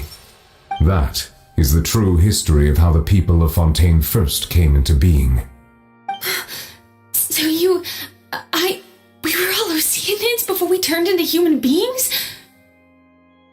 That's way too much information for me. I think I'm just going to pretend that I never heard a single thing. Wait, but if that's the truth, we can't let the Hydro Archon be sentenced to death. After all, her only sin was creating us. This really might be too much information for your regular Fontanian, but it does answer a lot of our questions. Alas, your hypothesis regarding the third and fourth stone slates was inaccurate. The slates' respective positions are, in fact, correct. A key point of the visual on the third slate is how all the individuals depicted in the water are humans rather than Oceanids. They have not been dissolved, which implies that the water depicted in this slate is not water from the primordial sea. The nation of Fontaine is the nation of Hydro, as well as the nation of trials and justice. Instead of being the literal element, the water in the scene symbolizes judgment and justice. You may also recall Navia's experience. When she fell into the sea, her consciousness was surrounded by that of many others who intended to hold a trial to determine her fate. Therefore, the meaning of the third slate is that the people of Fontaine shall try the Hydro Archon at the court of justice.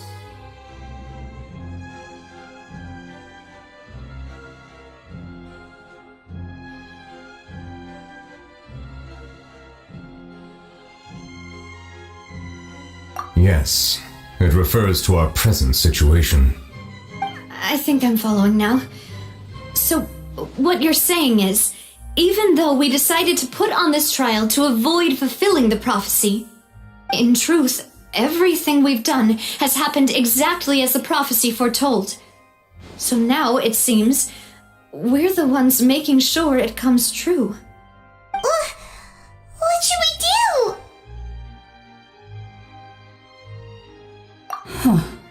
No matter what, the prophecy will be fulfilled. Is this what it feels like to be a prisoner of fate? If that's the case, does that mean the scene in the fourth slate will also be fulfilled soon? Traveler, I would like to point out another small fallacy in your deductions. About the fourth slate, you probably thought that the eruption of primordial seawater beneath the fortress of Meripede served as the surest sign that the prophecy was about to come to pass, yes? However, I believe that rather than being a sure sign, that eruption could in fact only be a small warning of something far worse to come. As for the root cause of the catastrophe, I believe you've already encountered it once before.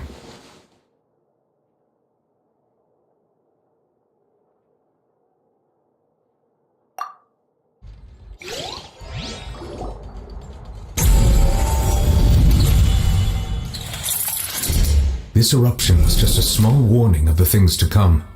We must find the root cause of the disaster.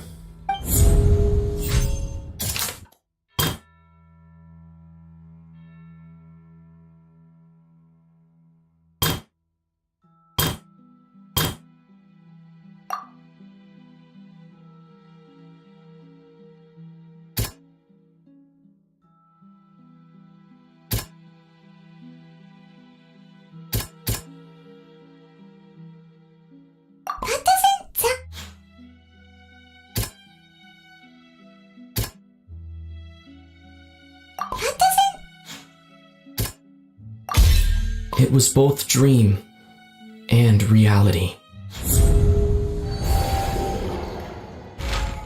If we're talking about a true culprit, that could only be that thing inside the primordial sea, right? The truth, the original sin, the trial, and the root cause of the disaster.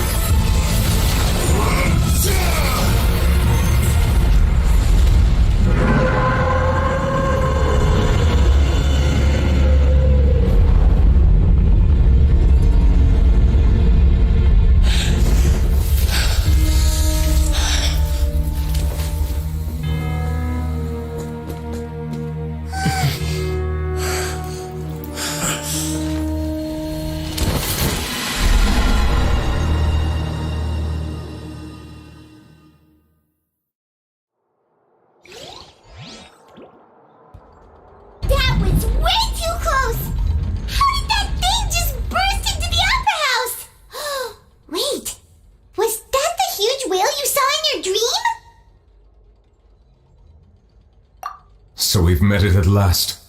I understand very well why it has chosen to make an appearance here. That whale does not belong to Teyvat. It is a monster that has traversed the stars, weeping all the while. It has been greedily consuming the energy from the planet's primordial sea, using it to grow. That is the main cause for the rising sea levels. And once it has finished consuming all of the energy contained within the sea, its next step will be... You said that when the Hydro Archon first created Fontanians out of Oceanids, she filled their blood vessels with primordial seawater. Precisely.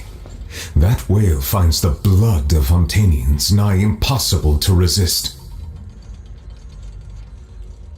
Therefore, when it left the primordial sea, it decided to make its next stop a packed opera house full of food. Food in the form of Fontanians. We just barely managed to push it back, right? In that case, won't it come back to target the people again once it's managed to recover its strength? That is correct. Indeed, it is more accurate to say that we should thank that Harbinger for buying us some time. Without him, the whale would have likely come onto land far sooner. From the way he looked, he must have been fighting the creature for quite a long time. That battle maniac! We've always known that he had a special connection with that whale, but we definitely didn't expect it to help us out like this! Anyway, now that we know that this whale is the actual cause of the disaster recorded in the prophecy, all we need to do to stop the prophecy would be to find a way to beat it up, right? It is too late.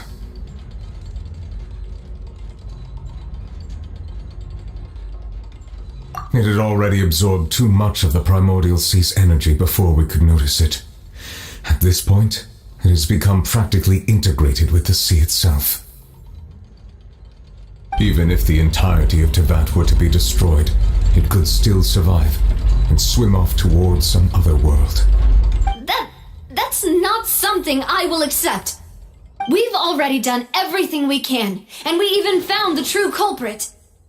We've come so far. You You can't just tell me that the last hurdle is some impossible foe. That's just not fair. Indeed, that's not how a grand performance should end. I'll fight it to the end, no matter what. So the prophecy will be fulfilled no matter what, huh?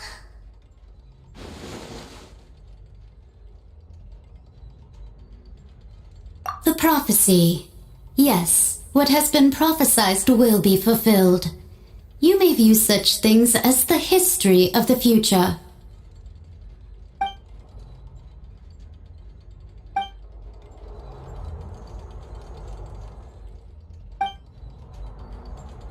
Just as prophecies are usually only the future as seen from the perspectives of the gods, could things be happening in hidden corners where the gods' gaze does not fall?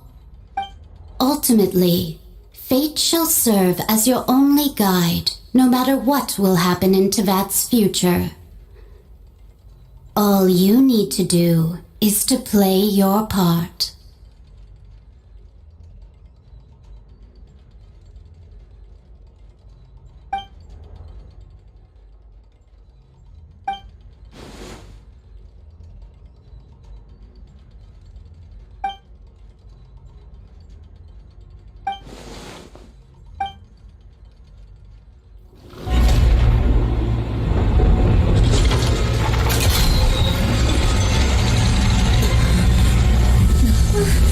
What's happening with the arteries?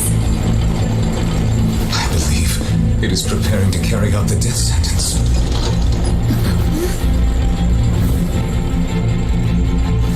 Farina!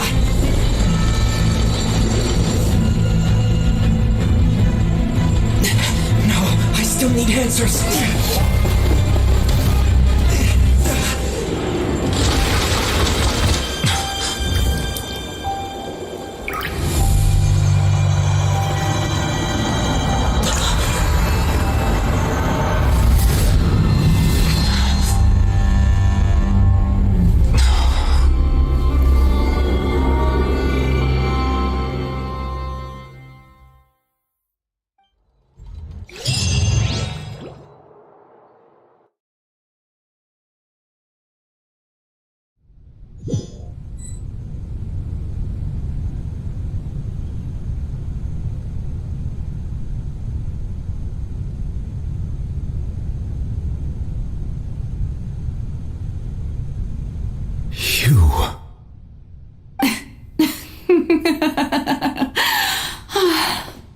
Sorry.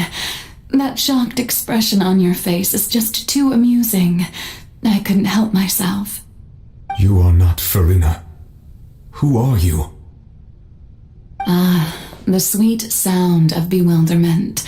Marvelous. A sure sign that my attempt to deceive everyone was a resounding success.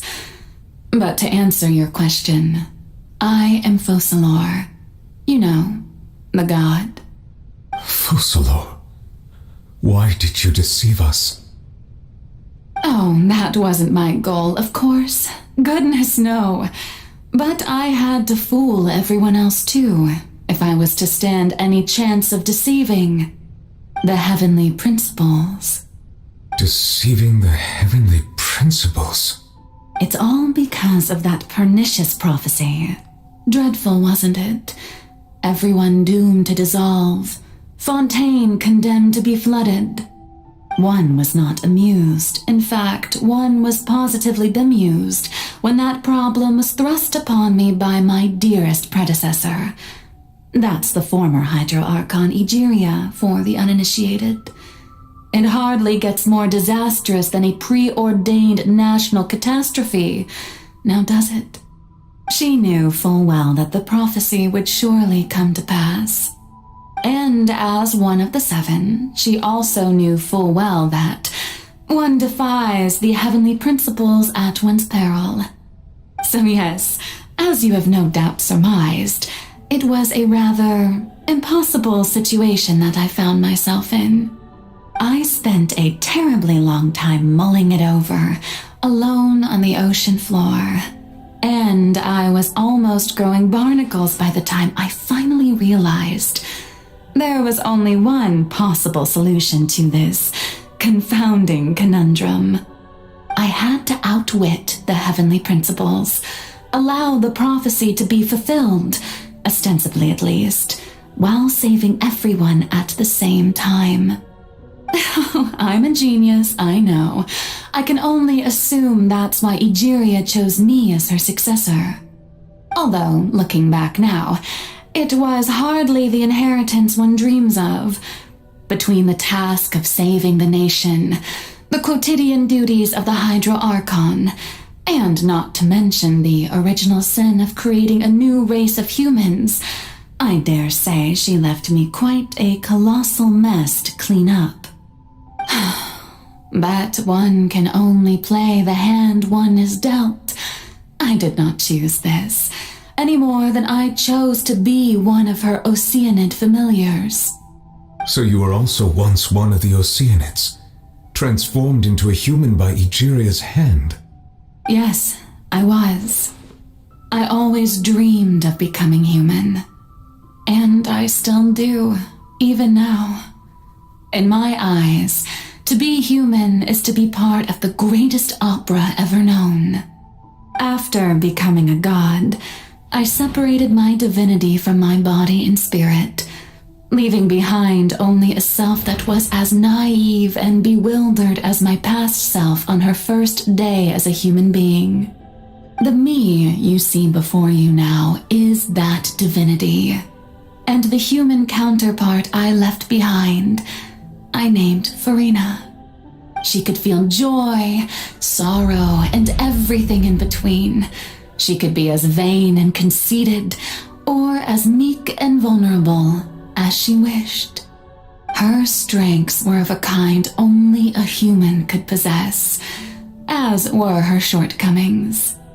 But in my eyes, Farina's humanity was what made her perfect. She was perfectly human in every way, the person I always wanted to be. Anyway, so then I cursed her. All part of the plan, of course. The plan to deceive the heavenly principles. Do you still remember the final scene of the prophecy? The Hydra Archon alone, weeping on her throne. In order that the prophecy might appear fulfilled, I invited Farina to be an actress, to play the part of the Hydro Archon in the prophecy. Under the curse I placed on her, so long as I, Focalor's divinity, continued to exist, she could not die. But nor was she free to live her life in the pursuit of happiness. Instead, she was forced to take the stage in the opera house, to embrace the role of leading lady, to forever play the part of the god from the prophecy, all to create a deceitful appearance of that prophecy coming to pass. I suppose now you probably understand why your court is called the Opera Epiclese. But Farina is only human, isn't she? Even though she has had a long life, her mind is no stronger than that of any other ordinary human being. I cannot begin to fathom what she has had to endure. It must have been torture for her. It has indeed. And although she is, in a sense, me in human form, I most definitely owe her an apology for it. It's been 500 years, and all along, she's been playing her part in the most unimaginably long, unbearably lonely, and agonizingly painful opera of all time.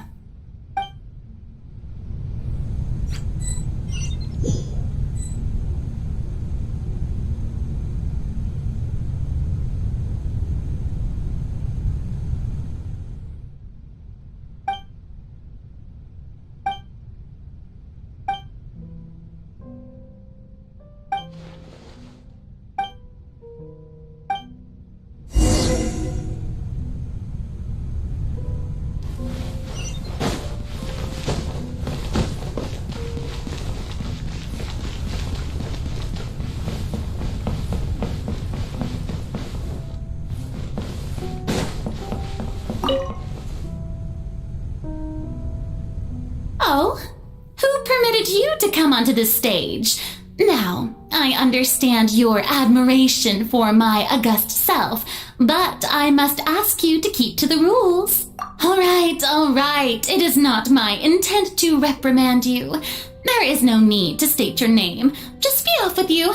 Do not distract me from my performance. Oh, do not jest. Can you not feel it? I am Focalor. The eyes of countless Fontanians are upon me.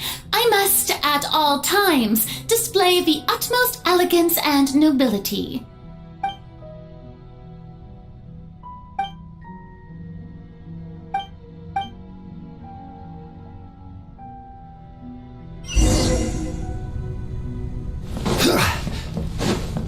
Dear audience, the performance is experiencing a technical difficulty, but worry not. The guards shall resolve it soon enough.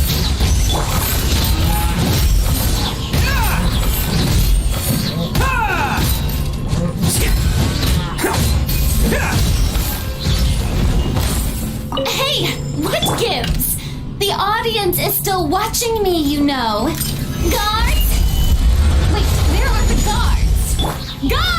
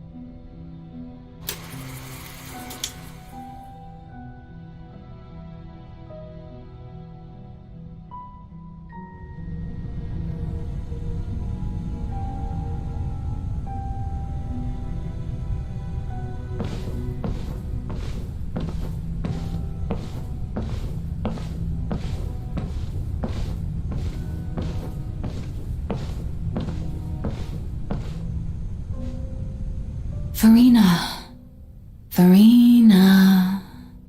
Huh? Who's that? Who's calling me? Where are you? Be not nervous. Be not afraid. I am before you. Wait a moment. You're near me? How can this be?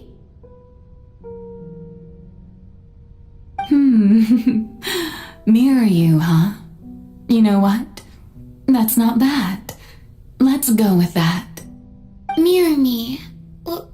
What do you wish to say? The prophecy. Have you heard of it? What prophecy? Wait. I know. I don't know why, but it's in my head somehow. The people will all be dissolved into the waters, and only the Hydro Archon will remain, weeping on her throne. Only then will the sins of the people of Fontaine be washed away. Oh, very good. You know it well. What's going on?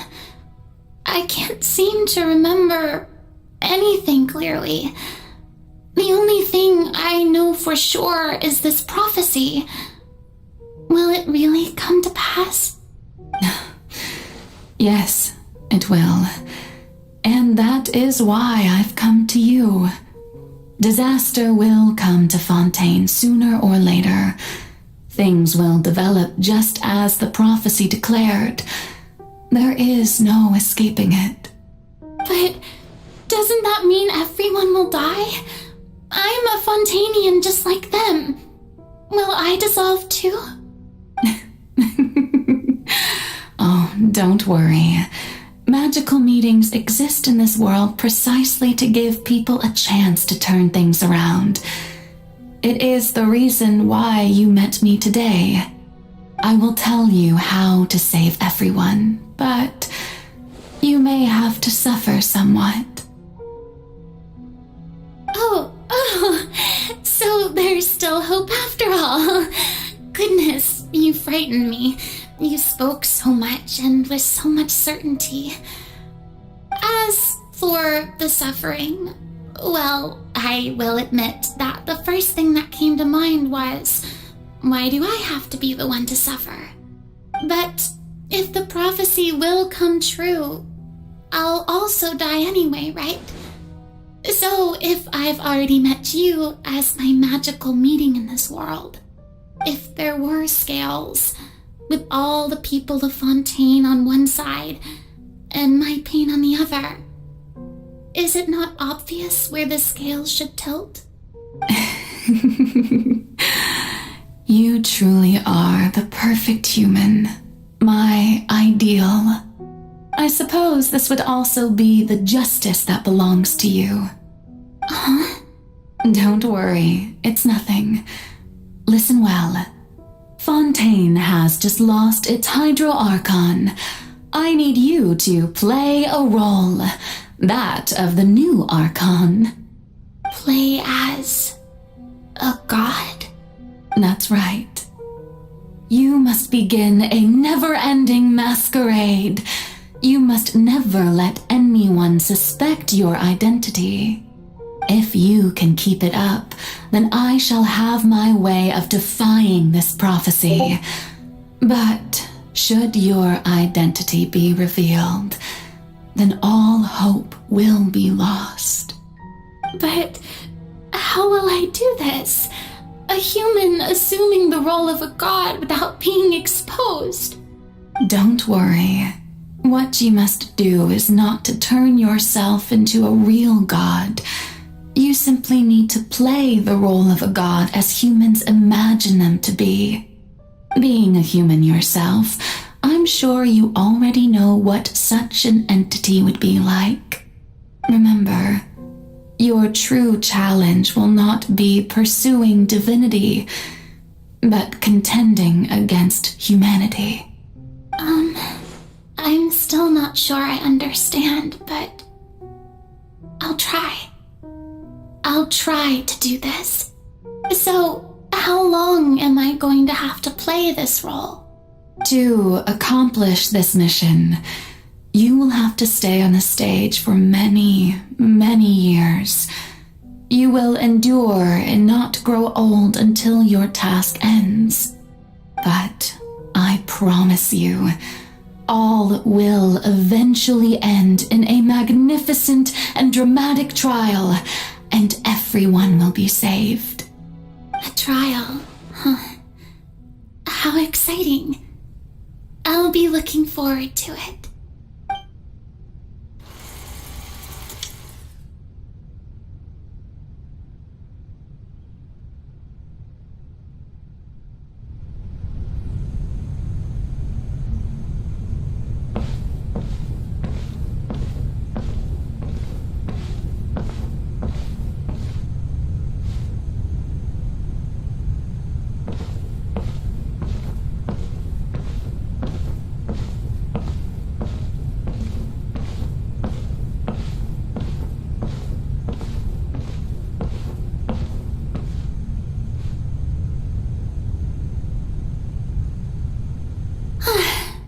The Maison Cardinalise has announced my accession, but this is my first time facing the people. What should I say to most appear like a god? To be honest, I still don't know. Perhaps I should first try to act natural.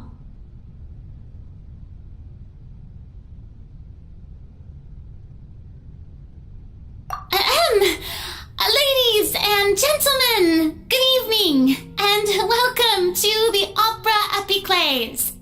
I'm sure you've all heard about how I have taken on the role of Hydro Archon. Indeed, I am Verena de Fontaine, your new Archon. In truth, I know little about becoming a nation's new god, but it will be my honor to guide you all.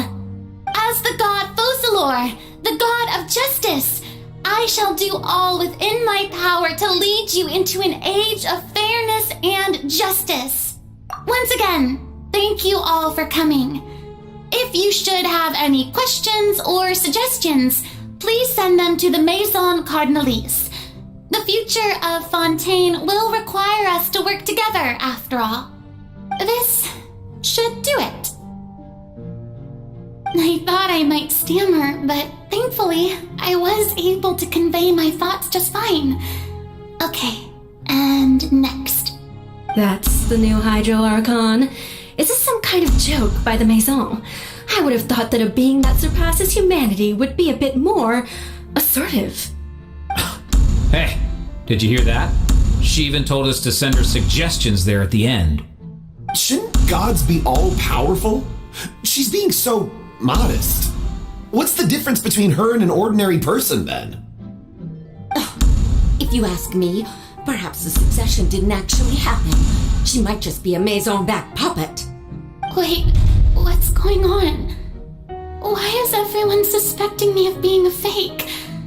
Oh, this is bad. If I get exposed here, there'll be no saving the people from the prophecy. Right. Mirmi said that I just need to play the role of a god as humans imagine them to be. Calm down, Farina. Think. What do the people want? How would they imagine a god to speak and act? Assertive, with a strong sense of presence. One who can dispel all doubt. That is the character I'm fated to play.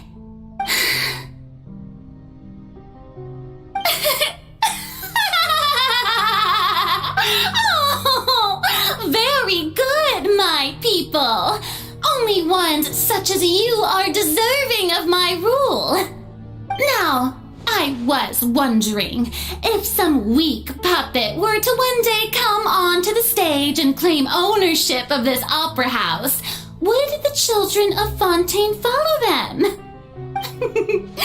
Well, it seems that you would all see right through them. Having passed my test, you are qualified to witness wondrous trials alongside my august self here in this opera house. You may consider my previous act a door gift of sorts. I thought it was a debut that suited the atmosphere. Now then, let us be reintroduced. Ah, so that was just a performance. How could I have forgotten that we were inside an opera house? Her personality. It's quite shocking, to be honest, but I suppose it's a better look than before. Such a fascinating and bold deity. How wonderful. Our future may yet be bright after all. It seems I've turned them around. Best follow this flow and restart my accession speech. My dear people, whether you acknowledge me or not, whether you trust me or nay, I say to you, keep faith in your ardor for justice. We have heard it said that this nation's sins can no longer be washed away. Well, I say that justice is most fragrant when it blooms amid sin. The scales of justice should not weigh heavy in the hands of its God. On one side, it must carry fairness and justice. And on the other, praise and applause. May law be the prayer on our lips. May judgment be our worship. Let us light the fires and drink to the future of Fontaine. There is no trouble in this world that justice cannot solve. All that is needed is for you, my people, to believe in it, heart and soul. So long as I, the Archon Focalor, stand within the Opera Epiclese, so long as I stand before the Oratrice, I shall even judge the gods of this world!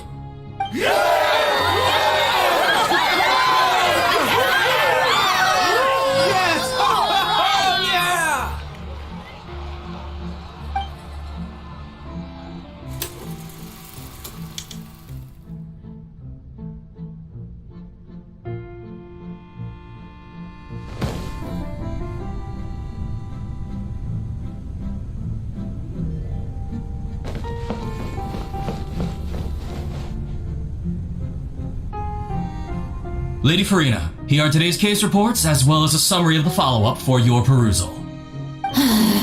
Come now. Was I not just at the Opera House in person? Leave these kinds of things to Neuvillette. Besides, none of these trials were the one that I'm looking forward to the most. If I may be so impertinent, what kind of trial are you truly looking forward to? A magnificent, dramatic, and wondrous trial. A trial to end all things. How could you hope to understand? That's true, I fear I lack the ability to grasp your divine thought, Lady Archon. No need for fright, and do not take what I said before too seriously. Go now, do your duties. The trial I await. It will come one day.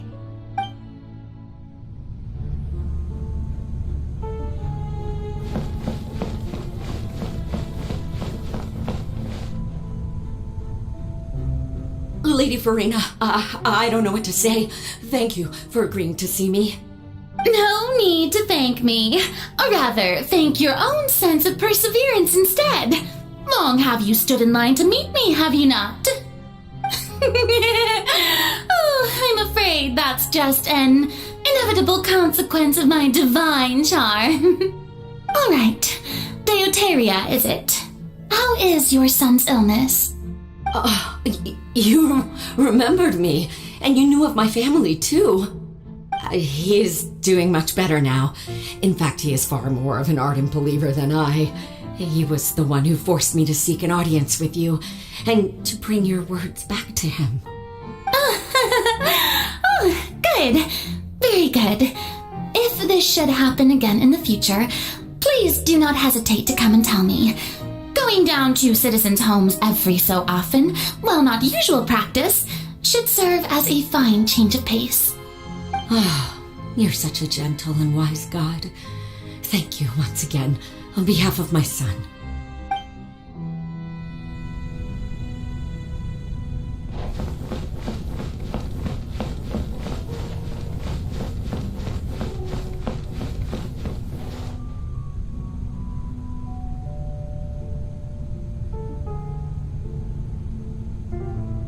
Lady Farina, here are the latest hydrological reports.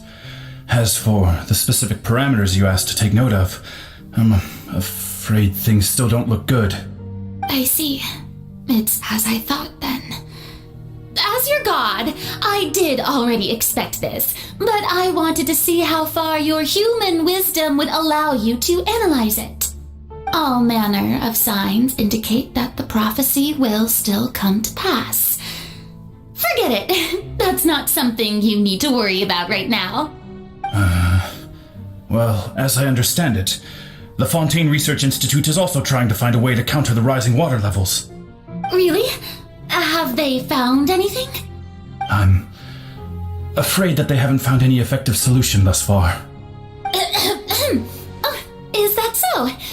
Well, no wonder. This issue has reached the realm of the gods after all. Still, their spirit is praiseworthy.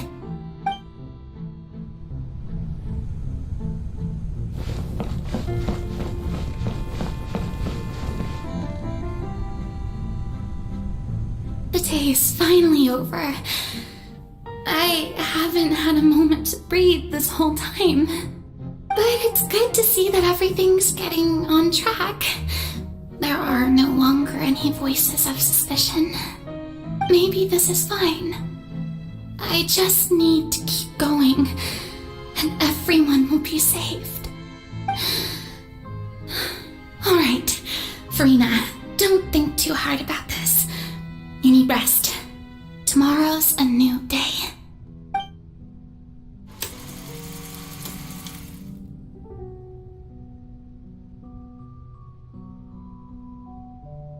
Lady Farina, here are the new trial reports for the latest cases, as well as a summary of the follow-up. There'll be no need for that. I've seen them already. There's no need to go back over scenes I've witnessed in person before. Lady Farina. Too long.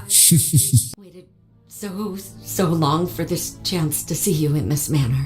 I need to sleep. My dear, loyal citizen, this joyous moment is an honor for us both. Lady Farina, we're detecting significant hydrological anomalies near Poisson. Understood. Keep monitoring. Keep me informed should anything come up at the Institute.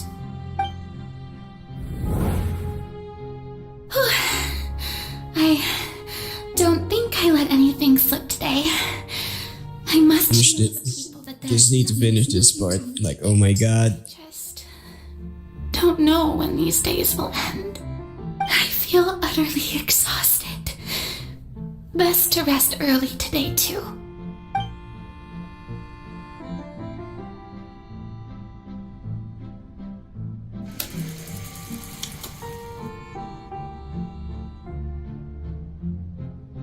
Oh my god.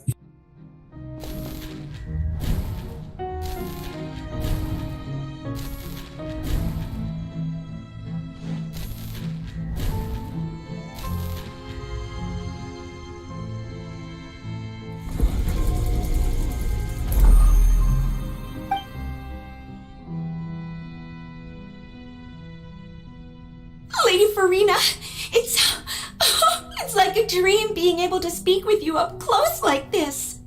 I've heard that the first member of our family who was honored to receive an audience with you was Madame Deoteria, almost 20 generations ago. And what a fine family yours is indeed.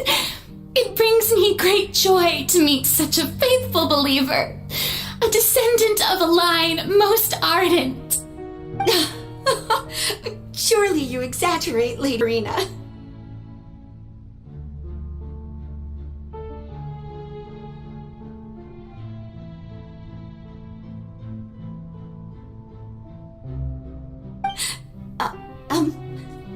Oh my god, it crashed.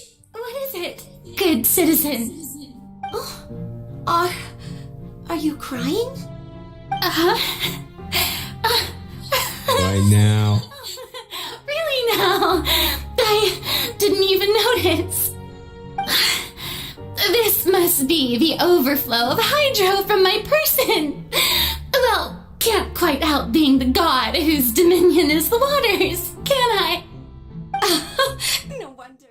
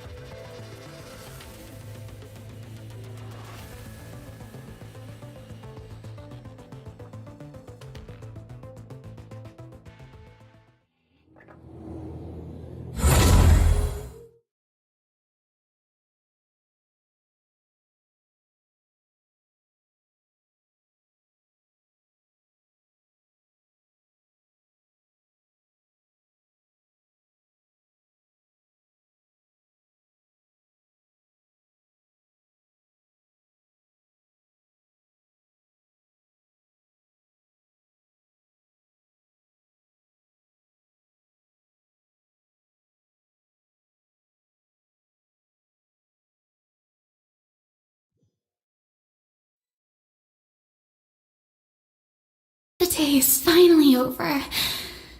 I haven't had a moment, but it's good to see that everything's getting on track. Maybe this is fine.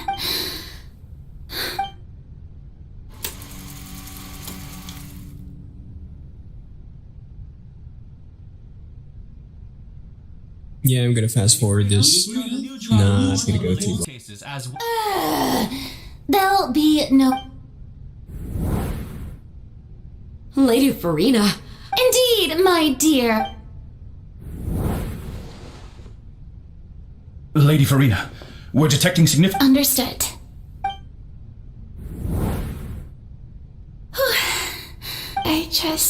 I feel utterly...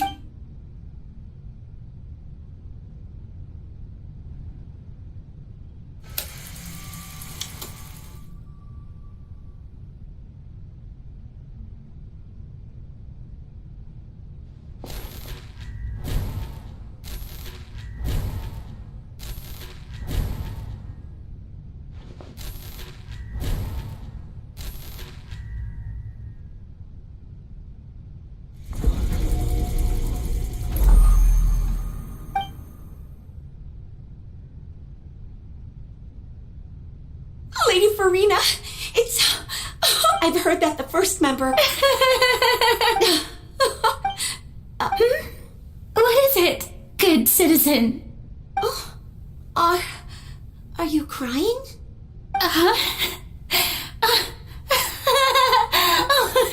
Really now? I didn't even notice. This must be the overflow of hydro from my person. Well, can't quite help being the god whose dominion is the waters, can I? No wonder. A manifestation of your power, then. Oh, Archon, I am honored to have witnessed it. Honored indeed.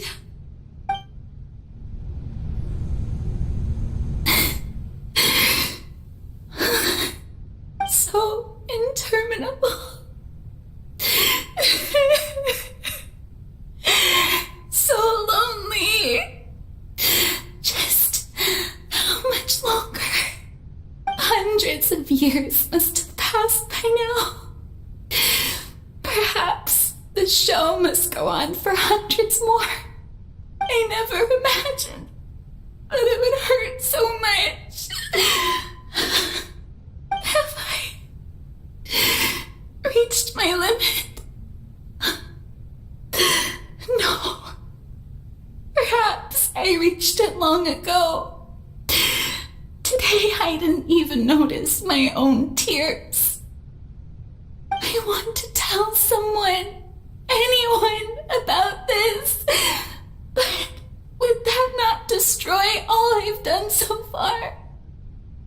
I have conducted so many investigations across the centuries, but there's not even a sliver of hope that we might break the prophecy. All I can do is keep heart. I must maintain this act. It is the only way to save Fontaine. Please, mirror me.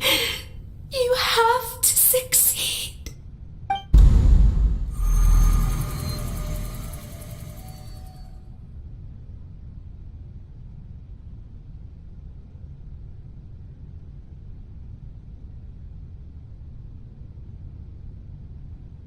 Farina, you don't have to shoulder this burden alone. Although I don't know what you might be keeping from everyone, your people are more than willing to share your burden with you.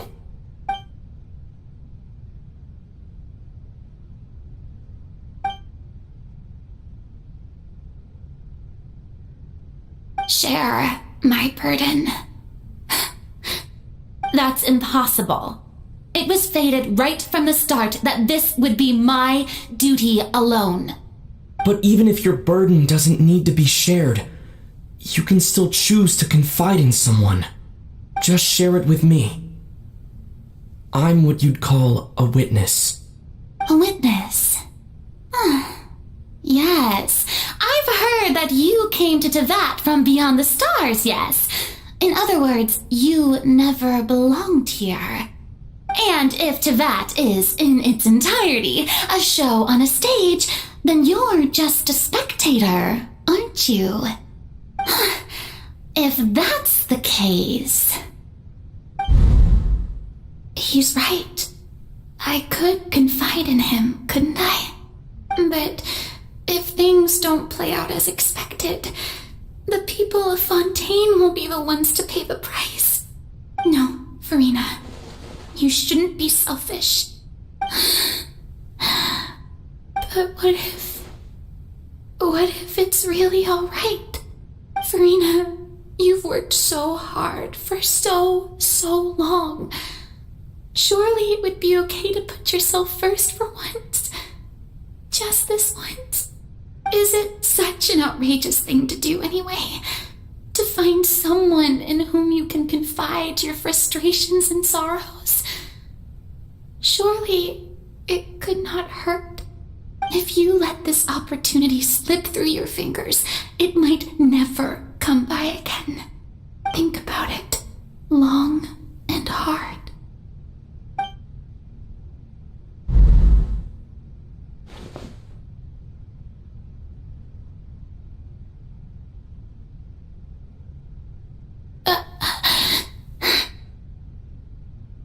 No, I have nothing to say.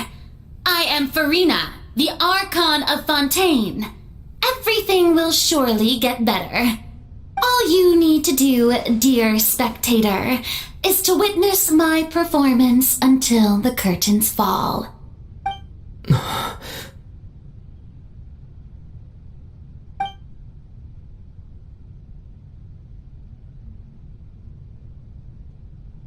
Fine.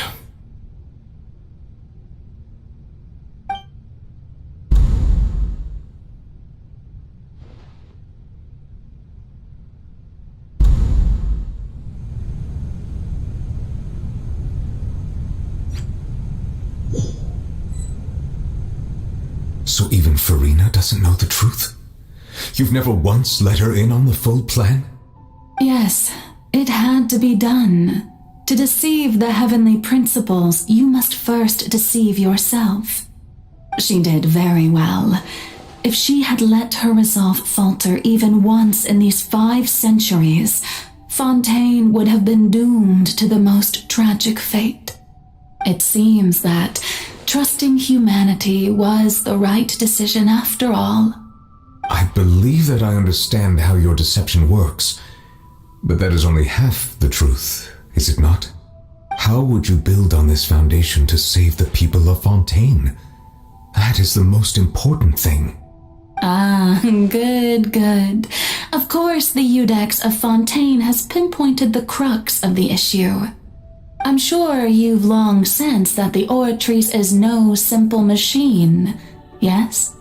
I've always suspected that it had its own consciousness, and Lenny did mention that he heard a human voice within the core chamber. It now seems that that person was you, hidden within the machine all along. Am I right? And then I became one with the Oratrice, taking Fontaine's gnosis with me. Yes, it would seem so, wouldn't it? Alas, your understanding of this device still lacks sufficient depth. In truth, it is no enactor of justice. It is, in fact, a device created to kill the god of justice. I beg your pardon? Oh, you have it. And to be more precise, not only will the Oratrice take down the god of justice, it will also take down the divine throne upon which she has been placed. I mean, did you think I would be the sort to enjoy peaceful repose while Farina suffered? My work over these last 500 years has been to constantly accumulate indemnitium within the Oratrice. But really, some have already discovered that only a small fraction of the energy generated by the device was ever used to provide power to Fontaine. The vast majority had to be, accumulated to enact this death sentence. It was all a part of your plan then? Both the trial and the sentence? Indeed. This power, accrued over 5 centuries, could have sustained Fontainians for millennia had it only been used for that purpose. Almost all of it has now been stored within the Oratrice. But only power of this magnitude could hope to destroy the Hydro Archon's divine throne, shaking the rules established by Celestia and breaking through the institution that is the Seven. So the Oratrice's call for death was for neither Farina nor Focalor, but for the Hydro Archon. The destruction of that divine throne. If I do not misunderstand your intent, you must be returning what's rightfully yours to you, of course. In other words, this was all done to return the authority of the Hydro Archon to the Hydro Dragon of this planet. But...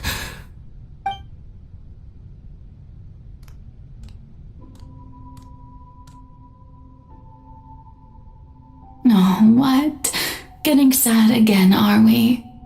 The authority of the ancient dragons shall soon be yours once more, O Hydro Dragon Sovereign. And this is the face you make. All you've done throughout the years is just so you can sacrifice yourself at the very end. I've never quite seen it that way, you know. Even now, I'm quite pleased at how well my deception worked.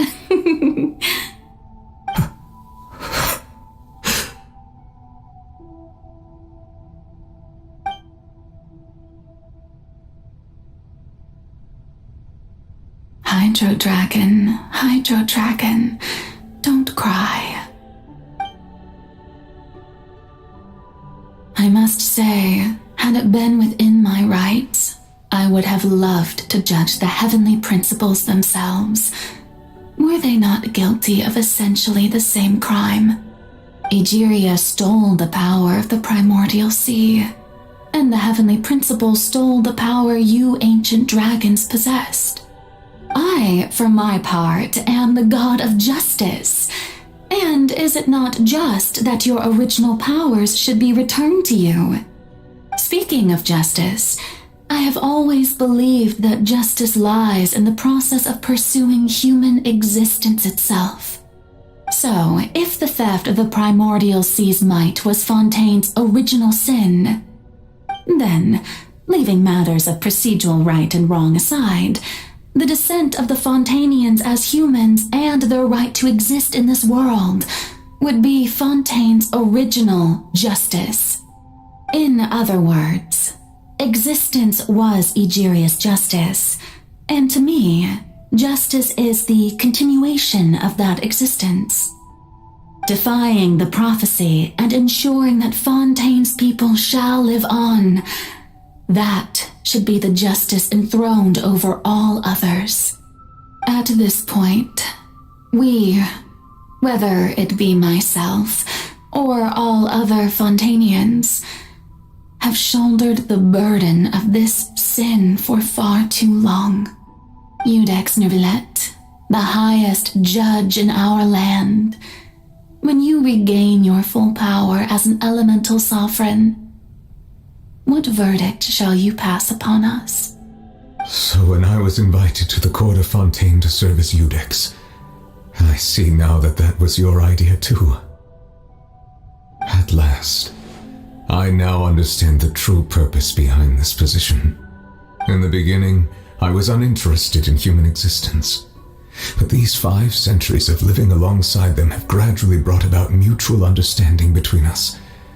And I have even attempted to feel as they feel. You are a devious one, Focalor. Things being as they are, surely you know that I could never declare them to be guilty.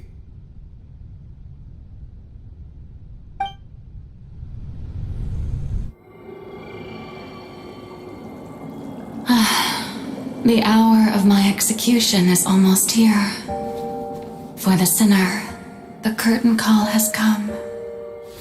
I know I may not sound it, but faced with death, I find myself a little afraid. Perhaps this is one thing both gods and humans have in common.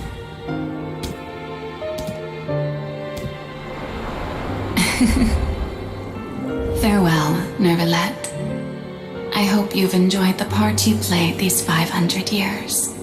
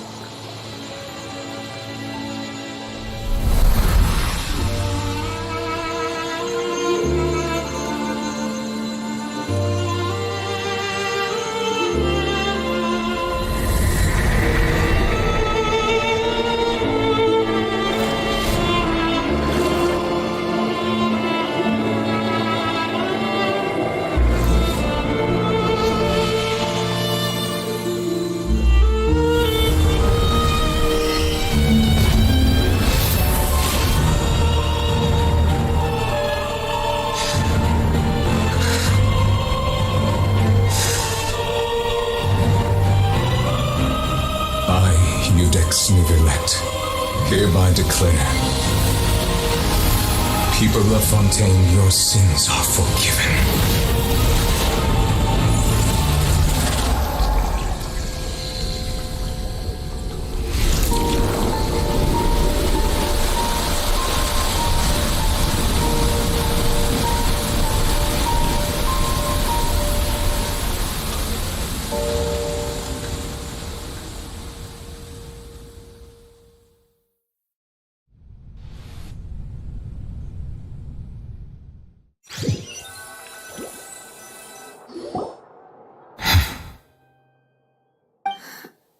What just happened? Has the death sentence been carried out? Was that bright light some sort of misdirection? I have a feeling that something huge just happened. But since we're all still alive and haven't been dissolved, I assume whatever happened was good for us. It's time to end this. We must mete out punishment to that beast.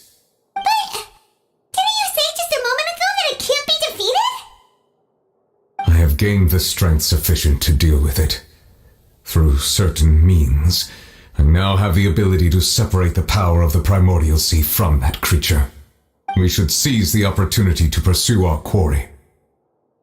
Traveler, now that the oratories can no longer function, I require an executor to help me mete out justice. The root of the calamities befalling Fontaine, the beast that enacts the prophecy.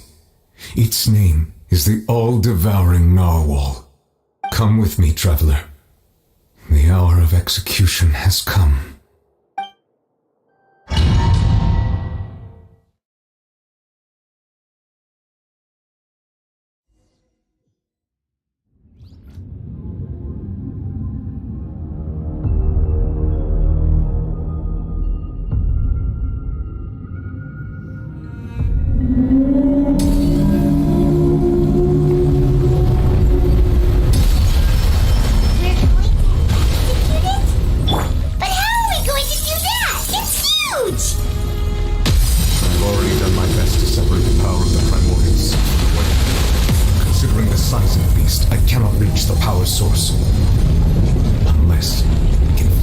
To attack it from within.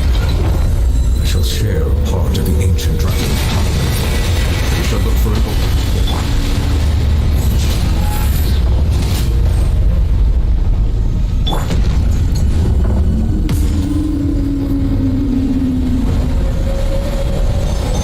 This! I can feel its sorrow turning into hostility.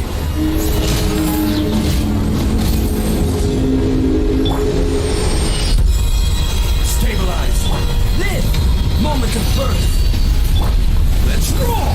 It's showtime!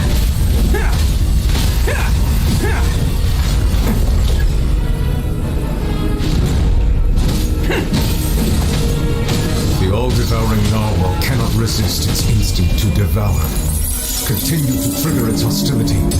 Chance will present itself. Can't catch me!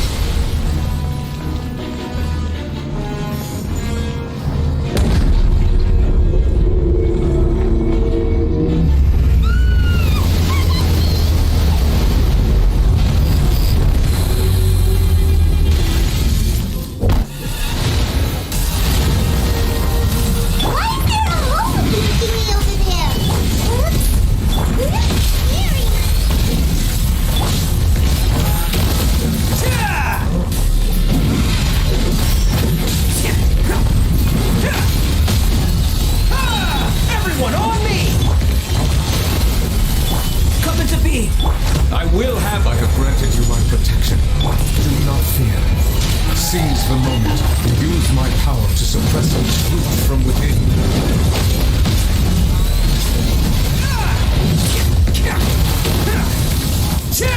Attaboy!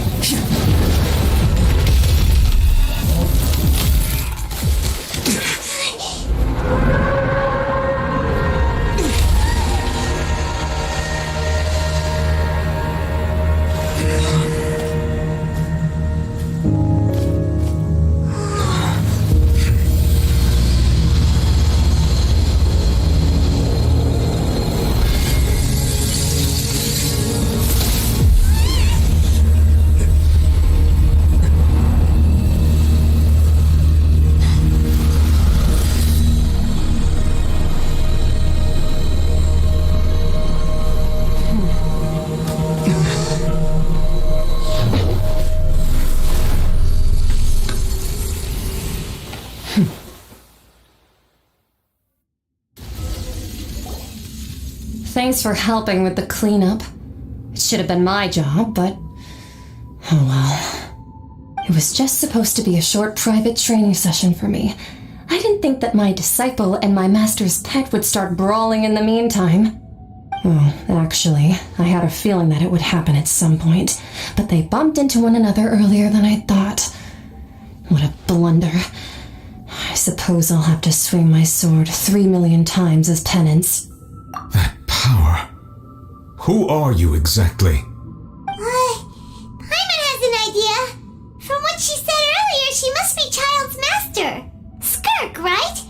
It's just that he gave us the impression that she was the less talkative person. I simply did not have anything to say to the weak. But you, on the other hand, managed to defeat the all-devouring narwhal without using power from beyond this world. So you may speak to me as equals. I have to agree. It's a strange use of a planet's primordial waters just to raise an all-devouring narwhal. That kind of power is wasted on it. It's not cooperative. It eats too much. And I have more important things to do with my time than pet sitting. The only thing that creature has going for it is its looks. All in all, it fails as a pet. Miss Skirk? I think you might have missed the point. The point being?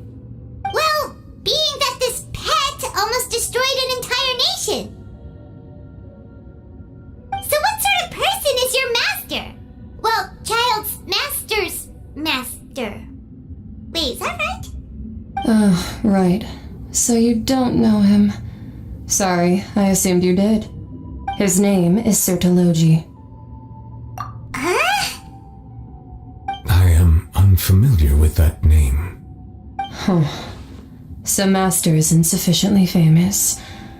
How should I describe him then? Have you heard of the name The Fowl? The Fowl? Still nothing? Well, how about the Visionary? Vetterfulnir then? Or Gold Rhindaughter? Ooh, that one we've heard!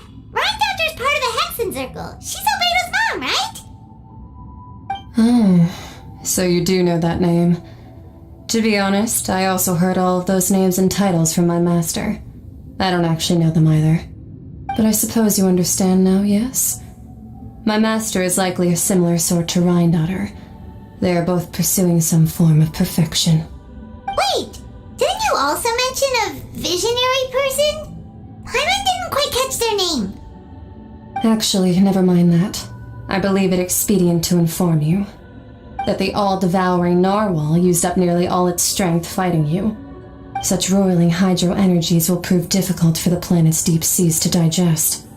As such, the fontaine back on the surface has most likely been thrown into chaos. In other words, the prophecy that you've been fretting over should now be in full swing. What?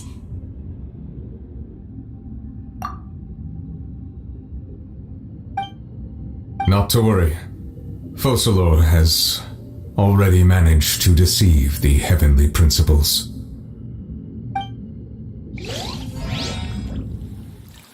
In the end, the people will all be dissolved into the waters, and only Farina will remain, weeping on her throne.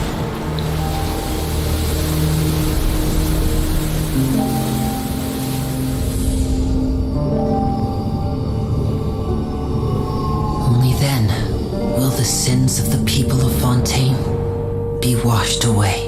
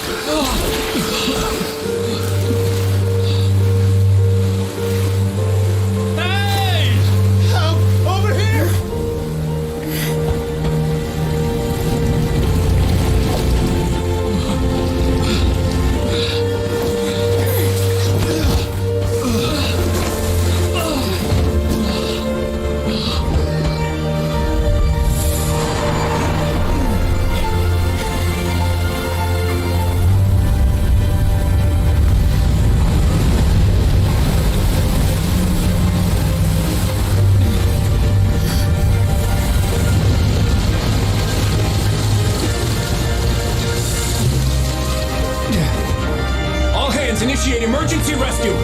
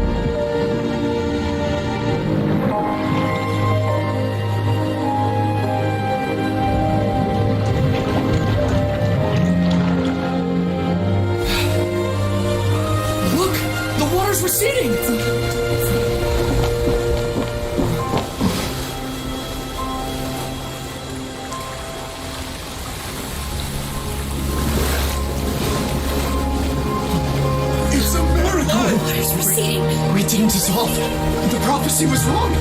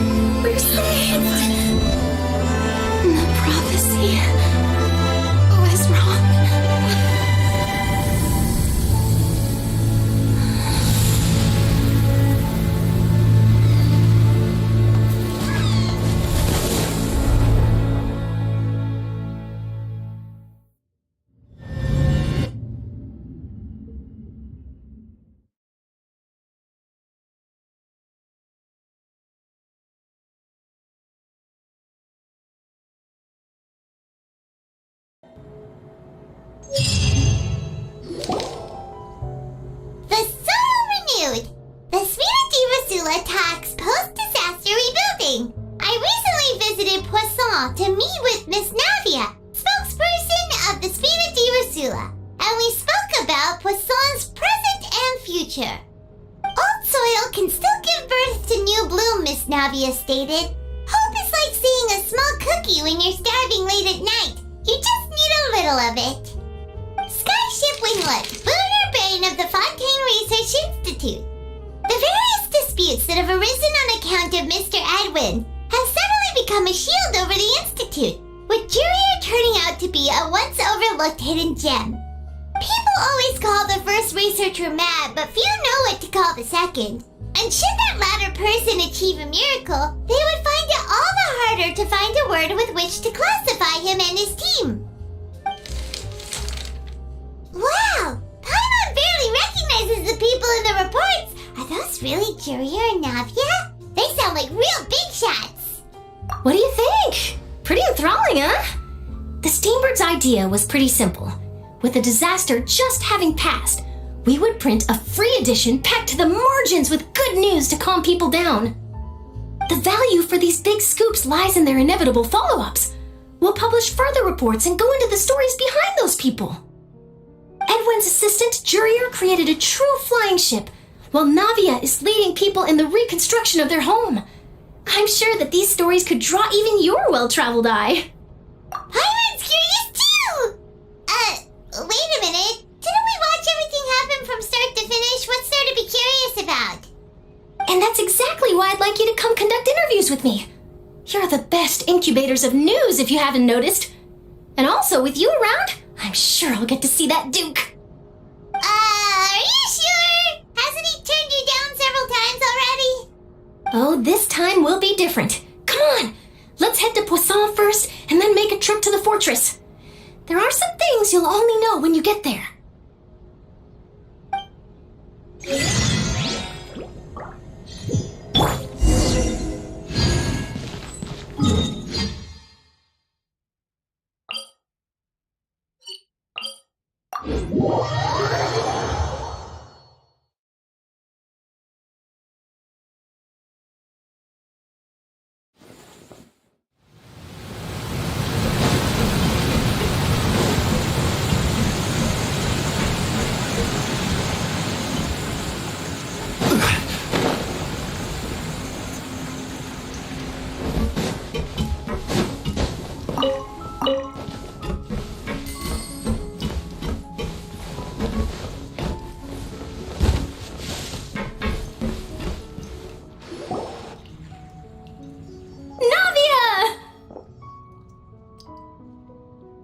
Oh, it's you.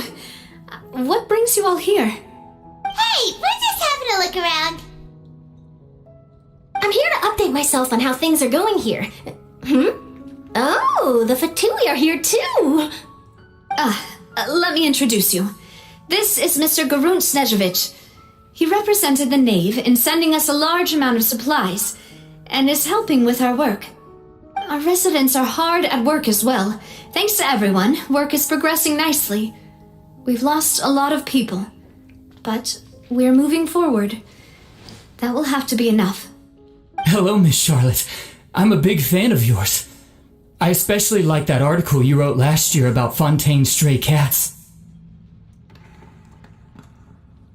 But if you don't mind, could you not emphasize our role too much in your report? It's not charity we're doing here. We just happen to share the same interests as the Spina. I get where you're coming from. I'll keep it as simple as possible.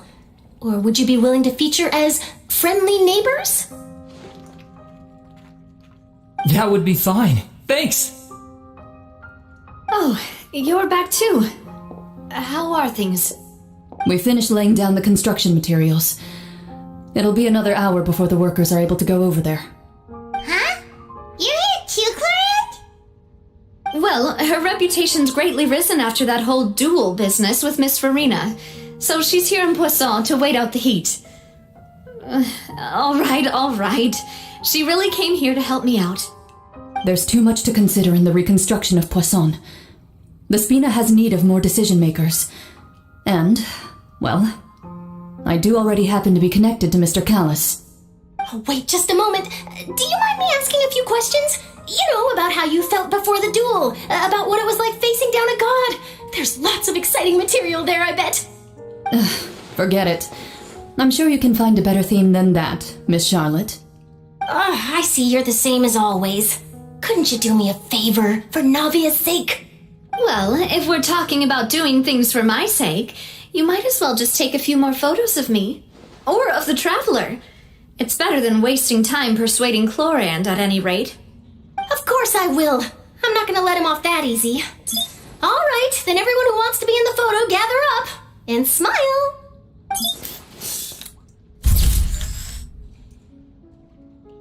How did it go? Was it a good shot? Did Paimon look cute in it? Not bad. Your addition really helped the composition of the picture. All right, hang on a moment. Let me snap a few more shots.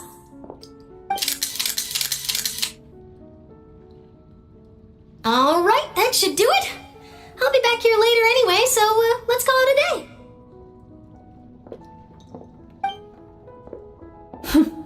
You're very quick. Speed is of the essence when it comes to the news, and freshness is the key. Also, not to brag, but I'm pretty good at building connections. Who knows? I might eventually get that interview with you after all, Miss Clarand. Wow, you really do have that never say die spirit. I'm impressed. I'll hazard a guess that this is how you got that interview at the Fortress of Maripede.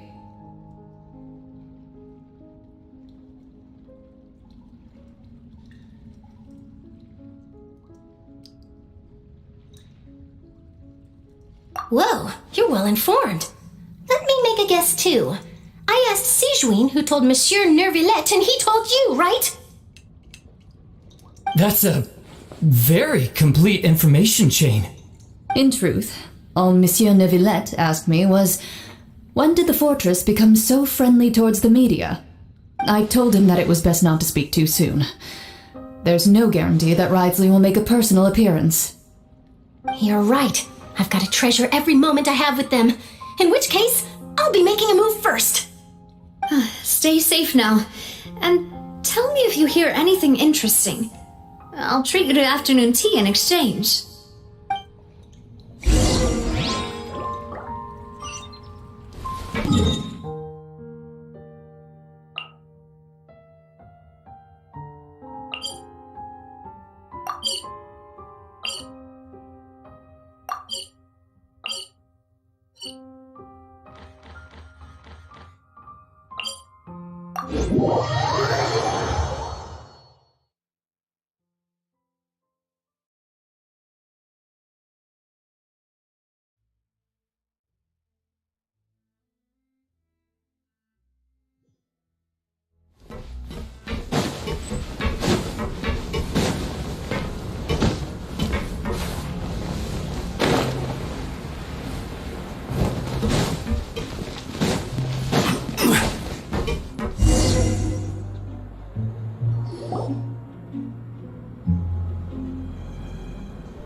Wow, guess we're here again, huh?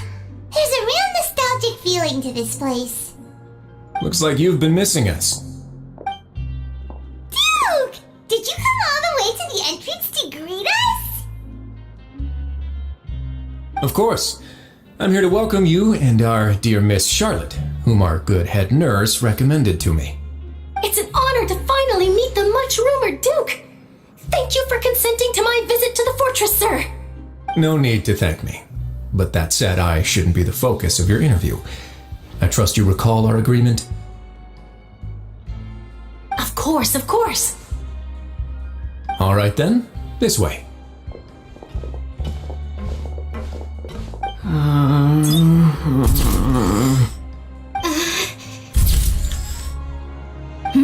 Hey, no need to be so nervous. I've already taken all the photos we need. Miss Charlotte, do these pictures really need to be published on the cover of the Steambird? It would seem that Miss Lorvine doesn't want her face to appear beside that of Mr. Jurier, Sir, please don't say things like that.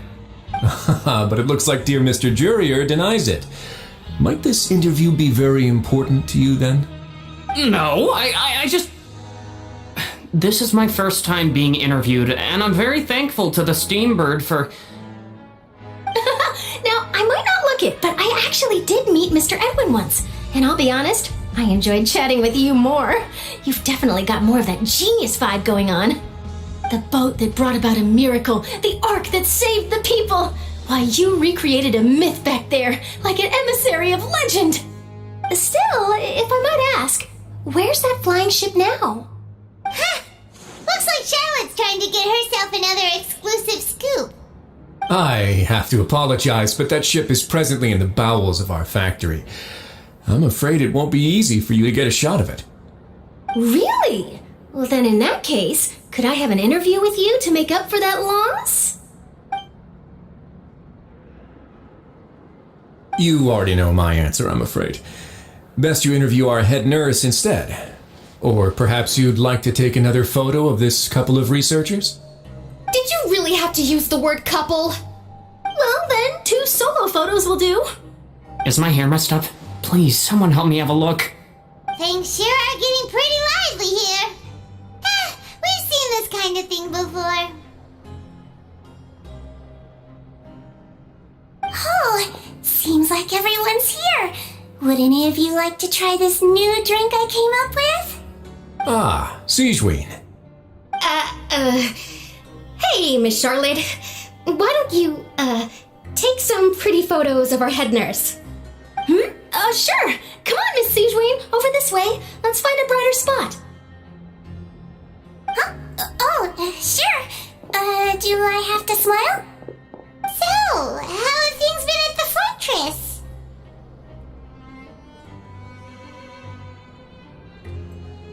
Same old, as you can see.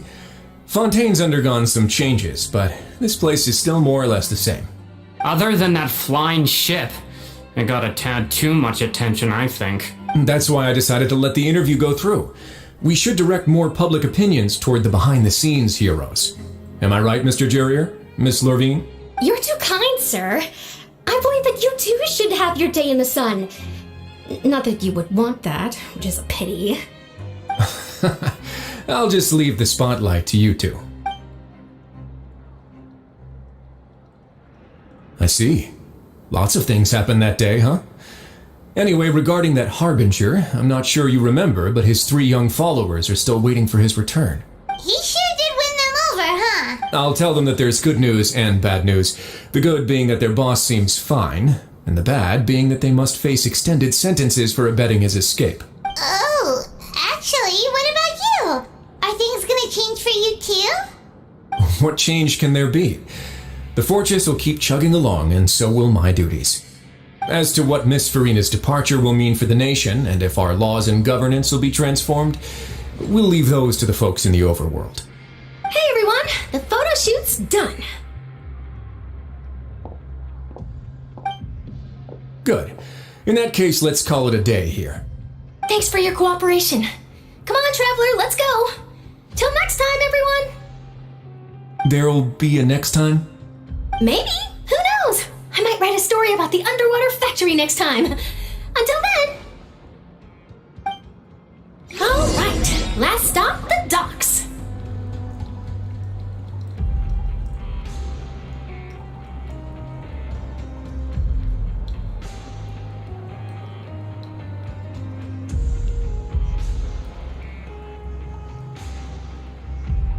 Osmanthus wine tastes the same as I remember. But where are those who share the memory?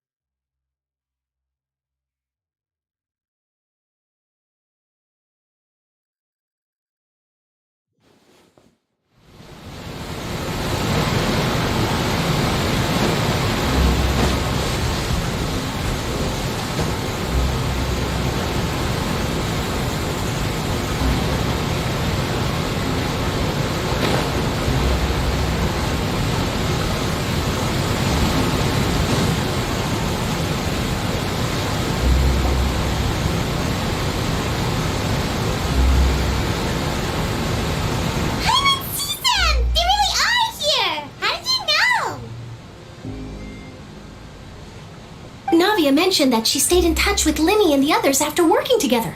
Apparently, they've been at the docks distributing these strange pockets the whole time since. Traveler, Paimon. And Miss Charlotte, too. Would you like a magic pocket? What sort of gadget is it? It's a wondrous bag that can be used to carry many things. The water level has returned to normal, but if you see any of your things floating around, you can use this to carry them. Or you could trick a friend into doing it for you. Trick a friend? I wonder which of my friends would fall for that. You could just make a friend like Fremine here. Isn't that right, Fremine? Is this what you meant by I'll help you make some more friends? To be honest, that sounds pretty sweet. Could I have your contact, please? Sure. Please, write down my address. You sure are working hard to help Fermine socialize. He was the one who proposed doing this. He even wants to assist in our magic shows. Yes, I was planning to first introduce Pear as an assistant, and later Fremine himself. In the future, I think we can leave underwater escape magic to him too. That said, would anyone want to see a diver escape underwater? Oh, it'll work out. Every journey begins with the first step. He'll become a part of our show eventually. Lynette, could you come over? Miss Charlotte says she wants to take a picture of us. Got it. My, that Charlotte is rather perceptive. She got rid of everyone the moment she realized I had something to say to you. So, how have things been, Traveler? Father says that you did a great deal during the latest events. She's very grateful for your contributions to Fontaine. That's alright. We were more than happy to help. So, what's she doing now? Oh, I guess you haven't heard. Well, after Lady Farina left, Father and Monsieur Nervillet opened negotiations, during which he gave Fontaine's gnosis to her as a diplomatic gift. A diplomatic gift? A gnosis? Yes, I was quite surprised at first myself. But when I thought it over, there were actually a number of things going for it. It could have been done as an apology for the incident with Lord Child, or as thanks for his help in tying the all-devouring narwhal down. Furthermore, Father did also lend significant aid to Fontaine and Poisson. Well, that's true, but this is a gnosis we're talking about.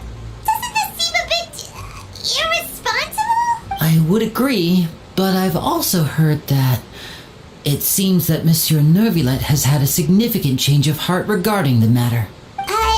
So there's some reason for this that only Nervillet knows about? I suspect you'll have to ask him about that yourself. Yes, speaking of which, I did see him strolling around the entrance to the Fortress of Meripede a while back. Isn't he real busy and stuff? Paimon didn't think he'd have the time for that. But back to the topic. The gnosis was given to the knave, right? What about Child? They say that he's returned to Snezhnaya to recover from his wounds. I hear that the recent disaster really did a number on his health. That's true. When you think about it, we've had loads of run-ins with the Fatui. To think we'd be allied with them this time. So shocked by such a simple switching of sides?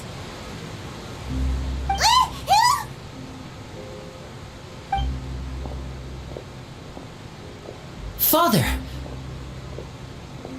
Well, what do you know?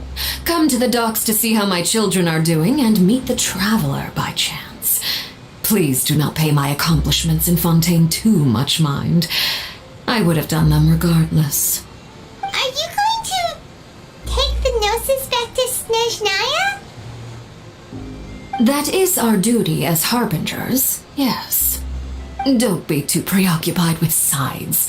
The goal of the Fatui concerns not a single place or person, but the entire world. With such a grand goal in mind, it is inevitable that we must wear many masks.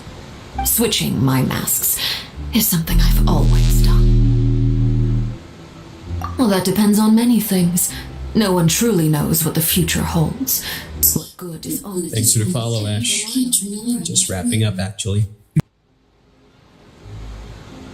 As for you, I very much look forward to our next collaboration.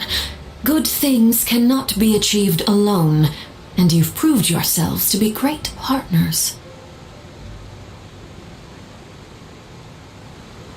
A vision? All right. I'll remember to return it. Thank you for keeping it safe for him this entire time. And that's a wrap for me. Huh?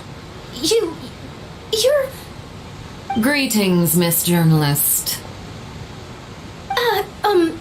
Hello. If I'm not mistaken, there are diplomatic channels I'll need to report to take a photo of you. That is correct. So forgive me, but I will not be able to serve as a subject in your article. However, feel free to write as much as you'd like about our dear magicians and our upcoming rookie talent. I will. The sea breeze is quite pleasant. I shall continue my walk while the weather remains so agreeable. Farewell. Farewell, Father. Oh, she has such an intimidating presence. I didn't even dare to take a picture. Thankfully, I've already wrapped up all my pre-scheduled interviews. Thank you all. This'll be more than enough for me to write about, I'm sure. Don't be too nervous. Why don't you take a magic pocket before you go? Here, Traveler, Paimon, you take one too. To move things about? That's right. Funny. I was giving out magic pockets when we first met too. And what do you know? I'm doing the exact same thing right now. So many things have happened, but the pockets are still the pockets. I guess this must be life. We will all follow our own paths, and serendipity will lead you to your fated friends. All right then. We'll be handing out pockets in some other districts later, so we'll get going now. Have a good day, you two. Well, guess we sent Charlotte off. Shall we go see what Nibble's doing?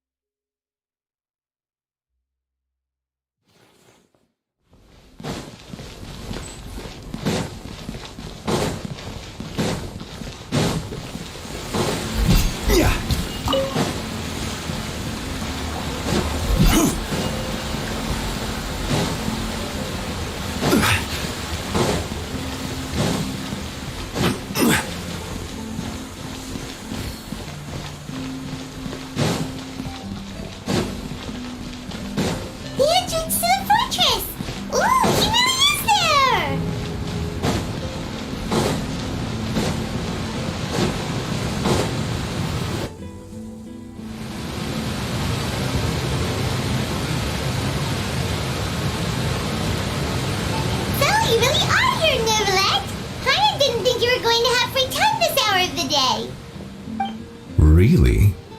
Oh, I suppose you must have met Mr. Linney. He took the time to greet me earlier when he passed this way. In any case, you came at a good time. I was just considering reaching out to you to set up a meeting, so I may explain some things that I haven't had the time to before. Aw, Paimon's glad that you remembered. Thank you for keeping us on your mind, what with you being busy and all. Alright, let's have it then. How was Fontaine actually saved? The whole business is still quite the mystery to us. It is strange how words can often leave a bitter taste in the mouth when it finally comes time to say them out loud.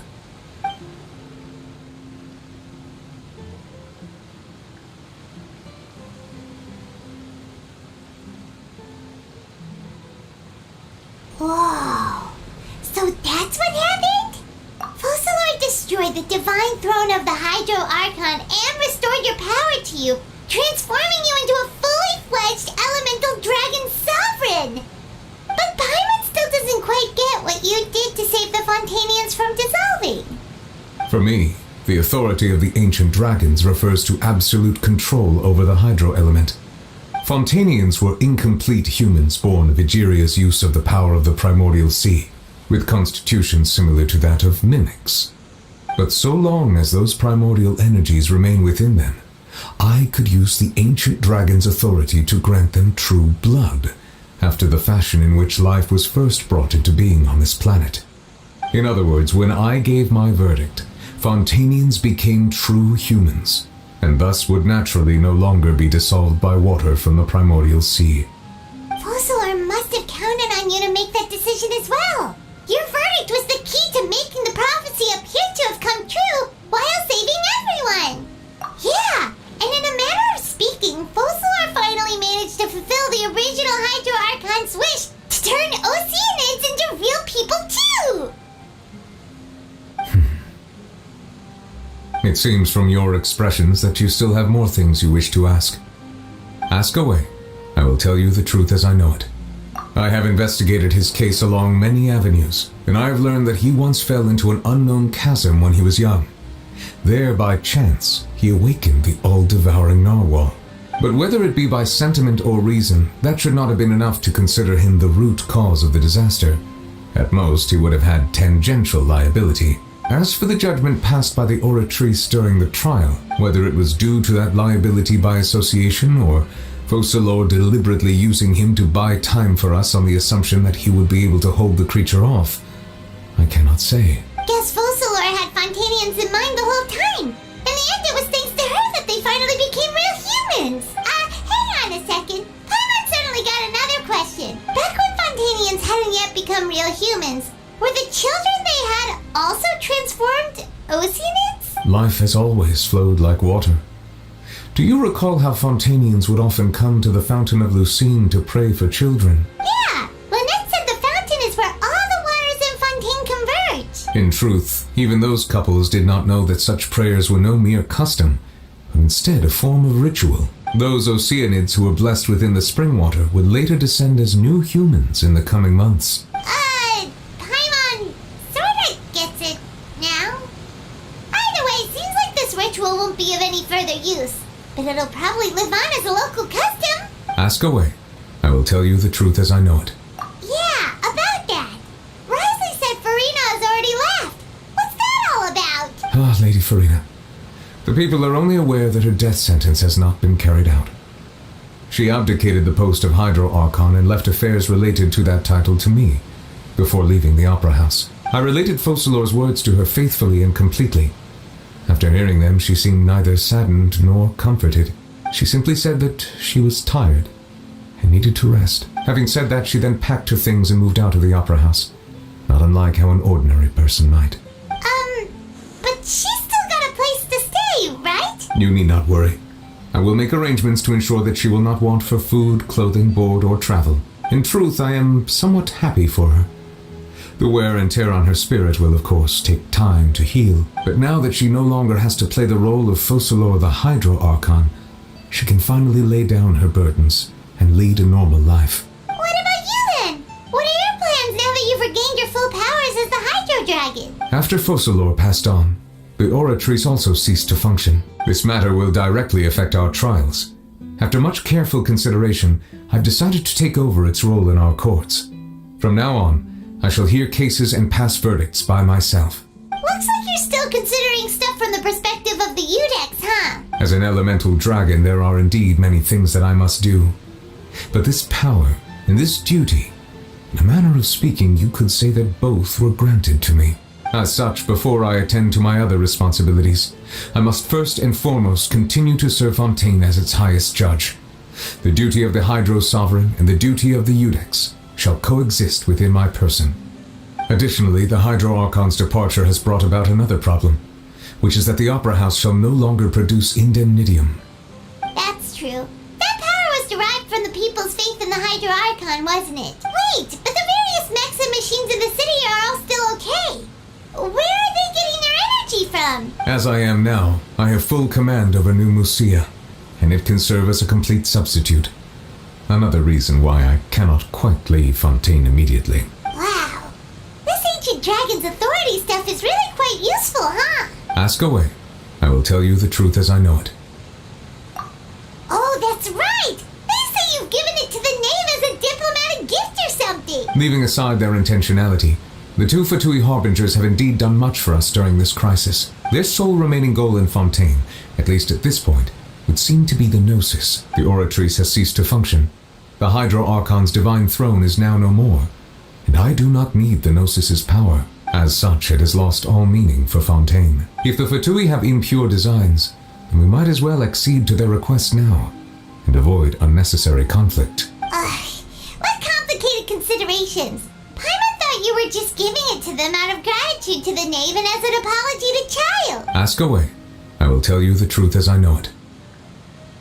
You will soon be heading to Natlan, I presume. I'm afraid that I have little talent as a travel guide, So all I can do is tell you what I know about that land. As far as I'm aware, Natlan can be said to be a nation of dragons. A nation of dragons? You mean like you? No, I suspect that I would not find myself welcome there. Unlike ancient dragons such as myself, the dragons of Natlan have undergone long years of development and evolution. Large numbers of them have entered a form of coexistence with humanity. Natlan is also the nation of war. War ravages those lands like an undying flame. There is one other piece of information I got incidentally from my negotiations with the Knave that I believe may be useful to you. The Harbinger known as the Captain has thrown his hat into the endless ring of war. The Captain. Sounds like a real tough customer. Seriously, everywhere you look, there's a Fatui Harbinger doing their thing. I suggest that you fully prepare yourself before going to Natlan. In the meantime, Fontaine's doors will always be open to you. Ask away. I will tell you the truth as I know it. Hang on a sec. Paimon still got a question about Gnosis. When we spoke to Linny earlier, he mentioned that your attitude towards giving away the Gnosis had clearly changed. We guessed that there might be some reason for it that only you were aware of. No wonder the House of the Hearth is the Fatui's intelligence division. They are certainly sharp. So regarding this specific issue, I was just getting ready to share something with you. What is it? In truth, I exchanged some further words with that lady named Skirk after sending you two back to the surface. It went something like this.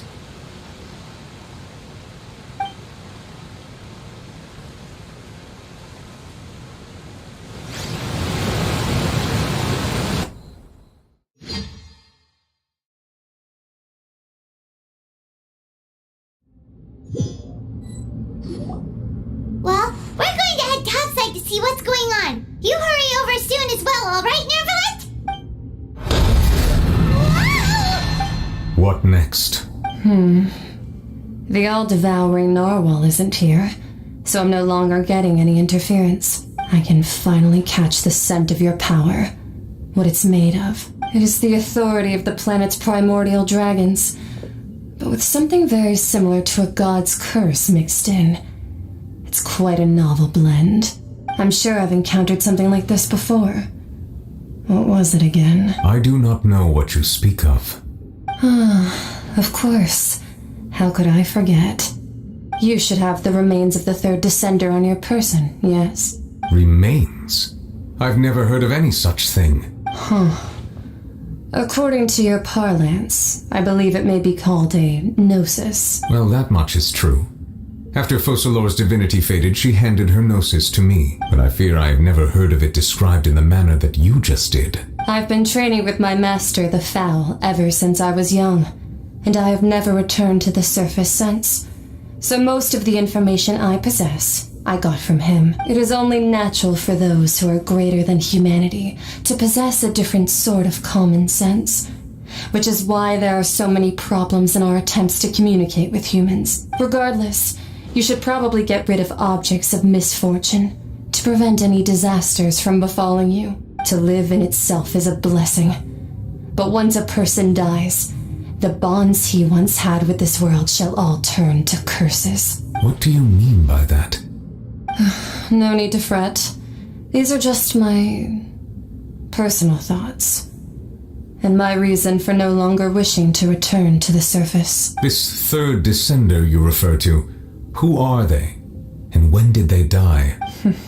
Master never mentioned them to me. Perhaps it just wasn't that important for me to know. If you're interested, though, I could ask him. I'll be sure to pass the answer on to you next time. Next time?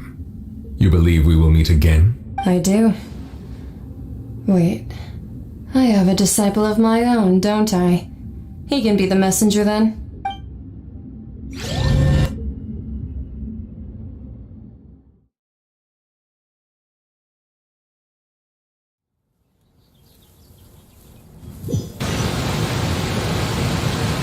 That's what she told me. Whether it would prove useful or not, I wanted to pass that information on to you. The remains of the third descender? So that's what the Gnosis actually are. Paimon just thought they looked like chess pieces. How could they be a person's remains? All the same, assuming that there was no misunderstanding or special metaphor at play, That is what she meant to say. And she said that it would bring misfortune and that you should check it, which is why you gave it to the Fatui! If she speaks the truth, then I would simply be putting Fontaine at unnecessary risk by keeping it here.